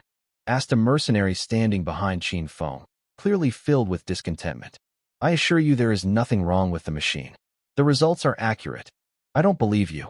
Could he be the son of some high-ranking officer? Is that why you've privately added his merit points? That must be it. I will never condone such a shameless deed. And you even have the guts to do it in front of us." He is still so young. There's no way you possess such powerful abilities. And there isn't a single wound on him. Everyone was adamant in finding out the truth about this unbelievable warrior, Qin Feng. On the other hand, the number of dead giant rats at the plantation was a fixed variable. The results clearly showed that Qin Feng had killed most of the giant rats alone. In other words, the others would have all received fewer merit points, leaving them suspicious that Qin Feng had somehow manipulated the scores, snatching their kills away from them. The entire crowd had just sustained a battle with monstrous creatures and had to fight with their lives. Spirits were still high, and the adrenaline had not left them. Without so much as a word, they started to surround Qin Feng. Surprisingly, he stood his ground and remained calm despite the stressful circumstances. The employee, caught in the middle of the storm, was left facing an awkward situation. After watching his combat video, they knew that Qin Feng was genuinely extremely powerful. "Mister, do you mind show them your combat video?" "Of course I mind." The results were fair and square, and knowing he was fair from the start, Qin Feng felt it unnecessary for his combat video to be displayed before a mob. Showing off his kills would only make him an unsavory target, painting his back with a huge bullseye. He could become the center of rumors and unwanted attention. Of course, his refusal to prove his claims had the crowd erupt in greater discontent and anger. "We cannot let him go. We, the garrison troops of Chungbei Colony, demand an explanation." "What kind of explanation are you guys asking for? The video has never been tampered with. How dare you people throw such baseless accusations? If all of you here think that you are right, let's make a bet then." "What do you want to bet?" asked the loudest and haughtiest ability user behind him. "Let's bet about my combat video. I will ask the staff to send it to everyone. If the combat video is real, you guys have to pay me 100,000. And if the video is fake, I will pay all of you 100,000. Haha, go ahead. I will never believe you. The bet is on. Count me in. Free money. I want it too. I want to see your face after you cry like a baby." Predictably, a large number of them calmed down when they heard of the involvement of Cold Hard Cash. Some of them even recognized that he was Qin Feng. After all, Qin Feng had stayed here for at least 4 to 5 days. The regulars had laid eyes on him, and Xiao Jing at least once. It was a well-known fact around town that he had single-handedly killed 50 threat snakes only recently. The crowd started to cast their doubts the moment the results displayed that he had just slaughtered over 500 giant rats under such bad weather. However, Qin Feng's calm disposition was starting to take effect, and they began to doubt themselves. "Can I borrow your bank account for a while?" asked Qin Feng while looking at the staff. Immediately, the staff nodded his head. If Qin Feng won the bet for some unlikely reason, this would prove that he was indeed the most powerful person here. "Fine. Let's wire the money over now before we check out his combat video." A few added the staff's communicator, wiring 100,000 yuan each to his bank account. Actually, only 9 out of the entire crowd wanted to bet with Qin Feng. "Just the few of you." Qin Feng looked up, turning his face around and gazing at the crowd. Some of them avoided eye contact as guilt and insecurity began to fill them. The 9 who insisted that Qin Feng was cheating were part of the extra 500 ability users called in to defend the plantation. It did not matter whether they contributed to the war or not. Eventually, they would receive 10,000 yuan in cash as a reward. Unfortunately, their kill count sorely lagged behind Qin Feng. Unable to accept defeat, they felt that he had embarrassed them publicly and wanted retribution. "No more? My combat video is worth 100,000 yuan. Since they were so nice and wanted to wager with Qin Feng, he too had to wire 900,000 to the staff who held the funds in escrow. When the banking was done and the amounts confirmed, the employee sent the combat video to all of the 9. They instantly played it, staring intently at their screens. Some of them lacked the patience to watch the entire video, skipping right to the middle part of it. Soon, the looks on their faces changed. Their worst fears had come to pass, displaying disbelief and utter shock. It turned out that Qin Feng was indeed much more powerful than they had thought. "Is there anything else you guys want to say to me?" asked Qin Feng as he stared at the 9 of them. The loudest and most arrogant one amongst them was left ashamed by his thoughtless speech. He felt like someone had just given him a cold, hard slap. "We have lost the bet." The arrogant man shouted in an embarrassed rage and stormed from the place. The remaining 8 people were also devastated by the fact that they had just lost a substantial 100,000 yuan. Staying here would only bring more shame to themselves. Immediately, all of them took their leave, looking down with no words uttered. What happened? Why did they leave so fast? Isn't it obvious now? The video is real. This person right here did kill 500 giant rats. Damn, so it's real. Everyone turned their attention towards Qin Feng. Satisfied with the resolution, the staff then wired a handsome 1.8 million yuan to Qin Feng's bank account. Mr. Qin, what would you like to do about your reward? Would you like to take it with you or exchange it? I will take the beast general's cores and their meat as well. I would like to exchange the rest with money. Sure. Please hold for a minute, sir. Dit. Qin Feng received a message on his communicator. A total of 6.73 million yuan was transferred to his bank account. A satisfactory amount. Mr. Qin, you can follow this employee here to get your beast cores and meat. After that, the garrison soldier's truck will send them to wherever you desire. Thank you. Qin Feng then handpicked 9 of the beast general's cores and sorted out the meat. He had no intention to sell the flesh. Instead, he wanted to send them to the orphanage. 30 calm minutes passed. Then, with a thumpy diesel clatter, the trucks arrived as planned. Without wasting any time, the soldiers loaded the flesh. A group of people was standing by the sides of the truck, led by an elderly man at the front. He wore a badge that indicated that an E-tier ability user. Li Wen was beside him as well. Instantly, Qin Feng noticed that the old man was here for him. Good God, Qin Feng, do you know how long I've been waiting for you? Allow me to introduce these gentlemen to you. The general of Chongbei Colony's garrison troops, General Han Jia. And this is the general of Tiger Flame Brigade, General Wang Cheng, announced Li Wen with gusto. Qin Feng nodded at the 2 generals in return. Greetings. He remained unruffled as he shook the hands of the 2 leaders. After all, he had met a lot of generals in this life. Though their current residence was now called the Human Federation, each army group would have their own general due to the limited space the planet provided. However, their generals' levels were in accordance with the size of their armies. For example, the Chongbei garrison troops was responsible for protecting the colony. Next was the Tiger Flame Brigade. They were responsible for providing aid and patrolling the area. There were also the mysterious Wilderness Rangers. As its name suggested, the brigade's main task was exploring obscure areas located far away from the colony, spending most of their time doing recon on grounds ordinary humans would never step. They would typically return with a vast amount of resources and discoveries to experiment on. At the same time, this brigade suffered the highest casualties among the 3. A high mortality rate of 30% marred the infamous troops. Besides, these brigades were at only E-tier. In other words, their highest in command would be an E-tier fighter as well. To Qin Feng, they were just small-time generals considering he was instantly categorized as an A-tier character the moment he was reborn to this world. If he wanted to, he was, in actual fact, powerful enough to apply as a general in any city that he liked. Seeing Qin Feng's emotionless, unperturbed character, General Wang Cheng became even more impressed. Kid, I can see that you have great potential. Do you wish to join our ranks of the Tiger Flame Brigade? I think you should join the garrison troops. It's our greatest honor to be assigned as protectors of the colony. General Han Jin chipped in. Not to be outdone by his counterpart, he too wanted to take Qin Feng in as well. Unfortunately, Qin Feng had no intention to join either of them. Thank you so much for the generous offer, my dear sirs, but I'm afraid I have other plans in mind. The 2 generals looked at each other, never expecting Qin Feng to reject their offer without even thinking twice. Having been used to a position of authority, they were clearly upset by Qin Feng's upstart attitude. After all, they had come here personally to recruit Qin Feng. That being said, the generals had also taken the opportunity as a show of force in an attempt to win the hearts of the plantation's residents. Qin Feng, perhaps you might want to give it another thought? This is a golden opportunity. The generals themselves are here to recruit you, said a nervous Li Wen with gritted teeth and signaling a warning to Qin Feng with his eyes. After giving it some thought, Qin Feng realized that he would still need some time before he could grow to E-tier.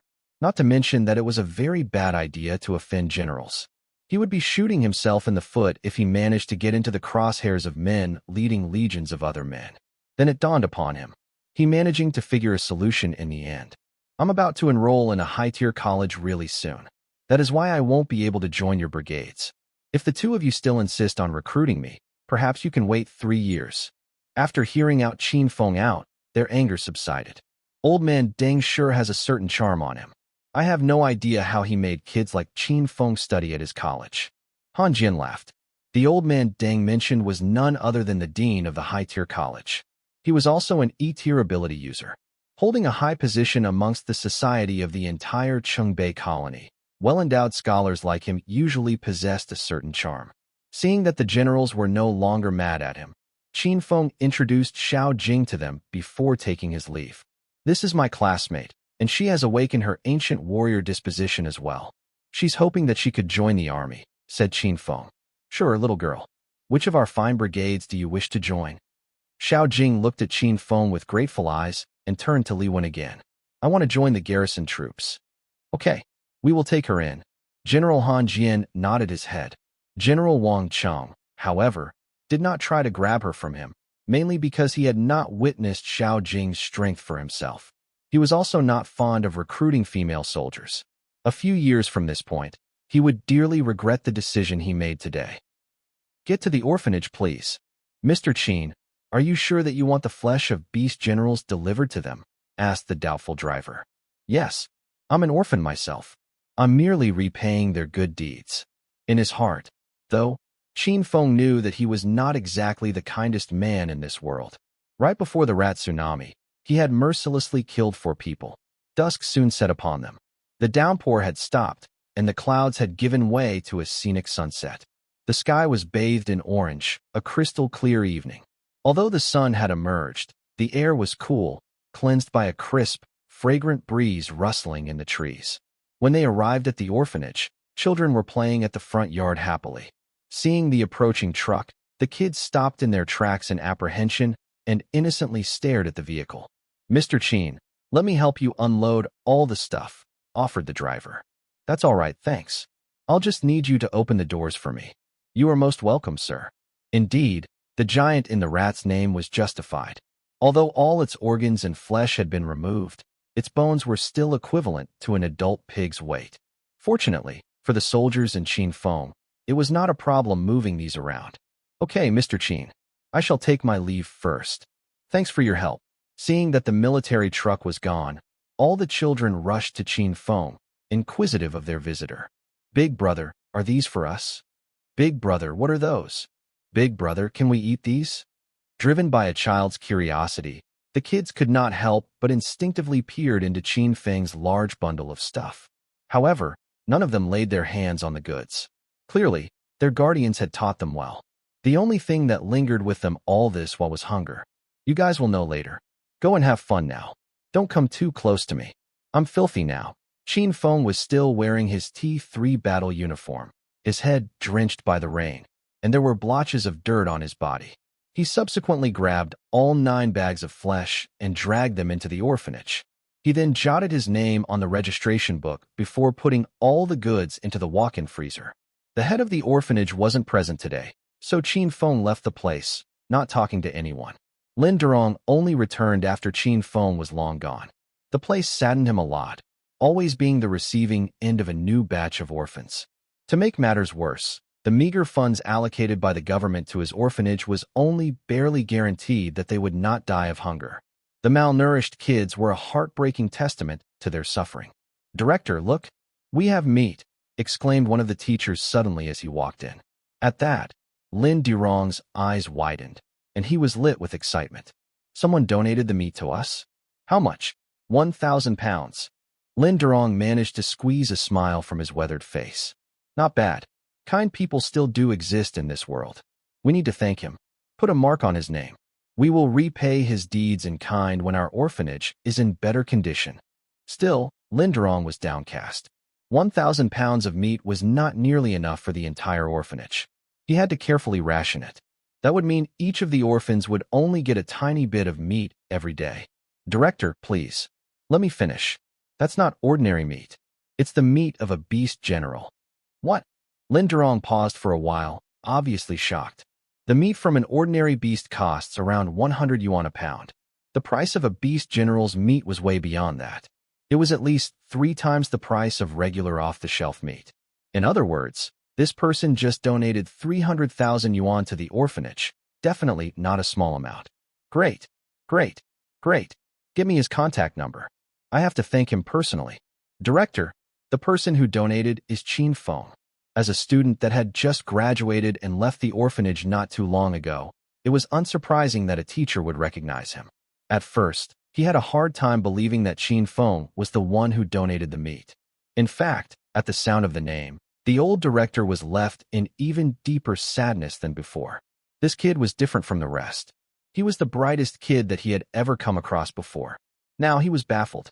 How in the world did Qin Feng manage to get his hands on such a great quantity of meat? One ought to know that Qin Feng could have easily become a wealthy tycoon if he sold all these to the market. Hold on.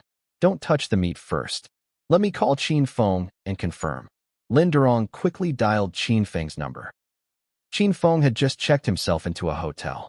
The first thing that he did was to clean his filthy self up. Filling up the bathtub, he allowed the water to gently hit his body, lying down with a satisfied sigh. Then, his communicator rang. Qin Feng reached for it and picked it up with his eyes still closed. As the video connected, Lin Durong saw Qin Feng basking in a rather luxurious pool of lather. In his background, a posh painting laid on a peach wall. Qin Feng. Director. There was a sense of intimacy in his calm gaze. It's me. It was you, right? You just donated 1,000 pounds of beast general meat to the orphanage, right? Where did you get them? Please don't tell me you a waste picker now. Waste pickers were the losers of the community. All they could do in the wilderness was to run away from monsters. The bottom feeders of the lot. They would usually salvage whatever that was left for them. Flesh and parts that others had rejected or discarded. Sometimes, they even had the audacity to loot dead ability users on the battlefield. They lived a scavenger life, living each moment by pure chance. If luck was not with them, they could lose their lives anytime. Come on, director. Don't you worry.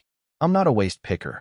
Qin Feng chuckled at the thought, subsequently explaining about the rat tsunami incident to Lin Durong. After all, this was not a classified incident. Anyone could have found out about it. I have awakened myself into an ancient warrior disposition. You know I'm really good at combat, right? I consider myself rather powerful now.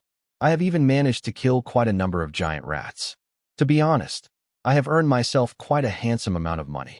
Instead of selling the meat, I have decided to donate all of it to you. That's great. That's great. Qin Feng, it seems my student has made it in life. Come visit us when you are free. Please, don't buy us anything. Hey, director. You know my doors are always open for you. Anything at all, just come to me, eh? Oh yeah, for the beast general meat, don't mix them with other stuff. It's better to turn them into dried meat for the children. I will continue to bring more food for you guys. That's awesome. Thank you so much, from the bottom of our hearts. Director, I will come visit you tomorrow, alright? Tomorrow would be the day where Lin Durong was exploited, a time right before Qin Feng was reborn to this world. Alright, I will wait for you. I want to see how powerful my little Qin Feng has become. Qin Feng chatted with Lin Durong for a few minutes, mostly catching up about old friends and sharing a few laughs before hanging up the call.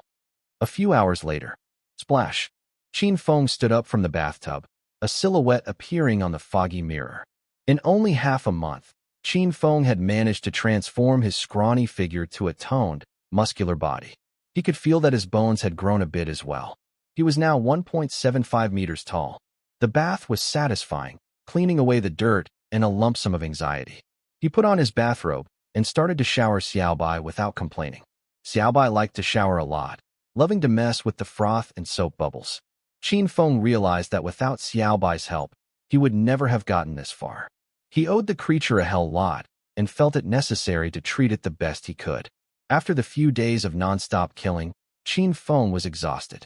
He fell into a deep sleep the moment his skin touched the sheets. As for Xiaobai, it was wide awake. After seeing that Qin Feng was fast asleep, it then summoned a fist-sized energy core in front of it. It was the energy core of the giant rat king. Chomp! Chomp! Xiaobai started to devour the energy core, chomping down on the large sphere. Although the core was almost as large as itself, it managed to swallow it within seconds.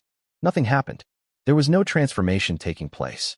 Seeing nothing that piqued its interest, it got bored and sleepy and dozed off as well. On the second day, Qin Feng put on a white t-shirt and jeans and headed to the orphanage. Seeing Xiaobai still soundly sleeping, Qin Feng gently put it in his backpack. Not wanting to leave it in the hotel alone, he was afraid of the prospect of a kidnap. The front yard of the orphanage was devoid of children playing as he entered its gates. Instead, the strong aroma of something cooking wafted in the wind. It turned out the kids were waiting at the dining hall to have a good meal. Kids were always hungry, and these were no exception. They were practically drooling at their seats. Qin Feng, you are here. Come taste this and tell me how good it is. Lin Durong got up and dragged Qin Feng over. At another corner, a large number of teenagers were helping out with the dried meat processing. The fragrance of salt, spices, and meat were simply irresistible. This tastes wonderful. Qin Feng, you can distribute it to the kids. Lin Durong passed the dried meat to Qin Feng and rang the bell. With a mad rush, all the children started to line up in front of him. This is your big brother, Qin Feng. He is here today, bearing gifts. Remember to make him your role model. Work harder, be more diligent, and you can become a hero like him. Understood? Understood. The kids replied at the top of their voices together. As for the teenagers who had seen this for a long time, the speech clearly did little effect. Nonetheless, they still admired him a lot. They, too, secretly wished that they could become like him someday. After distributing the food, Qin Feng finally helped himself to the chow. With full and happy bellies, he took the teenagers for a training lesson. Morning soon gave way to noon. Director, you're heading to the plantation this afternoon, right? Asked Qin Feng. Qin Feng remembered that Lin Durong would visit the plantation to get supply donations for his orphanage on the same day every month. After all, the orphanage was under the care of the Qingbei colony's government. Though the food that was given to him was almost always barely enough, it did at least lessen the burden for him. Yes. Let me go with you then. Great. At that moment, Lin Durong came to the realization that Qin Feng should spend more time training himself instead of wasting his time at the orphanage. Besides, with all things considered, Qin Feng had done enough for the orphanage. The road to the orphanage was a tiny, poorly maintained pothole-ridden pathway. Its surroundings were overgrown with underbrushes, unkempt, and infested with bugs. As cynical as it might have sounded, there was an artistic touch to a young and old man walking on a muddy path with puddles. After walking a short distance, Qin Feng's body was alerted. He somehow had a sensation of imminent danger approaching. Just as he had expected, 3 young men were coming closer. Looking to be in their 20s, they were rather tall and muscular. Tattoos lined their backs, giving off an uncomfortable vibe. Suddenly, Qin Feng and the director could hear footsteps approaching from their backs. At the same time, Lin Durong stopped in his tracks as well. His face started to cringe, and he too could sense that something was amiss. Hee old man. I'm in need of money. Give me everything you have right now. The young man who led the gang of 3 grinned, showing a set of disgusting, half-yellowed teeth. At the same time, he was flashing and flicking around his Swiss Army knife provocatively in his hand. Rage welled from within Qin Feng as he glared at them with cold eyes. Lu Meng. Before his rebirth into this world, this was the person who had killed Lin Durong. Now, he was an S-tier criminal. Having prior knowledge about what was about to take place, Qin Feng actually turned up to protect Lin Durong. Who would have known that Lu Meng would only come looking for Lin Durong after Qin Feng had the asteroid assimilation technique with him? Fate, sometimes, was a funny thing. Young man, I'm just an old man. I don't have much with me, Lin Durong said sternly in a determined manner. Holding the director's position in an orphanage was enough to prove that Lin Durong was too old for combat. In terms of experience, Lin Durong had been through a lot more when compared to Lu Meng, which explained why he was not afraid of the youth's threats. He would never give in to the demands of robbers. You better play nice. You F-king old bastard. You seriously think I didn't hear about a certain someone donating 1 million to the orphanage half a month ago? Give me the money now, shouted Lu Meng, who was growing impatient. This was actually true. Half a month ago, someone rich did indeed donate 1 million to Lin Durong. However, it was Lin Durong himself who had requested the funds. During that time, a large number of children were in dire need of vaccinations. Ever since the first space rift appeared in this world, waves of young children were killed by a mysterious disease. To make matters worse, an antibiotic vaccine did not come cheap. It was upwards of 5,000 yuan for a single injection. 1 million could only pay for 200 children. Fortunately, the orphanage was under the government's care, and for the sake of welfare, Lin Durong was only required to pay half the regular price for each injection. In the end, 400 of his children managed to receive life-saving vaccinations. All 1 million of the donation money had been spent on these injections. Orphanages were institutions that required constant infusions of funds and donations to run well. Though it was under the government's care, a growing number of government officers wished that the orphanage did not exist. I have spent off all the 1 million. Even if I have it, what makes you think that I have it with me right now? Asked Lin Durong with a smile, while secretly getting himself ready for a fight. The 4-3 that followed behind Lu Meng were low-tier lackeys that terrorized the area, extorting money for their head, Lu Meng. Out of fear, most of their victims would eventually succumb to their will. Hence, they were surprised that Lin Durong, an elderly man, was bold enough to go against them. To them, Lin Durong and Qin Feng were just lame ducks, what looked like a quick and easy smash-and-grab job. Let's show them a good time since they refused our kindness. Lu Meng swung his hand, signifying his goons to trash Lin Durong. Beat him up real good. We need to teach him a lesson he won't forget. If he still fails to give me the money tomorrow, we will go to the orphanage and kill each of those children one by one. Lin Durong was filled with anger when he Lu Meng's ruthless banter. With clenched fists, his face had turned beet red, and he was trembling as well. You're nothing but a dumb director of an orphanage. How a low scum like you dare show such arrogance to us is beyond me. Beat him up. A few days ago, the well-heeled financier who had donated to the orphanage made a piece of news out of it. Hoping to take every dishonorable advantage of the weak, they found themselves a business opportunity, planning to take full control of the orphanage. They knew that it was run by mostly volunteers and commoners, and had no problem stepping on their heads. Their ultimate goal was to siphon them off of all the donations they received.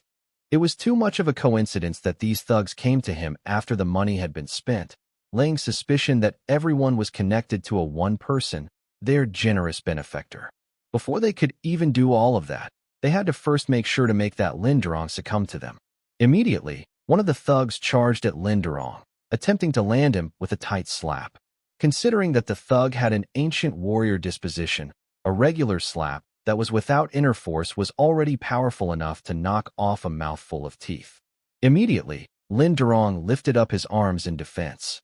He had closed his eyes, waiting for the moment of impact, when a hand suddenly intervened, protecting him from his assailant.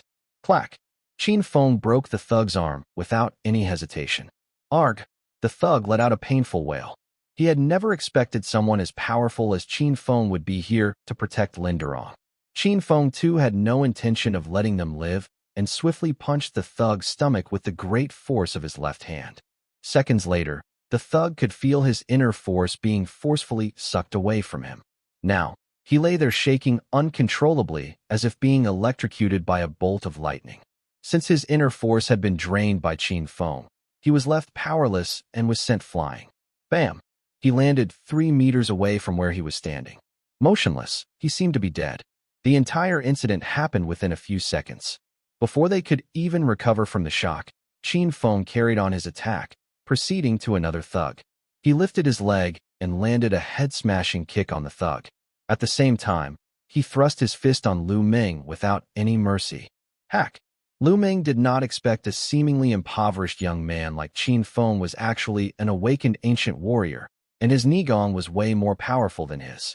Seeing that his followers were killed with only a single hit, he immediately tried to summon his inner force, trying to shield off Qin Feng's furious attack.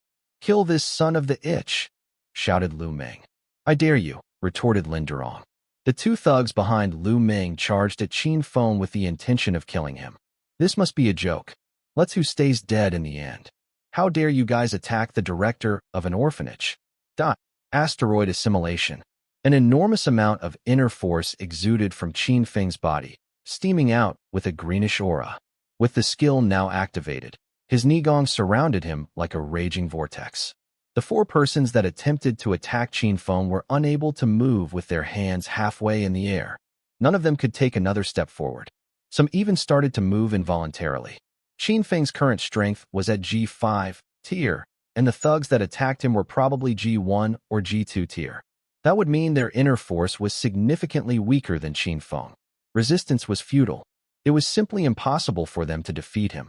Seconds later, they realized their inner force slowly getting drained by Qin Feng. Get lost. When the draining process was completed, Qin Feng released his inner force, sending all four of them flying with a mighty whoosh. As his assailants were being blown away, he saw a dagger flying in the sky. Immediately, he kicked it towards Lu Meng's throat.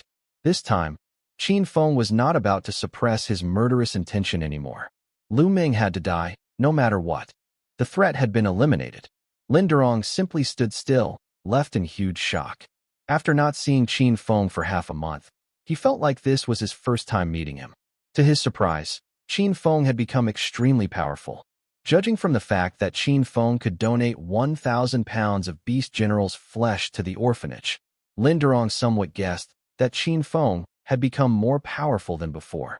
The young ones were slowly becoming more powerful than the older generation.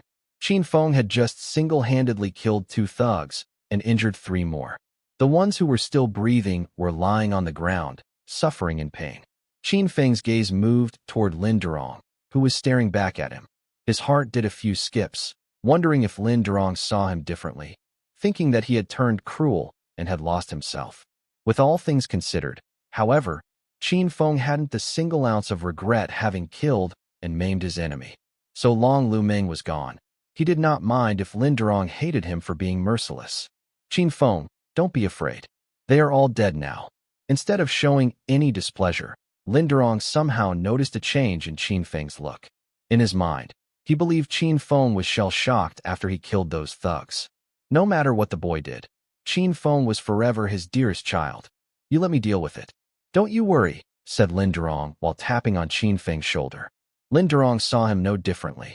He breathed a sigh of relief.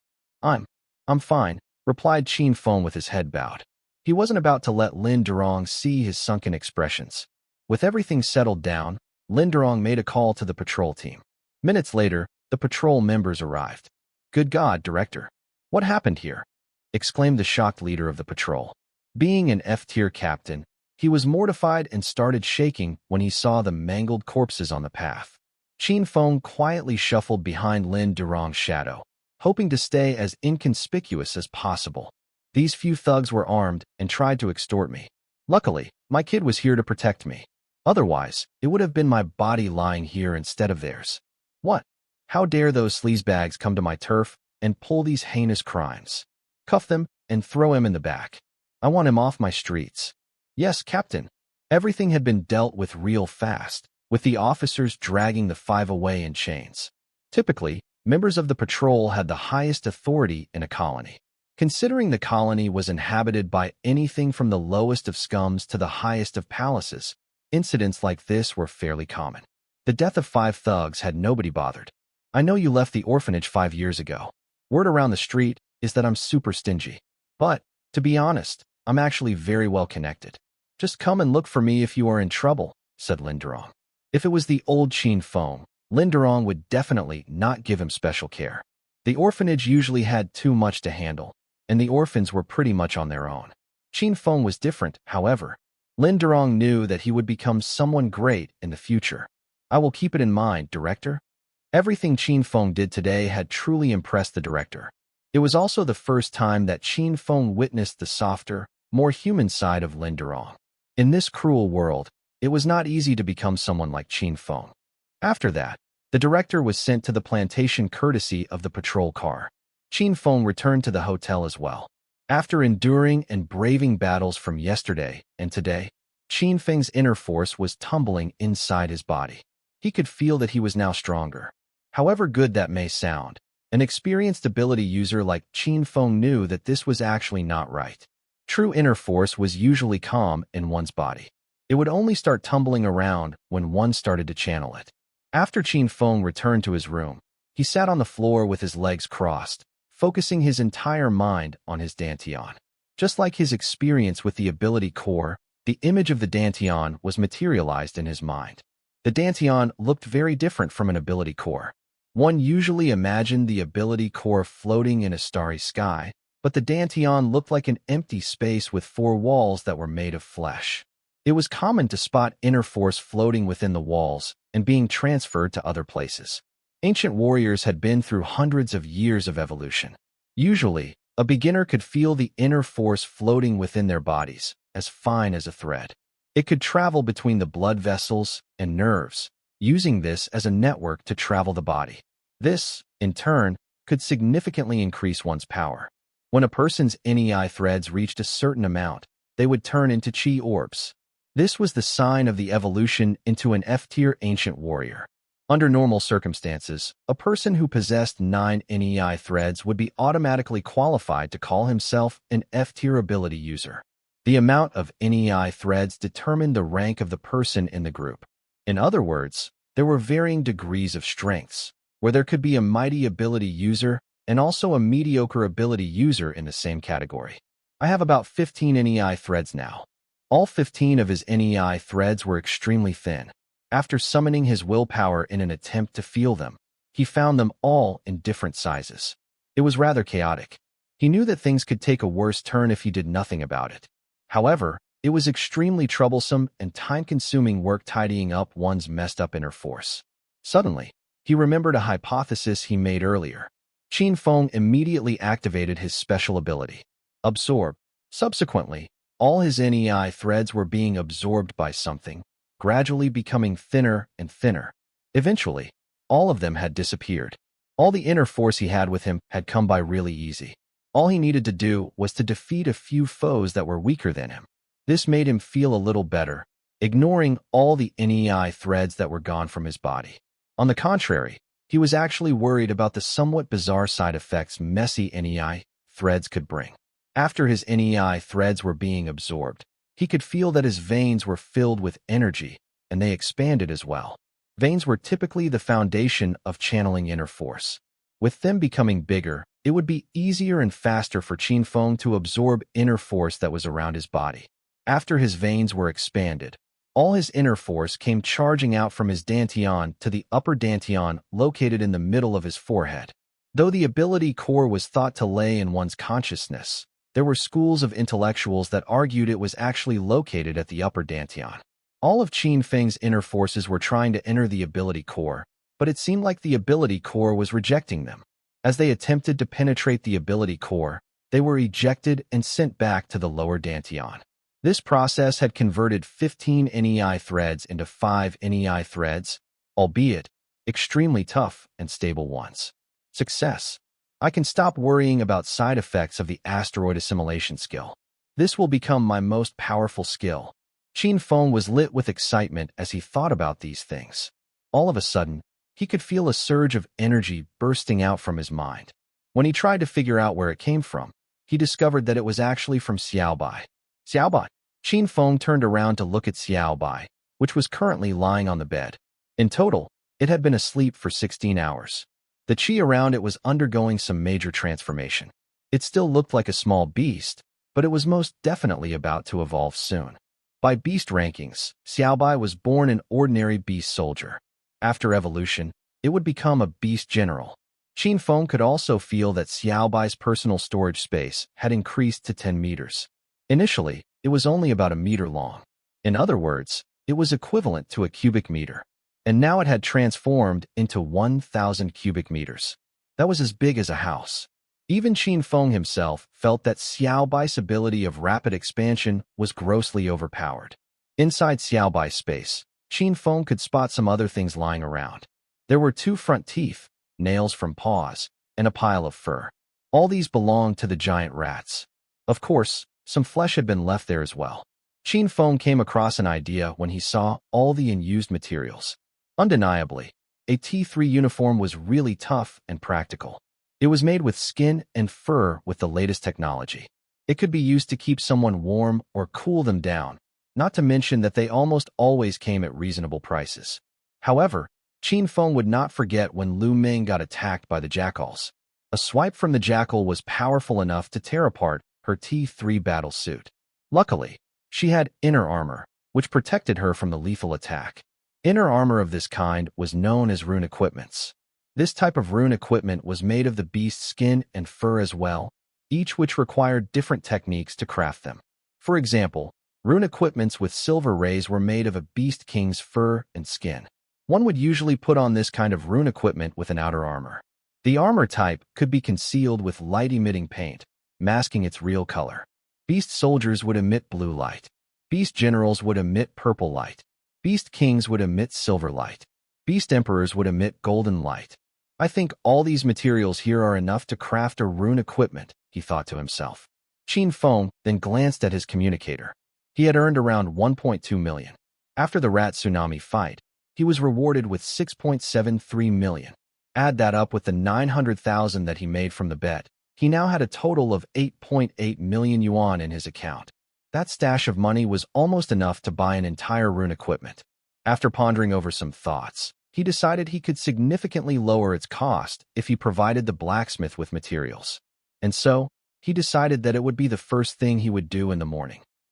The second day, at the center of Qingbei Colony. Half a month ago, Qin Feng had bought a T3 battle suit in this very place. The moment he entered the shop, the staff swiftly approached him. After all, Qin Feng had gone through a huge transformation. This time, he was tightly equipped with a battle suit, no longer the messy urchin that entered his shop half a month ago. Qin Feng realized that the one who welcomed him was the same employee that had sold him the battle suit half a month ago. His name was Sun Yu. "Hi sir, it's you again. How may I be of service?" He was surprised that Sun Yu could still recognize him. I want to craft some equipment, but you'll have to keep it a secret. Do you think you can do it for me?" asked Qin Feng with a raised eyebrow. Crafting a piece of rune equipment was extremely expensive.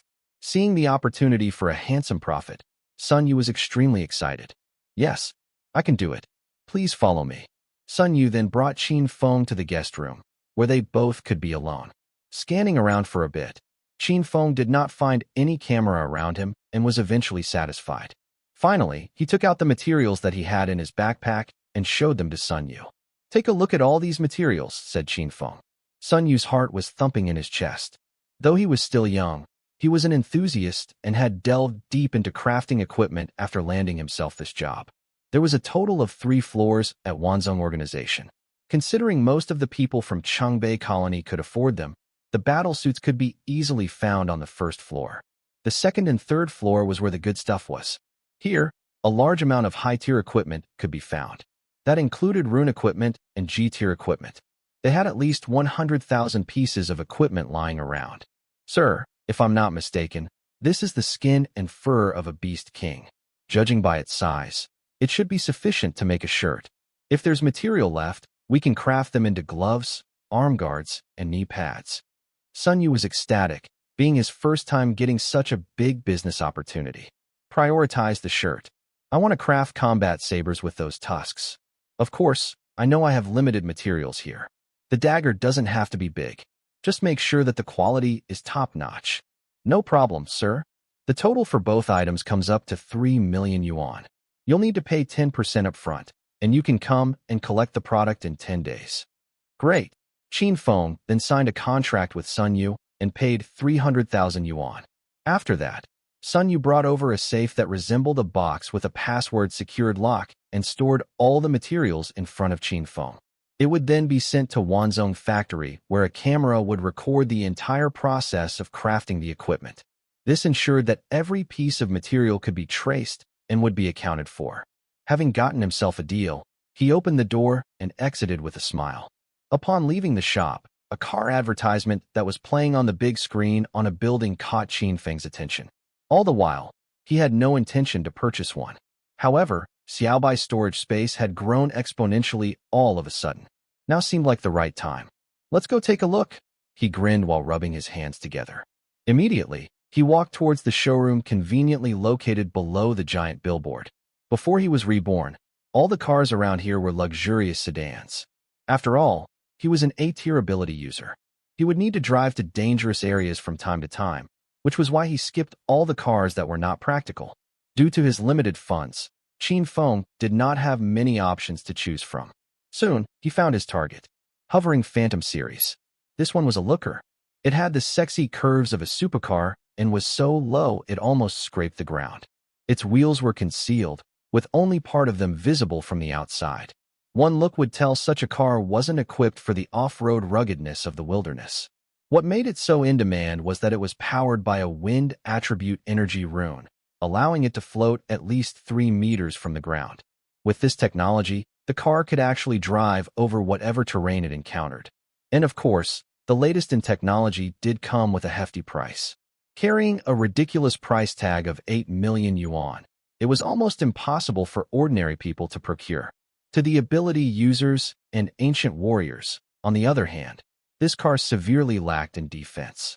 Driving around with it was like a death trap, with little to no protective elements. In other words, it was a dud, something that was brawn over brain. Worse, it was usually driven by rich brats as a status symbol. Qin Feng weighed his options. It wasn't all negative. With the space that Qin Feng had right now, getting a less than stellar vehicle wouldn't be much of a problem. Besides, the hovering Phantom was the cheapest hover car he could find in the market right now. Being the symbol of ultimate luxury, the hover car was coveted and lusted by throngs of people, a very desirable item indeed. One of these was occupied by 2 men, enjoying every last bit of comfort the vehicle had to offer. Guess what, cousin? This car is awesome. I'm going to make damn sure I'll get myself one when I graduate, said the young man at the driver's seat. He even started to imagine the attention that he would get when he drove around with this car. It's really awesome, but it's too damn expensive. 8 freaking million. Luckily, you have acquired the ancient warrior disposition. If not, it would have been impossible for us to get this car. You are right. Hey, I think you've just gotten yourself a chance to get one. I heard Ms. Louis, and you are in the same class. She is the daughter of the richest person in Chungbei Colony. All you need to do is woo her. If you succeed, you can even get yourself a heavy machine. Are you really going to let your girl buy you a car? If it were to be me, I'd be damn embarrassed to even drive it. Keep in mind the word freedom will cease to exist once you rely on her financially. I would rather work hard until I can afford it myself. Inside his heart, he was actually boiling with anger. The thought of wooing Lady Louis had its consequences. Grave consequences that might dictate his future. With that thought in his mind, the hover car suddenly didn't seem so attractive anymore. After what he had been through, he did not dare to venture into the wilderness anymore. At the same time, Qin Feng had his attention glued to the car. He could recognize one of them. He was one of Lu Ming's classmates named Wang Kai. Although he recognized the person, he decided not to greet him, considering they were simply acquaintances. Qin Feng blinked twice before he snapped out of his thoughts and summoned a salesman over. What excellent taste you have, sir. The Phantom Series hover car is our most versatile off-road vehicle. It's compact enough to pass through obstacles with the utmost confidence. Our double-seated model here is the more comfortable one. It features a large rear compartment, and we have even included a small chiller for you to store your loot. Not only that, but the Phantom Series bespoke shell is also tough enough to endure attacks from F-tier beasts. We have incorporated a light-absorbing system that enables the vehicle to recycle used energy, giving it unprecedented range when compared to our competitors. We have even upgraded the regular safety features. Exclusive to our customers, we have incorporated an ultra-powerful signal transmitter for every Phantom grade. It scans for dangerous creatures within a 1,000-mile radius and alerts the driver. Our interactive user interface enables you to see a perfect 3D rendering of the discovered beast. The salesman was well-trained and eloquently spoken, not missing out on a single feature he thought would attract Qin Feng. Though Qin Feng did not have his ability user badge with him, his combat suit was enough to show others that he was someone to be reckoned with. In fact, the main reason why the salesperson was so eager to explain the car was that she saw the energy gun that he carried with him. Besides, he exuded a cold aura, making him more formidable. It would be hard for anyone not to notice it. Just as the salesperson was about to continue her sales pitch, Wang Kai exited the car. With a quick persuasion, she asked Qin Feng, "Sir, you should experience sitting in the car." "All right," Qin Feng nodded. At the same time, Wang Kai looked up and saw Qin Feng. "It's you." Wang Kai glared at Qin Feng with hostility. Initially, Qin Feng had no intention to bother Wang Kai. However, there he was, in between Qin Feng and the car, refusing him entry. "Excuse me," said Qin Feng. "Let you through?" Why should I do that? It's not even your car. I still need more time to experience this ride. Immediately, Wang Kai entered the car again as a sign of defiance. Bam! He slammed the door in Qin Feng's face and raised his eyebrows in scorn. Qin Feng was speechless. Haha. Leave this place if you don't have the money.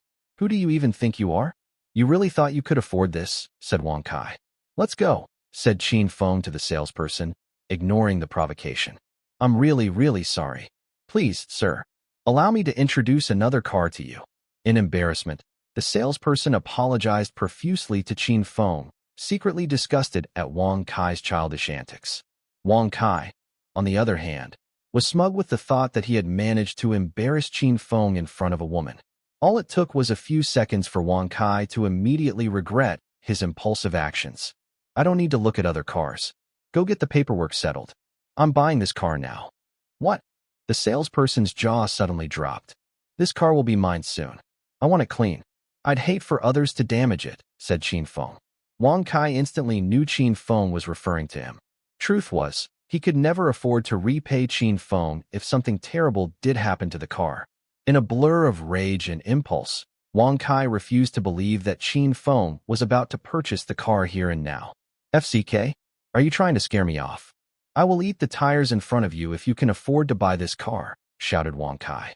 This time, he managed to capture the entire showroom's attention, albeit not the kind of attention that he wanted. Others would be jealous if he was the one who had bought the car. Instead, everyone was now silently tuning in for a drama to unfold before them.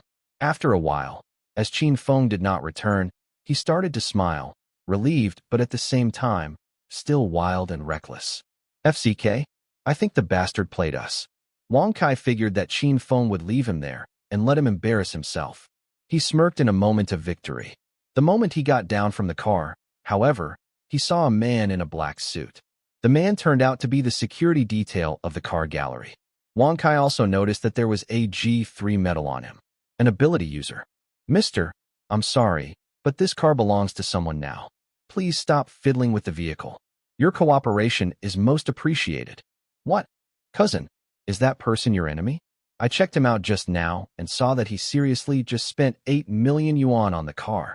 Hoping that his little trick would bear fruit, Wang Kai sent his cousin in pursuit of Qin Feng, seeing if he had really purchased the hover car.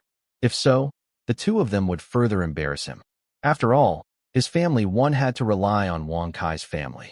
Qin Feng is the one that bought the car, squealed Wang Kai in utter disbelief. Sir, please exit the car, the ability user security guard repeated, this time in a louder and stern manner. Immediately, Wang Kai opened the car door and left the car with his palms sweating. Let's go, he said, hoping for a quick exit. He was not about to wait for Qin Feng to come back to embarrass him. Unfortunately, time wasn't on his side. What? You're going to leave now? How about eating the tires? Asked Qin Feng. Ha! Everyone in the car gallery burst into roars of laughter. Never mind. One will cost at least hundreds of thousands of yuan. It's simply too expensive for you to eat it. Get lost. Wang Kai was left speechless. After he exited the car, Qin Feng did not get into it immediately. Instead, the G3 ability user and a few other staff replaced the seats to new ones. They then cleaned the car thoroughly before they even let Qin Feng enter it. He fired up the hover car once he got in and immediately turned on the hover mode. Its wheels started to morph, taking the shape of rocket thrusters that emitted a pulsing, green glow. Windrune. The Phantom's hovering mode was powered by energy that was stored within it. Most of the cars in Chungbei Colony were not equipped with a hovering mode, managing to capture everyone's attention the moment he fired up its engines. After climbing around 3 meters, it sped off, blowing the hats off everyone, whooshing away from the shop with a mighty gust of wind. That's so cool. Oh god, so that's the combat hover car? That was awesome. Everyone was obviously amused by the car, save for a dejected Wang Kai. His face had darkened to a strange shade of purple, mainly because he assumed Qin Feng had deliberately accelerated right above his head. This was his way of teaching ill-mannered people like Wang Kai. When the hover car had gained speed and altitude, he opened up his backpack, letting Xiaobai jump out. It curiously scanned at its surroundings before jumping to the co-driver's seat. What do you think about this, eh? From today, You don't have to hide inside the bag anymore. Each time when Qin Feng hopped in any giant off-road vehicle, Xiaobai had to hide inside his backpack. To make things worse, the off-road vehicle would travel at high speed. These vehicles would almost certainly be crowded and was a less than pleasurable experience, let alone the tiny Xiaobai that was cramped up in his backpack. With the purchase of the car, it was no longer necessary for Xiaobai to hide inside his backpack. The Phantom featured privacy glass, making it impossible for anyone attempting to look in. All they could see was a solid black. Considering that Xiaobai had only got the chance to catch a glimpse of the world from the window of Qin Feng's room, everything they passed seemed like an incredible discovery to it. The passing scenery soon faded into a blur, causing the little creature's eyes to droop. As quickly as it had intrigued it, it was quickly bored again. Jumping into the next seat, it fell asleep before anyone knew it. Qin Feng could not help but pat it lovingly. Now that I'm in debt, I think I will need to head to the wilderness to earn some quick cash. After spending 8 million to buy the car, Qin Feng was now left with only 500,000 yuan, an amount not nearly enough to pay off the equipment he had ordered earlier. As he drove on, he approached a vast slum.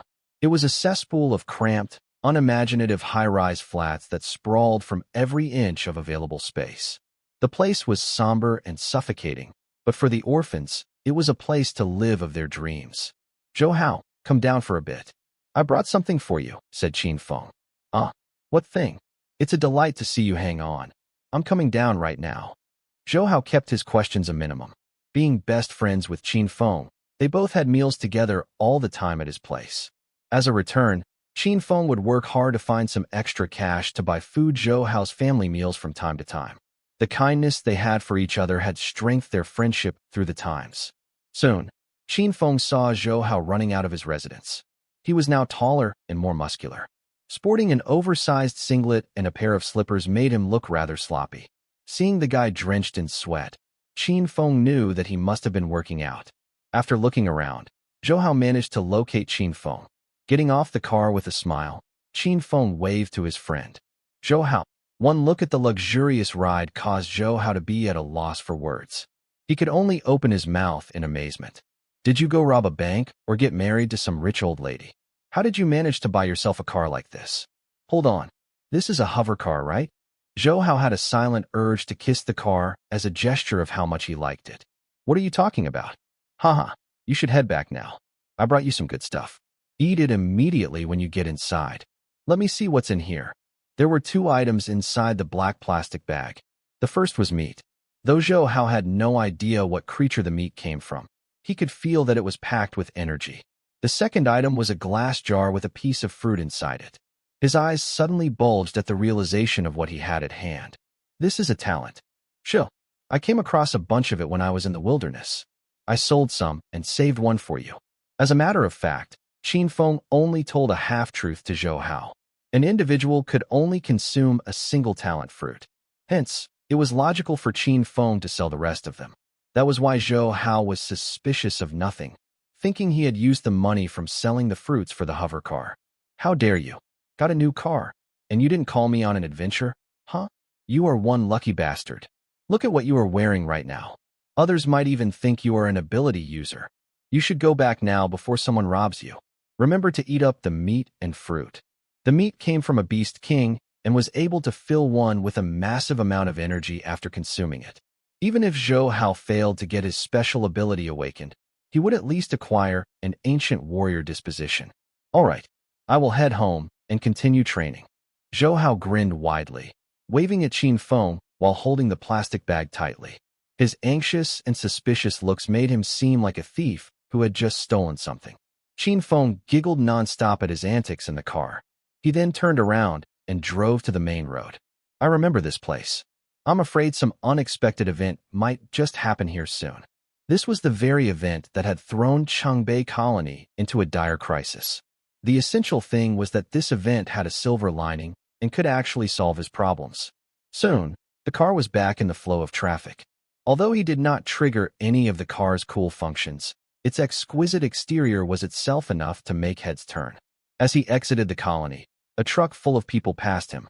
The truck's occupants began teasing whistles. Of course, Qin Feng did not bother to look at them. Soon, He rerouted and was now speeding into the wild wilderness with the Phantom's hovering function activated. It was night, where threats opened their eyes at every nook and cranny. Qin Feng was now at somewhere about 100 kilometers away from Chungbei Colony. This was one of the spots purged by the savage armies. Hence, there would be no powerful beasts attacking Qin Feng. However, there were still some G-tier beasts lying around. During spring and autumn, the military would continue to come here to do their annual purge. He decided to set up camp within the confines of the hovercar. Besides, why put all that luxury to waste? Before Qin Feng settled to sleep, he sprinkled some beast-repellent powder 20 meters away. Waking up the next morning, he found several beasts trying to approach the vehicle, only to be stopped by the beast-repellent barricade. Seeing the opportunity, Qin Feng quickly rounded them up and killed them. With the encouraging results, he set out to look for another rift. After looking around for some time, his efforts were fruitless and to no avail. I'm pretty sure that I'm at the right location. I think the space rift has not happened yet. Examining the clues, I think it should have happened within these 2 days. Qin Feng's current location was somewhat distant from Chungbei Colony. He could only estimate when the space rift was going to happen. By the time the savage armies came to investigate, it should have been long gone by then. The machine only indicated that the space rift would happen this month, and it was perfectly normal that Qin Feng did not know exact details. To his surprise, however, the space rift was about to take place sooner than he expected. It was evening, and the sky was painted in streaks of orange. Without warning, a part of the sky rippled and twisted. Then, Qin Feng's car started to blare out warnings. Dit. Warning. Warning. A space rift is spawning 500 meters away from you. Unknown creatures inbound. Please be careful. Dit. This space rift is less than 10 centimeters wide. Threat level, G. Dit.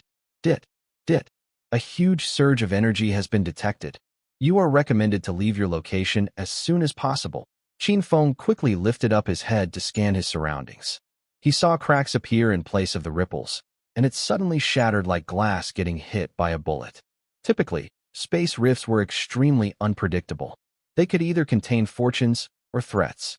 This was the second space rift that he'd encountered since he had been reborn into his world. Qin Feng initially thought that it presented a golden opportunity for him to earn a handsome amount of fortune. Or so he wished. He was wrong. This was a major threat. The sudden appearance of the wormhole caused black lightning to cackle all around it. This space rift was different from the one in the razor-fanged infant incident. This one was spawning very slowly. It would seem that Qin Feng still had enough time to flee from the scene. Swoosh. Suddenly, a meteor streaked through the sky, burning red with charred dark bits flying off it. It left a fascinating flaming trail akin to a comet. Bam! Everything happened in a mighty flash. In a blinding flash, everything around him vaporized and exploded. Qin Feng had no time to react. What more stray any further from his landing spot? Before he could even realize it, the meteor landed only 30 meters away from his hovercar. The tremendous force of the impact was almost powerful enough to overturn Qin Feng's hovercar. Hovering. Immediately, Qin Feng pressed on the button that allowed the car to hover, and it had managed to nullify the powerful shockwave of the meteor. The only thing that he could not avoid was flying stones and debris, raining upon the car like a furious hailstorm. The entire landscape had been terraformed by the meteor's impact. Xiaobai vocalized, extremely agitated. The fur behind its neck all stood up, its flight or fight instinct triggered. Once the rain of sand and stones slowed down, Qin Feng exited his vehicle, deciding to take a good look at the stellar body that had so rudely intruded the calm. This is the Hell Stone. The sight of the stone threw Qin Feng into a shock. The meteor was a black stone that was covered in flames, its black smoke consisting of black runes. The runes were like a virus, where any exposure could turn the person into a zombie. This explains the zombie horde that I encountered some time ago. A catastrophic event had taken place at Chungbei Colony a month ago. Tens of thousands of zombies swarmed the colony at the same time. Though they had all been quickly eliminated, the disease-carrying zombies managed to kill 40% of kids below the age of 16 who had yet to receive awakening serums. The orphanage suffered the most losses during that period. At that time, Linderong was not there. Most of the kids from the orphanage were killed by the virus, clearing out the entire first floor of the orphanage. Amid the tragic event, Qin Feng had managed to successfully flee the colony. Before he left the orphanage, he received a message from the employees, asking for a donation to help them deal with the crisis. It was then that Qin Feng gave all his money, enough to keep him alive for a few days. He soon left the place in a hurry. Still, it did not help much. All the while, Qin Feng paid close attention to this incident. Everything that was reported about the orphanage did not match what he witnessed. At first, Qin Feng thought the catastrophic event was caused by the black runes that had escaped the space rift. He had never thought that a Hellstone was the cause of everything. Hellstones were considered S-tier special ability items. One might wonder what horrors this stone was capable of bringing. A wild boar had been killed when the stone hit the ground. Instead of staying dead, the swine stood on all fours and let out a long roar. Its enormous body was surrounded by a black aura, and its originally yellow skin had turned gray. It soon started to shed, displaying all the boar's muscles. The weirdest part was, not a single drop of blood had come out from it. Its eyes had now turned red as if possessed by an evil spirit. Zombification. Qin Feng got down from his car without a second thought. It was a well-known fact that killing a zombified creature was extremely difficult. Qin Feng had to land a shot on its head to get a confirmed kill. If Qin Feng came into contact with the beast, there was a high chance that he might turn into a zombie. ZAP. The energy gun penetrated the wild boar's head with a long, blue beam. At the same time, the black runes changed direction and were headed towards Qin Feng. Unbeknownst to him, it was actually impossible for him to turn into a zombie because he was a dark ability user. Since all of these are black runes, I wonder if it's possible for me to absorb them all. Qin Feng's primary purpose in coming here was to kill all the dark creatures. He had never thought that the truth could have been so terrifying. Now, panic was setting in. He braced himself and walked toward the dark runes. G. Xiaobai moving around in the hovercar. Nonetheless, it refrained from calling Qin Feng back because it somehow knew that the dark runes were going to benefit him. Xiaobai might appear to be a small creature, but it was, after all, the child of a high-tier beast and inherited the memory of its parents. Right now, however, it only had its instincts to rely on. Absorb. Qin Feng's special ability core was activated. All the dark runes hundreds of meters away were drawn to Qin Feng like a long streaming dragon. In his mind, he could feel a huge amount currently entering his consciousness and landing on his diamond ability core. Surprisingly, all these runes had only occupied one small spot of it. 10,000 dark runes. He had not expected to have absorbed so many in one go. The power of these dark runes could be compared to a D-tier weapon. When Qin Feng looked up to the sky and discovered that it had been colored black by the Hellstone. Dark, ominous clouds were everywhere. It seemed like something huge was about to hit the ground.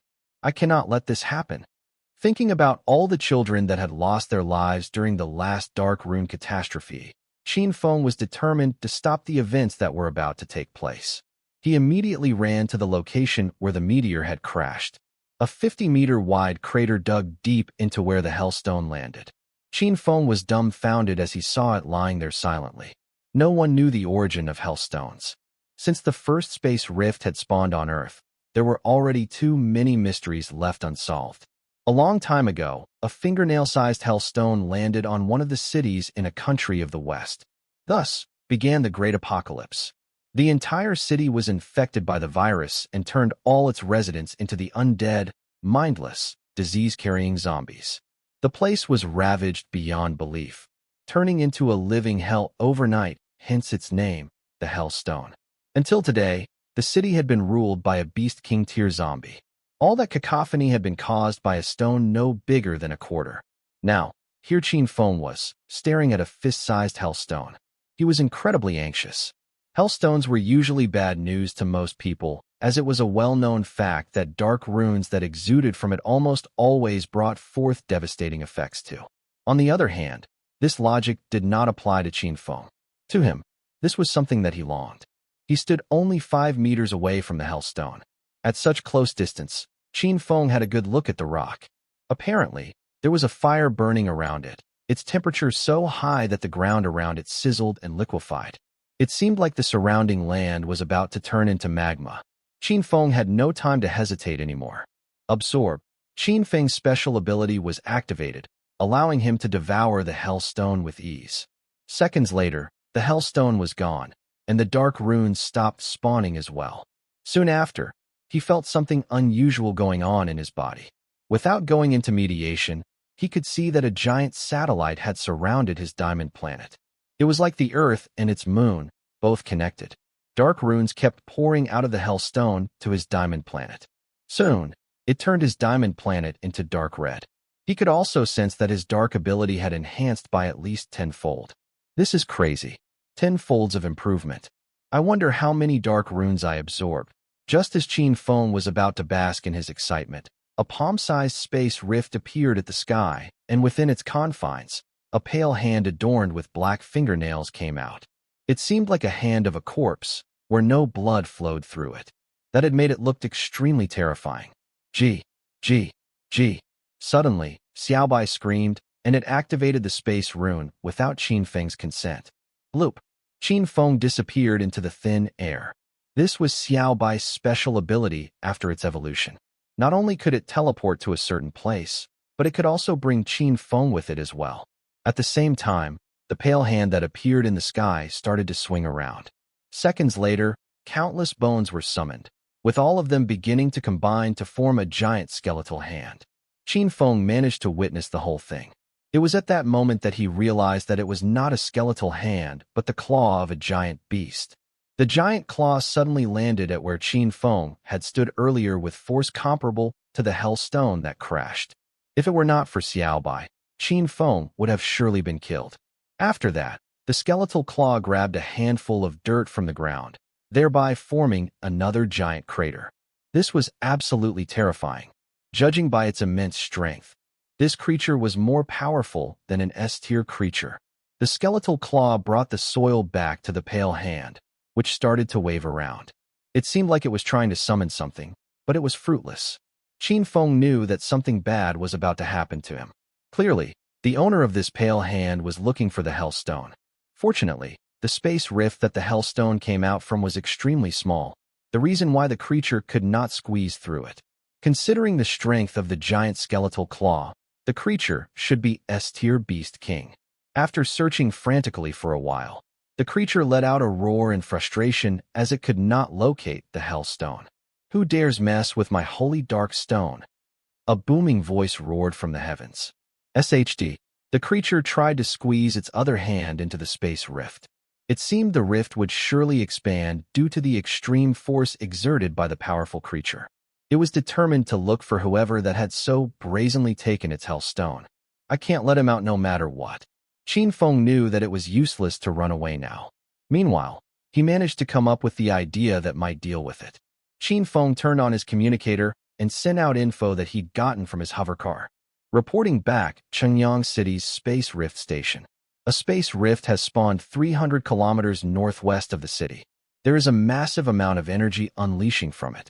An unknown creature is attempting to escape the rift. There's a high chance that it is an S-tier creature. Please send assistance to seal the space rift. After the first space rift spawn on Earth, humans began to work tirelessly to come up with a machine called a space stabilizing device. Usually, space rifts would disappear after some time. The space stabilizing device was used to speed up this closing process. Qin Feng hoped the cavalry would get to him sooner than later, which was why he'd reported to Qingyang City instead of Chambay Colony. However, they would need still some time to verify the situation. He was nervous, unsure if they would be able to close the rift in time. Presently, the creature was still attempting to enlarge the wormhole. Chirp, chirp, chirp. Xiaobai jumped up and teleported 30 meters above the ground. Xiaobai, what are you doing? Shouted Qin Feng. Xiaobai ignored Qin Feng and teleported once more. This time it appeared at 60 meters above the ground. It then teleported again. After 3 teleportation jumps, Xiaobai was extremely close to the space rift. Be careful. Qin Feng's heart skipped a beat. Xiaobai then trampled on the skeletal claw. To the giant creature, Xiaobai was just a puny creature, no more significant than an ant. With a swift move, Xiaobai jumped mid-air, turned its tail to silver, and swiped on the creature's hand with a ring on it. Seconds later, the space rift was forced to be sealed away, and Qin Feng could hear an agonizing wail that faded gradually. Swoosh! Without its power source, the giant skeletal hand shattered into pieces and fell from the sky. Thankfully, Xiaobai managed to teleport away in the nick of time. Finally, Qin Feng could let out a sigh of relief. All the pressure that he had on him earlier was now lifted. It was then that Qin Feng's communicator vibrated. "Mr. Qin, thank you for your report. We have detected that the space rift is now gone. However, there is still danger around you. We will now launch a space rune to stabilize the area. We deeply thank you for your contributions to humanity. 10,000 yuan has been credited to your account as a reward." After that, Qin Feng could see a silver ray penetrating the sky through a few cracks. There were tiny patches of holes even though Xiaobai had closed off the space rift for the most part. The silver ray was like an eraser, wiping off the cracks. After a long while, the threat was finally neutralized.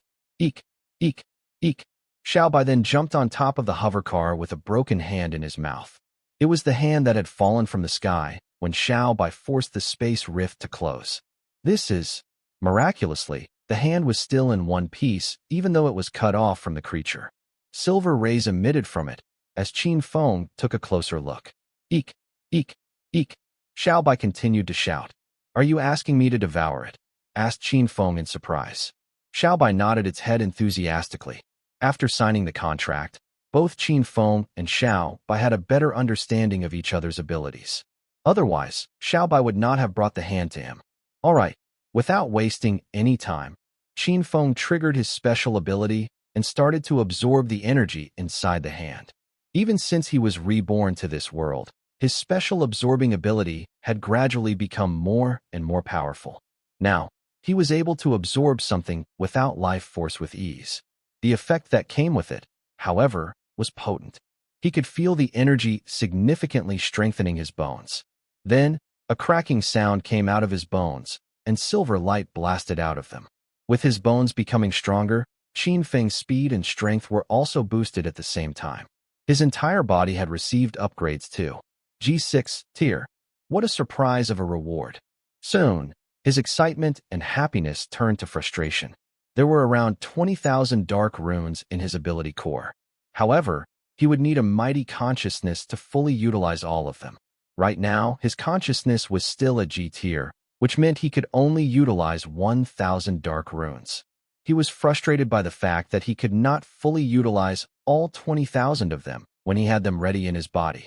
Never mind. Right now, I'm an ability user and an ancient warrior. I will try my best not to use my special ability all the time. Qin Feng was stressed as he changed the way he thought. After that, he spent more time at the location to hunt more ultra beasts for himself. Though he had absorbed the entire Hellstone, there were still dark runes scattered which had corrupted some ultra beasts nearby. These mutated creatures were far stronger than their ordinary counterparts. To make matters worse, the virus would infect their prey once they were killed. To restore the balance, Qin Feng had decided that he would finish up his good deed, eliminating the plague-bearing monsters. Within the thick foliage of the jungle, Qin Feng was going after a gray monkey. All its skin and fur had fallen off, and it looked like a decaying corpse. Seemingly, it bore resemblance to a long-tailed macaque. Usually, the species swung from branch to branch at high speed and could do whatever they wanted in the wilderness. After the primate was hit by the dark runes, its body started to rot. This, however, did not affect its speed at all. Die! Qin Feng knew that he was never going to catch up to the speeding monkey. He had to figure out another way to kill it. In an attempt to slow it down, he launched a black ray at it. A hint of red light was embedded within the black ray. It was formed by runes chosen by Qin Feng that were from his ability core. Soon, the black ray caught up with the monkey. Screech, screech, screech. The black ray burned its soul, causing it to tumble from the tree. Rolling on the ground in immense pain, hellfire soon engulfed half of its body. By that time, Qin Feng had caught up to it as well. Without thinking twice, he took out a dagger and beheaded the monkey with one swipe. This is one tough opponent. Qin Feng let out a sigh. All the parts on the long-tailed monkey were rendered useless after it was zombified. The only thing that he could salvage was its brain. An energy core grew on its head after its transformation. serving as the energy source of the undead creature. Usually, it was rare to find an energy core in a beast soldier. One had to hunt down a beast general to secure the slightest chance of acquiring an energy core. However, this one was less valuable and could only be sold for 10,000. As of now, Qin Feng had 300 of it, enough to pay off the equipment that he had asked someone to craft earlier. I should go back now. Qin Feng had stayed in the wilderness for a total of 9 days. He was supposed to go and get his equipment in a day. Dit. Qin Feng's communicator vibrated. His eyes grew wide open in surprise when he saw the person calling. It was Chun Ming. A long time had passed since Qin Feng talked to Chun Ming ever since they graduated. Perhaps he felt guilty or embarrassed that he left Qin Feng alone when the space rift appeared before them. That was why he never contacted Qin Feng, until now. Qin Feng, we have a class reunion tomorrow. Remember to join us, all right? Class reunion? That was new. In his past life, Qin Feng had never attended an event like this. What made you think of organizing a class reunion? Quizzed Qin Feng. Everyone will be dispersing to different places soon. It's a good time for us to gather and have some fun. And I also heard someone in our class had her special ability awakened. It's Zhao Yuan. Qin Feng frowned. Of course, he knew that Zhao Yuan was now an ability user. Due to her lack of talent, she became a plant-type ability user. That meant no one would field her in the battlefield. At most, she could only become a manager at a plantation. Will Zhao Yuan be paying for our meal? I don't think so. Are you worried about going Dutch? The meal is not going to cost much, anyway. I can cover your share. Qin Feng felt that somehow, something didn't seem right. There's no need for that. Just give me the time and location. I will be there tomorrow. The reunion party will be held at Jinyuan Hotel, right beside our school. Room 109. Time is at 8 p.m. Don't be late. After that, Chun Ming hung up the call casually. After giving it some thought, Qin Feng turned on his communicator. As his class had created a chat group, he discovered that some of them had received their awakening potions, and they were about to serve in other places. Once they became an ability user or an ancient warrior, they could either hunt ultra beasts in the wilderness or join the mercenary team. As for those who did not awaken as an ability user, they would have to stay put at the colony and fear for their lives every single day. Opening the chat group, Qin Feng keyed in Chun Ming's name and found that he had become extra active a week ago. He was continually asking about who had their ability awakened. He even went the extra mile by joining other groups to ask the question, could it be that the experimental group is on the move again? Even since Qin Feng was reborn, he did not let the group capture him again. He was wondering if they had caught some other ability users. No matter what, Qin Feng would not let them get what they wanted.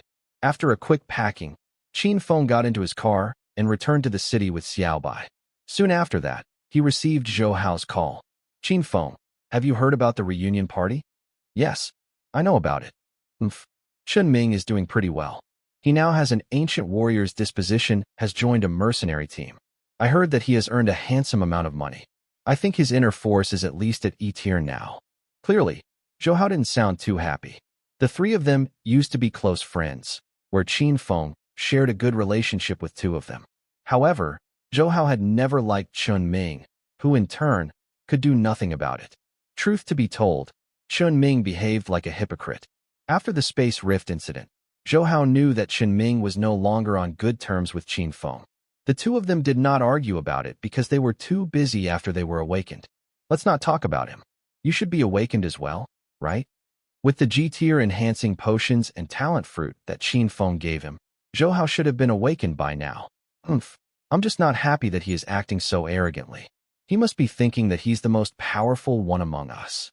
I could have hunted in the wilderness if I hadn't enrolled in the advanced academy, said Zhou Hao, obviously agitated. Let's not think about him. I will go and pick you up tomorrow, and we will go to the hotel together. Whoa, Qin Feng, you're going to drive your hover car to pick me up? What do you say about letting me have a go in it? Do as you wish. After chatting for a while, they eventually hung up the call. 25 days had passed since the beginning of the month, but it seemed like Zhou Hao had not awakened yet. If that was indeed the case, Qin Feng would have to make Zhou Hao enroll in the Martial Art Academy. Though the Martial Arts Academy was actually a school, the students were actually given the freedom to arrange their own classes. They could even take the test early if they wanted to. After all, Everyone progressed at different rates. There was a caveat to all of that. There was no such thing as retaking the exam in the academy. Once Qin Feng passed the first semester's test, could he start to think of how he was going to fully utilize his time? It was the next morning. Qin Feng woke up, seeing Xiaobai still soundly asleep on the pillow. He now wondered if he should get his own personal home. Although it was true that a motel was a convenient place to stay, it was simply too small. It was getting harder for Xiaobai to move around freely. Besides, each motel he checked into had their own set of characteristics. Suddenly, he felt like a gypsy, or perhaps a nomad. After spending the entire morning training, he looked at his watch, realizing it was time for him to pick up Zhou Hao. Xiaobai, let's go. Qin Feng then opened up his backpack, and the very excited Xiaobai jumped into it. When he was done checking out from the motel, he drove over to Wanzhong equipment shop. Little Sun was waiting for him outside. The moment he saw Qin Feng, he quickly approached the hover car. Mr. Qin, you are finally here. Your order is ready. Please follow me. Hold on. There's no need to rush. Before that, I'd like to sell something. Immediately, Qin Feng took out the energy cores that he collected. A single energy core was the size of a fingernail. With 300 of them in one bunch, they looked like an impressive collection of rare marbles. Little Sun's jaw dropped at the sight of the precious relics. For the second time, he had struck another big deal.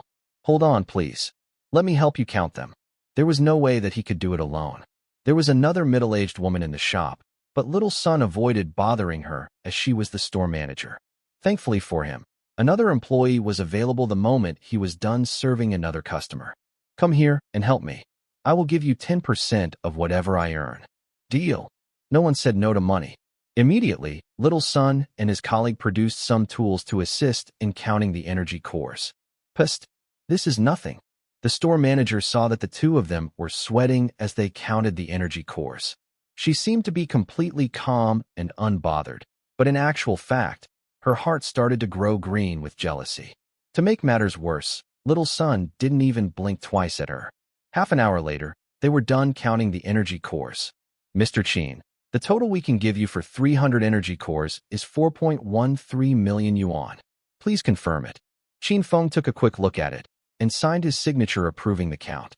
The shop could either sell the cores or even turn them into something else after buying them from Qin Feng. No matter what, this was still a great yield to them. Credits to Little Sun, of course, who made the deal possible. You can deduct the remaining cost of my equipment from here. Qin Feng proposed. Okay. I will give you 1.43 million yuan then. Please examine the equipment and inform me if there's anything you're not happy about. The two of them then entered a private room where Little Sun took out a box that contained Qin Feng's equipment. Qin Feng took a good look at it, discovering a shirt made of runes, a wrist guard, and one saber. Both the shirt and wrist guard were in a cool jet black. This was not the original color of the giant rat's skin. It had been dyed black during the crafting process. However, there was an irremovable silver glaze on top of it. The Verdant Emperor saber was the pinnacle of equipment made out of Beast King tier materials. Wasting no time, Qin Feng took off his jacket and put on his new shirt. It was a tight fit, but he was comfortable enough. It even nullified the sweltering heat of the summer.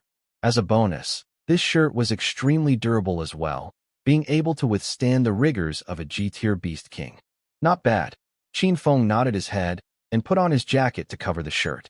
As for the two wrist guards, he had decided not to put it on to avoid catching the unnecessary attention of the public. The saber is inspired by period designs from the Tang dynasty.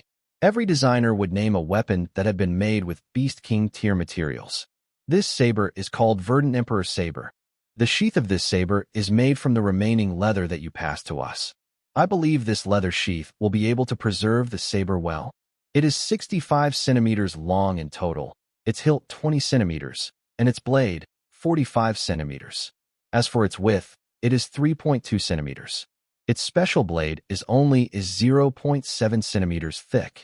This saber is rated as a G5 Silver Ray rune weapon, powerful enough to ignore the defense of any G-tier Ultra Beast skin. It can even be used to hunt down F-tier Ultra Beasts. This weapon can also be equipped with F-tier rune. When Qin Feng held the sheath with the saber in it, he could barely feel its contents. The sheath had been hardened. The sword was just the right size as well, considering the limited amount of materials that Qin Feng had given them. He then slowly drew the saber, and a sparkling silver ray shone right into his eyes. However, the blade itself was not silver in color. In fact, the blade did not even reflect light, as it was made of an ultra-beast's bones, teeth, and claws. That explained its bone-white hue. Usually, one could choose special dyes to paint the weapon into different shades, but Qin Feng did not place any special requests. After close examination, the blade turned out to be green in color. Its name, the Verdant Emperor blade, made perfect sense now. From the outside, it may look extremely fragile. When one wielded it, however, the person would instantly know that the blade was practically indestructible. Very good. I'm happy with it. Qin Feng nodded his head and let out a contented sigh.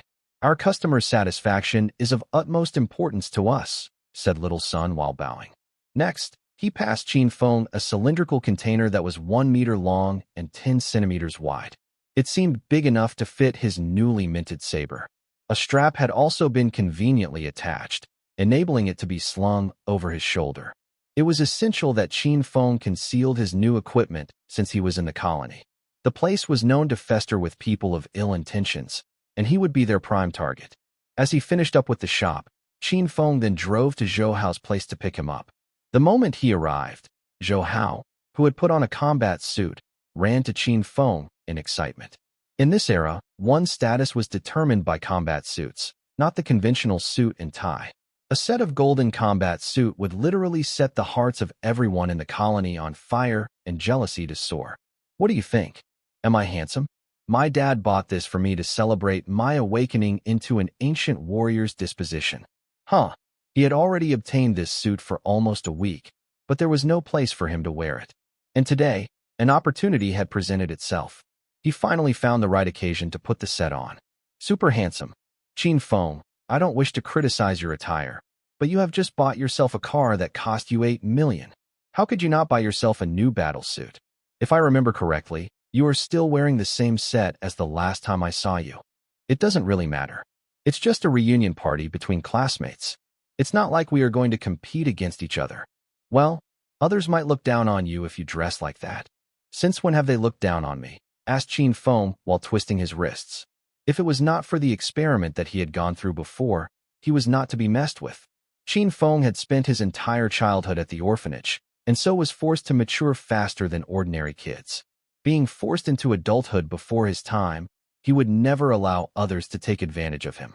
In the intermediate academy, his results were the best amongst his peers, where he would place first in combat class every year. This was mostly because his physique was better than most of the students who were scrawny and malnourished. As a result, he was feared by many. His potential was limitless and stood to have the brightest of futures, although he came from a poor background. You are right. The battle suit you're wearing today doesn't live up to this hovercar. Quick, quick, quick. Allow me to drive. Zhou Hao could not wait for Qin Feng to move to the passenger seat. He could finally fulfill his long-awaited dream of driving this revered hovercar. Surprisingly, Qin Feng was not annoyed by his friend's irritating antics. Instead, he quickly moved to the next seat and placed his backpack on his thighs. Eek, eek. Xiaobai squirmed around in the backpack until it found a comfortable spot to stay still. Qin Feng tapped his backpack lightly, reminding Xiaobai not to reveal itself to others. The car was then switched to hover mode. There was still some time left before the reunion, so the overjoyed Zhou Hao flew the hovercar across 2 streets before finally landing the car on the road. I can't wait to see the looks on their faces when they see me driving in, said Zhou Hao. Zhou Hao was really worried about the car's energy consumption. He had heard horror stories that a single drive would typically cost hundreds of thousands of yuan. It was true that the car was perfect, but it simply required too much money to keep it running. So after having great fun with the car, he proudly flew it in the direction of the Zhengyuan Hotel. In actual fact, the hotel was not that big. It was just perfect for a reunion party like that. At most, everyone would only need to pay 100 yuan. Back when he was still living in the orphanage, it took 3 days of back-breaking labor to earn 100 yuan. That explained why Chen Ming had mocked Qin Feng while they were talking on the phone. The moment Qin Feng and Zhou Hao got down from the car, a girl called out for them. Did I see that right? Zhou Hao, is that your car? The girl was reasonably pretty, She looked somewhat familiar, but Qin Feng had forgotten her name. After all, he had left Chengyang Colony for many years now. Surely, he would not remember any of them unless they kept in touch with him. Of course not. It's Zhou Hao wanted to tell her that the hover car belonged to Qin Feng, but instead, Qin Feng signaled him with his eyes to stop him from telling the truth. Immediately, he changed his story. It belongs to my friend. Good, right? Your friend must be really powerful and rich. You must both share a strong relationship since he is willing to lend you such an expensive car, said the girl who was visibly shocked. Knowing a friend of such stature usually provided useful aid when in hard times. The girl would surely faint if she knew the friend Zhou Hao mentioned was actually Qin Feng. After exiting the car, the three of them walked into the hotel. Most of their old classmates were present. In the intermediate academy, 30 students were in the graduating class of 16-year-olds. There was a two-tabled private room as well, indicating obvious segregation. Within the room, Zhao Yuanyuan and Chun Ming were in the limelight, both busy receiving congratulatory praises for having their abilities awakened. One of them already a member of a mercenary team and was rumored to have earned 50,000 yuan this month alone. In the eyes of these fresh graduates who had only just stepped out into the world, 50,000 yuan was an unobtainable amount. They were accustomed to being supported by their parents. To some of the less wealthy students, 50,000 yuan was 5 years' worth of their parents' salary. Cheng Ming had earned the entire sum in all but a month. Now, who wouldn't have envied that? Zhou Hao, Qin Feng, you're here. Chun Ming called out to them, waving, but as his friends drew closer, his brows creased. Zhou Hao was equipped with a combat suit. Zhou Hao, your combat suit looks real good. Has your ability been awakened? Chun Ming asked. Oh no, but no worries there. Ancient dispositions are easily awakened. I have been training hard recently, but I haven't done as well as you have, Chun Ming. Zhou Hao sighed, unsmiling. No. I'm doing whatever I'm doing just to get by. You know what it's like for orphans like us. Chun Ming simply smiled. He knew that Zhou Hao's father worked at the training center. Zhou Hao had also only awakened for a month. He probably still lacked aptitude. There was no need to worry. Those thoughts put Chun Ming's mind at ease, and subsequently, his brows relaxed as he turned his attention to Qin Feng. When he saw that his friend was dressed in the familiar faded jeans and a white t-shirt, his delight and pleasure were apparent. In school, he had always come second to Qin Feng, and Chun Ming had to pretend to be friendly despite having no intention of doing so. He only did it so he could covertly learn Zhou Hao and Qin Feng's secrets, hoping to undermine and beat them. Qin Feng, what have you been up to? I haven't seen you around lately. Did you get yourself a job? Chun Ming could not help but feel smug as he posed the question. A job? Our awakening period hasn't even come yet. Is this the right time to talk about these things? Qin Feng answered lightly. Sometimes, you never know who gets the last laugh, answered Qin Feng. Qin Feng, come over here. A voice called out. Chun Ming froze. Qin Feng turned around and saw that it was Xiao Jing. She had taken the entire day off so she could attend the reunion. Being a garrison soldier now, she could not simply leave her post, but when she thought of Qin Feng attending the event, she felt the need to come. Xiao Jing never told anyone about her posting in the garrison. On the other table in the private room, Chun Ming and Zhao Yuanyuan were laughing and chatting away. Those who sat at the table were all from wealthy families. Even if their abilities or ancient disposition were not awakened, they could easily become gunners because of their influence. Of course, these upper-class families were never fans of combat and would usually start a business in the colony. Without much trouble too, Qin Feng followed Xiao Jing to the other table.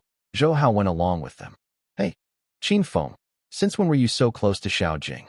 But then again, although she's not the prettiest around, I'm sure she'll make an excellent wife and mother.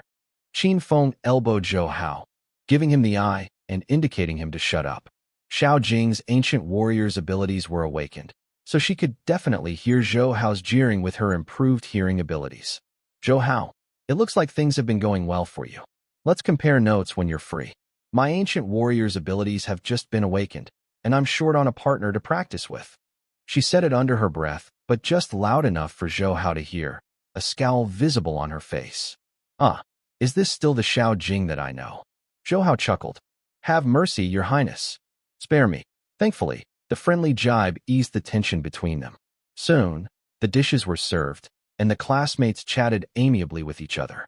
Yet to be burdened by livelihood, everyone in the room was carefree and mostly at ease. Their utopia, however, was soon to be very rudely disrupted. Boom! A deafening explosion shook the entire hotel, its massive shockwave throwing tables into the air while hurling dishes and food all over the floor. The chandelier hanging on the ceiling fell and shattered into a million pieces together with the broken crockery. But that was not the most frightening part yet. The private room the reunion was held in was on the first floor. So, when the explosion happened, the wall facing the road blew out, crumbling and exposing the room to the streets outside with a gaping hole. Ah!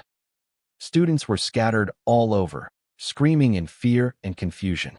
Unfortunately, their terrified shrieks were met with peals of laughter from unknown assailants, followed by another deafening rattle of machine guns firing. Take cover. All of you. Get down on your hands and knees. Hurry, Xiao Jing shouted as she pulled out the mechanical weapon in her bag. Even though she did not have an energy gun, the machine should be enough. Bang, bang, bang. Xiao Jing began to counterattack, but was quickly overwhelmed by the enemy. Qin Feng responded instinctively.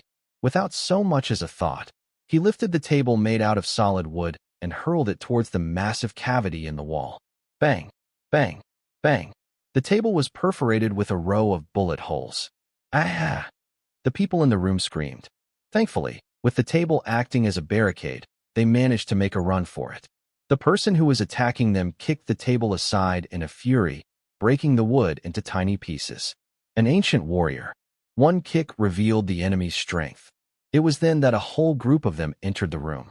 They were all clad in black from head to toe, and the masks they had on their faces had a white spider printed on it. Black Spider, the anti-human group. Finally, everyone in the room understood the reason behind all the commotion. Arg, I don't want to die. Help me. Help. Everyone was screaming hysterically. Amid the chaos, a few lucky ones managed to run out of the door. Those who too far away from the exit could only crouch with their hands over their heads or lie flat on the floor to avoid getting shot. Some students had already been hit and were screaming as they fell through the stairs. The gruesome situation turned Qin Feng extremely furious, fists clenched, and digging his nails into his palms. He took out the scroll holder from behind him and drew his verdant emperor saber. Xiao Jing, on the other hand, had only just awakened, and shooting was not her strength. The firearm in her hand smashed to pieces. How dare you return fire? You even brought a gun? FCK? What a waste of my time, growled one of the gunmen. One of the Black Spider guys looked around and ordered, take away all the girls and kill all the boys. I'd love to hear from you. Thanks so much for watching. Did you enjoy this video? If you did, make sure to hit that notification bell so you never miss an update. And don't forget to subscribe and give this video a big thumbs up. Your support means the world to me, and I can't wait to see you in the next one. Thank you.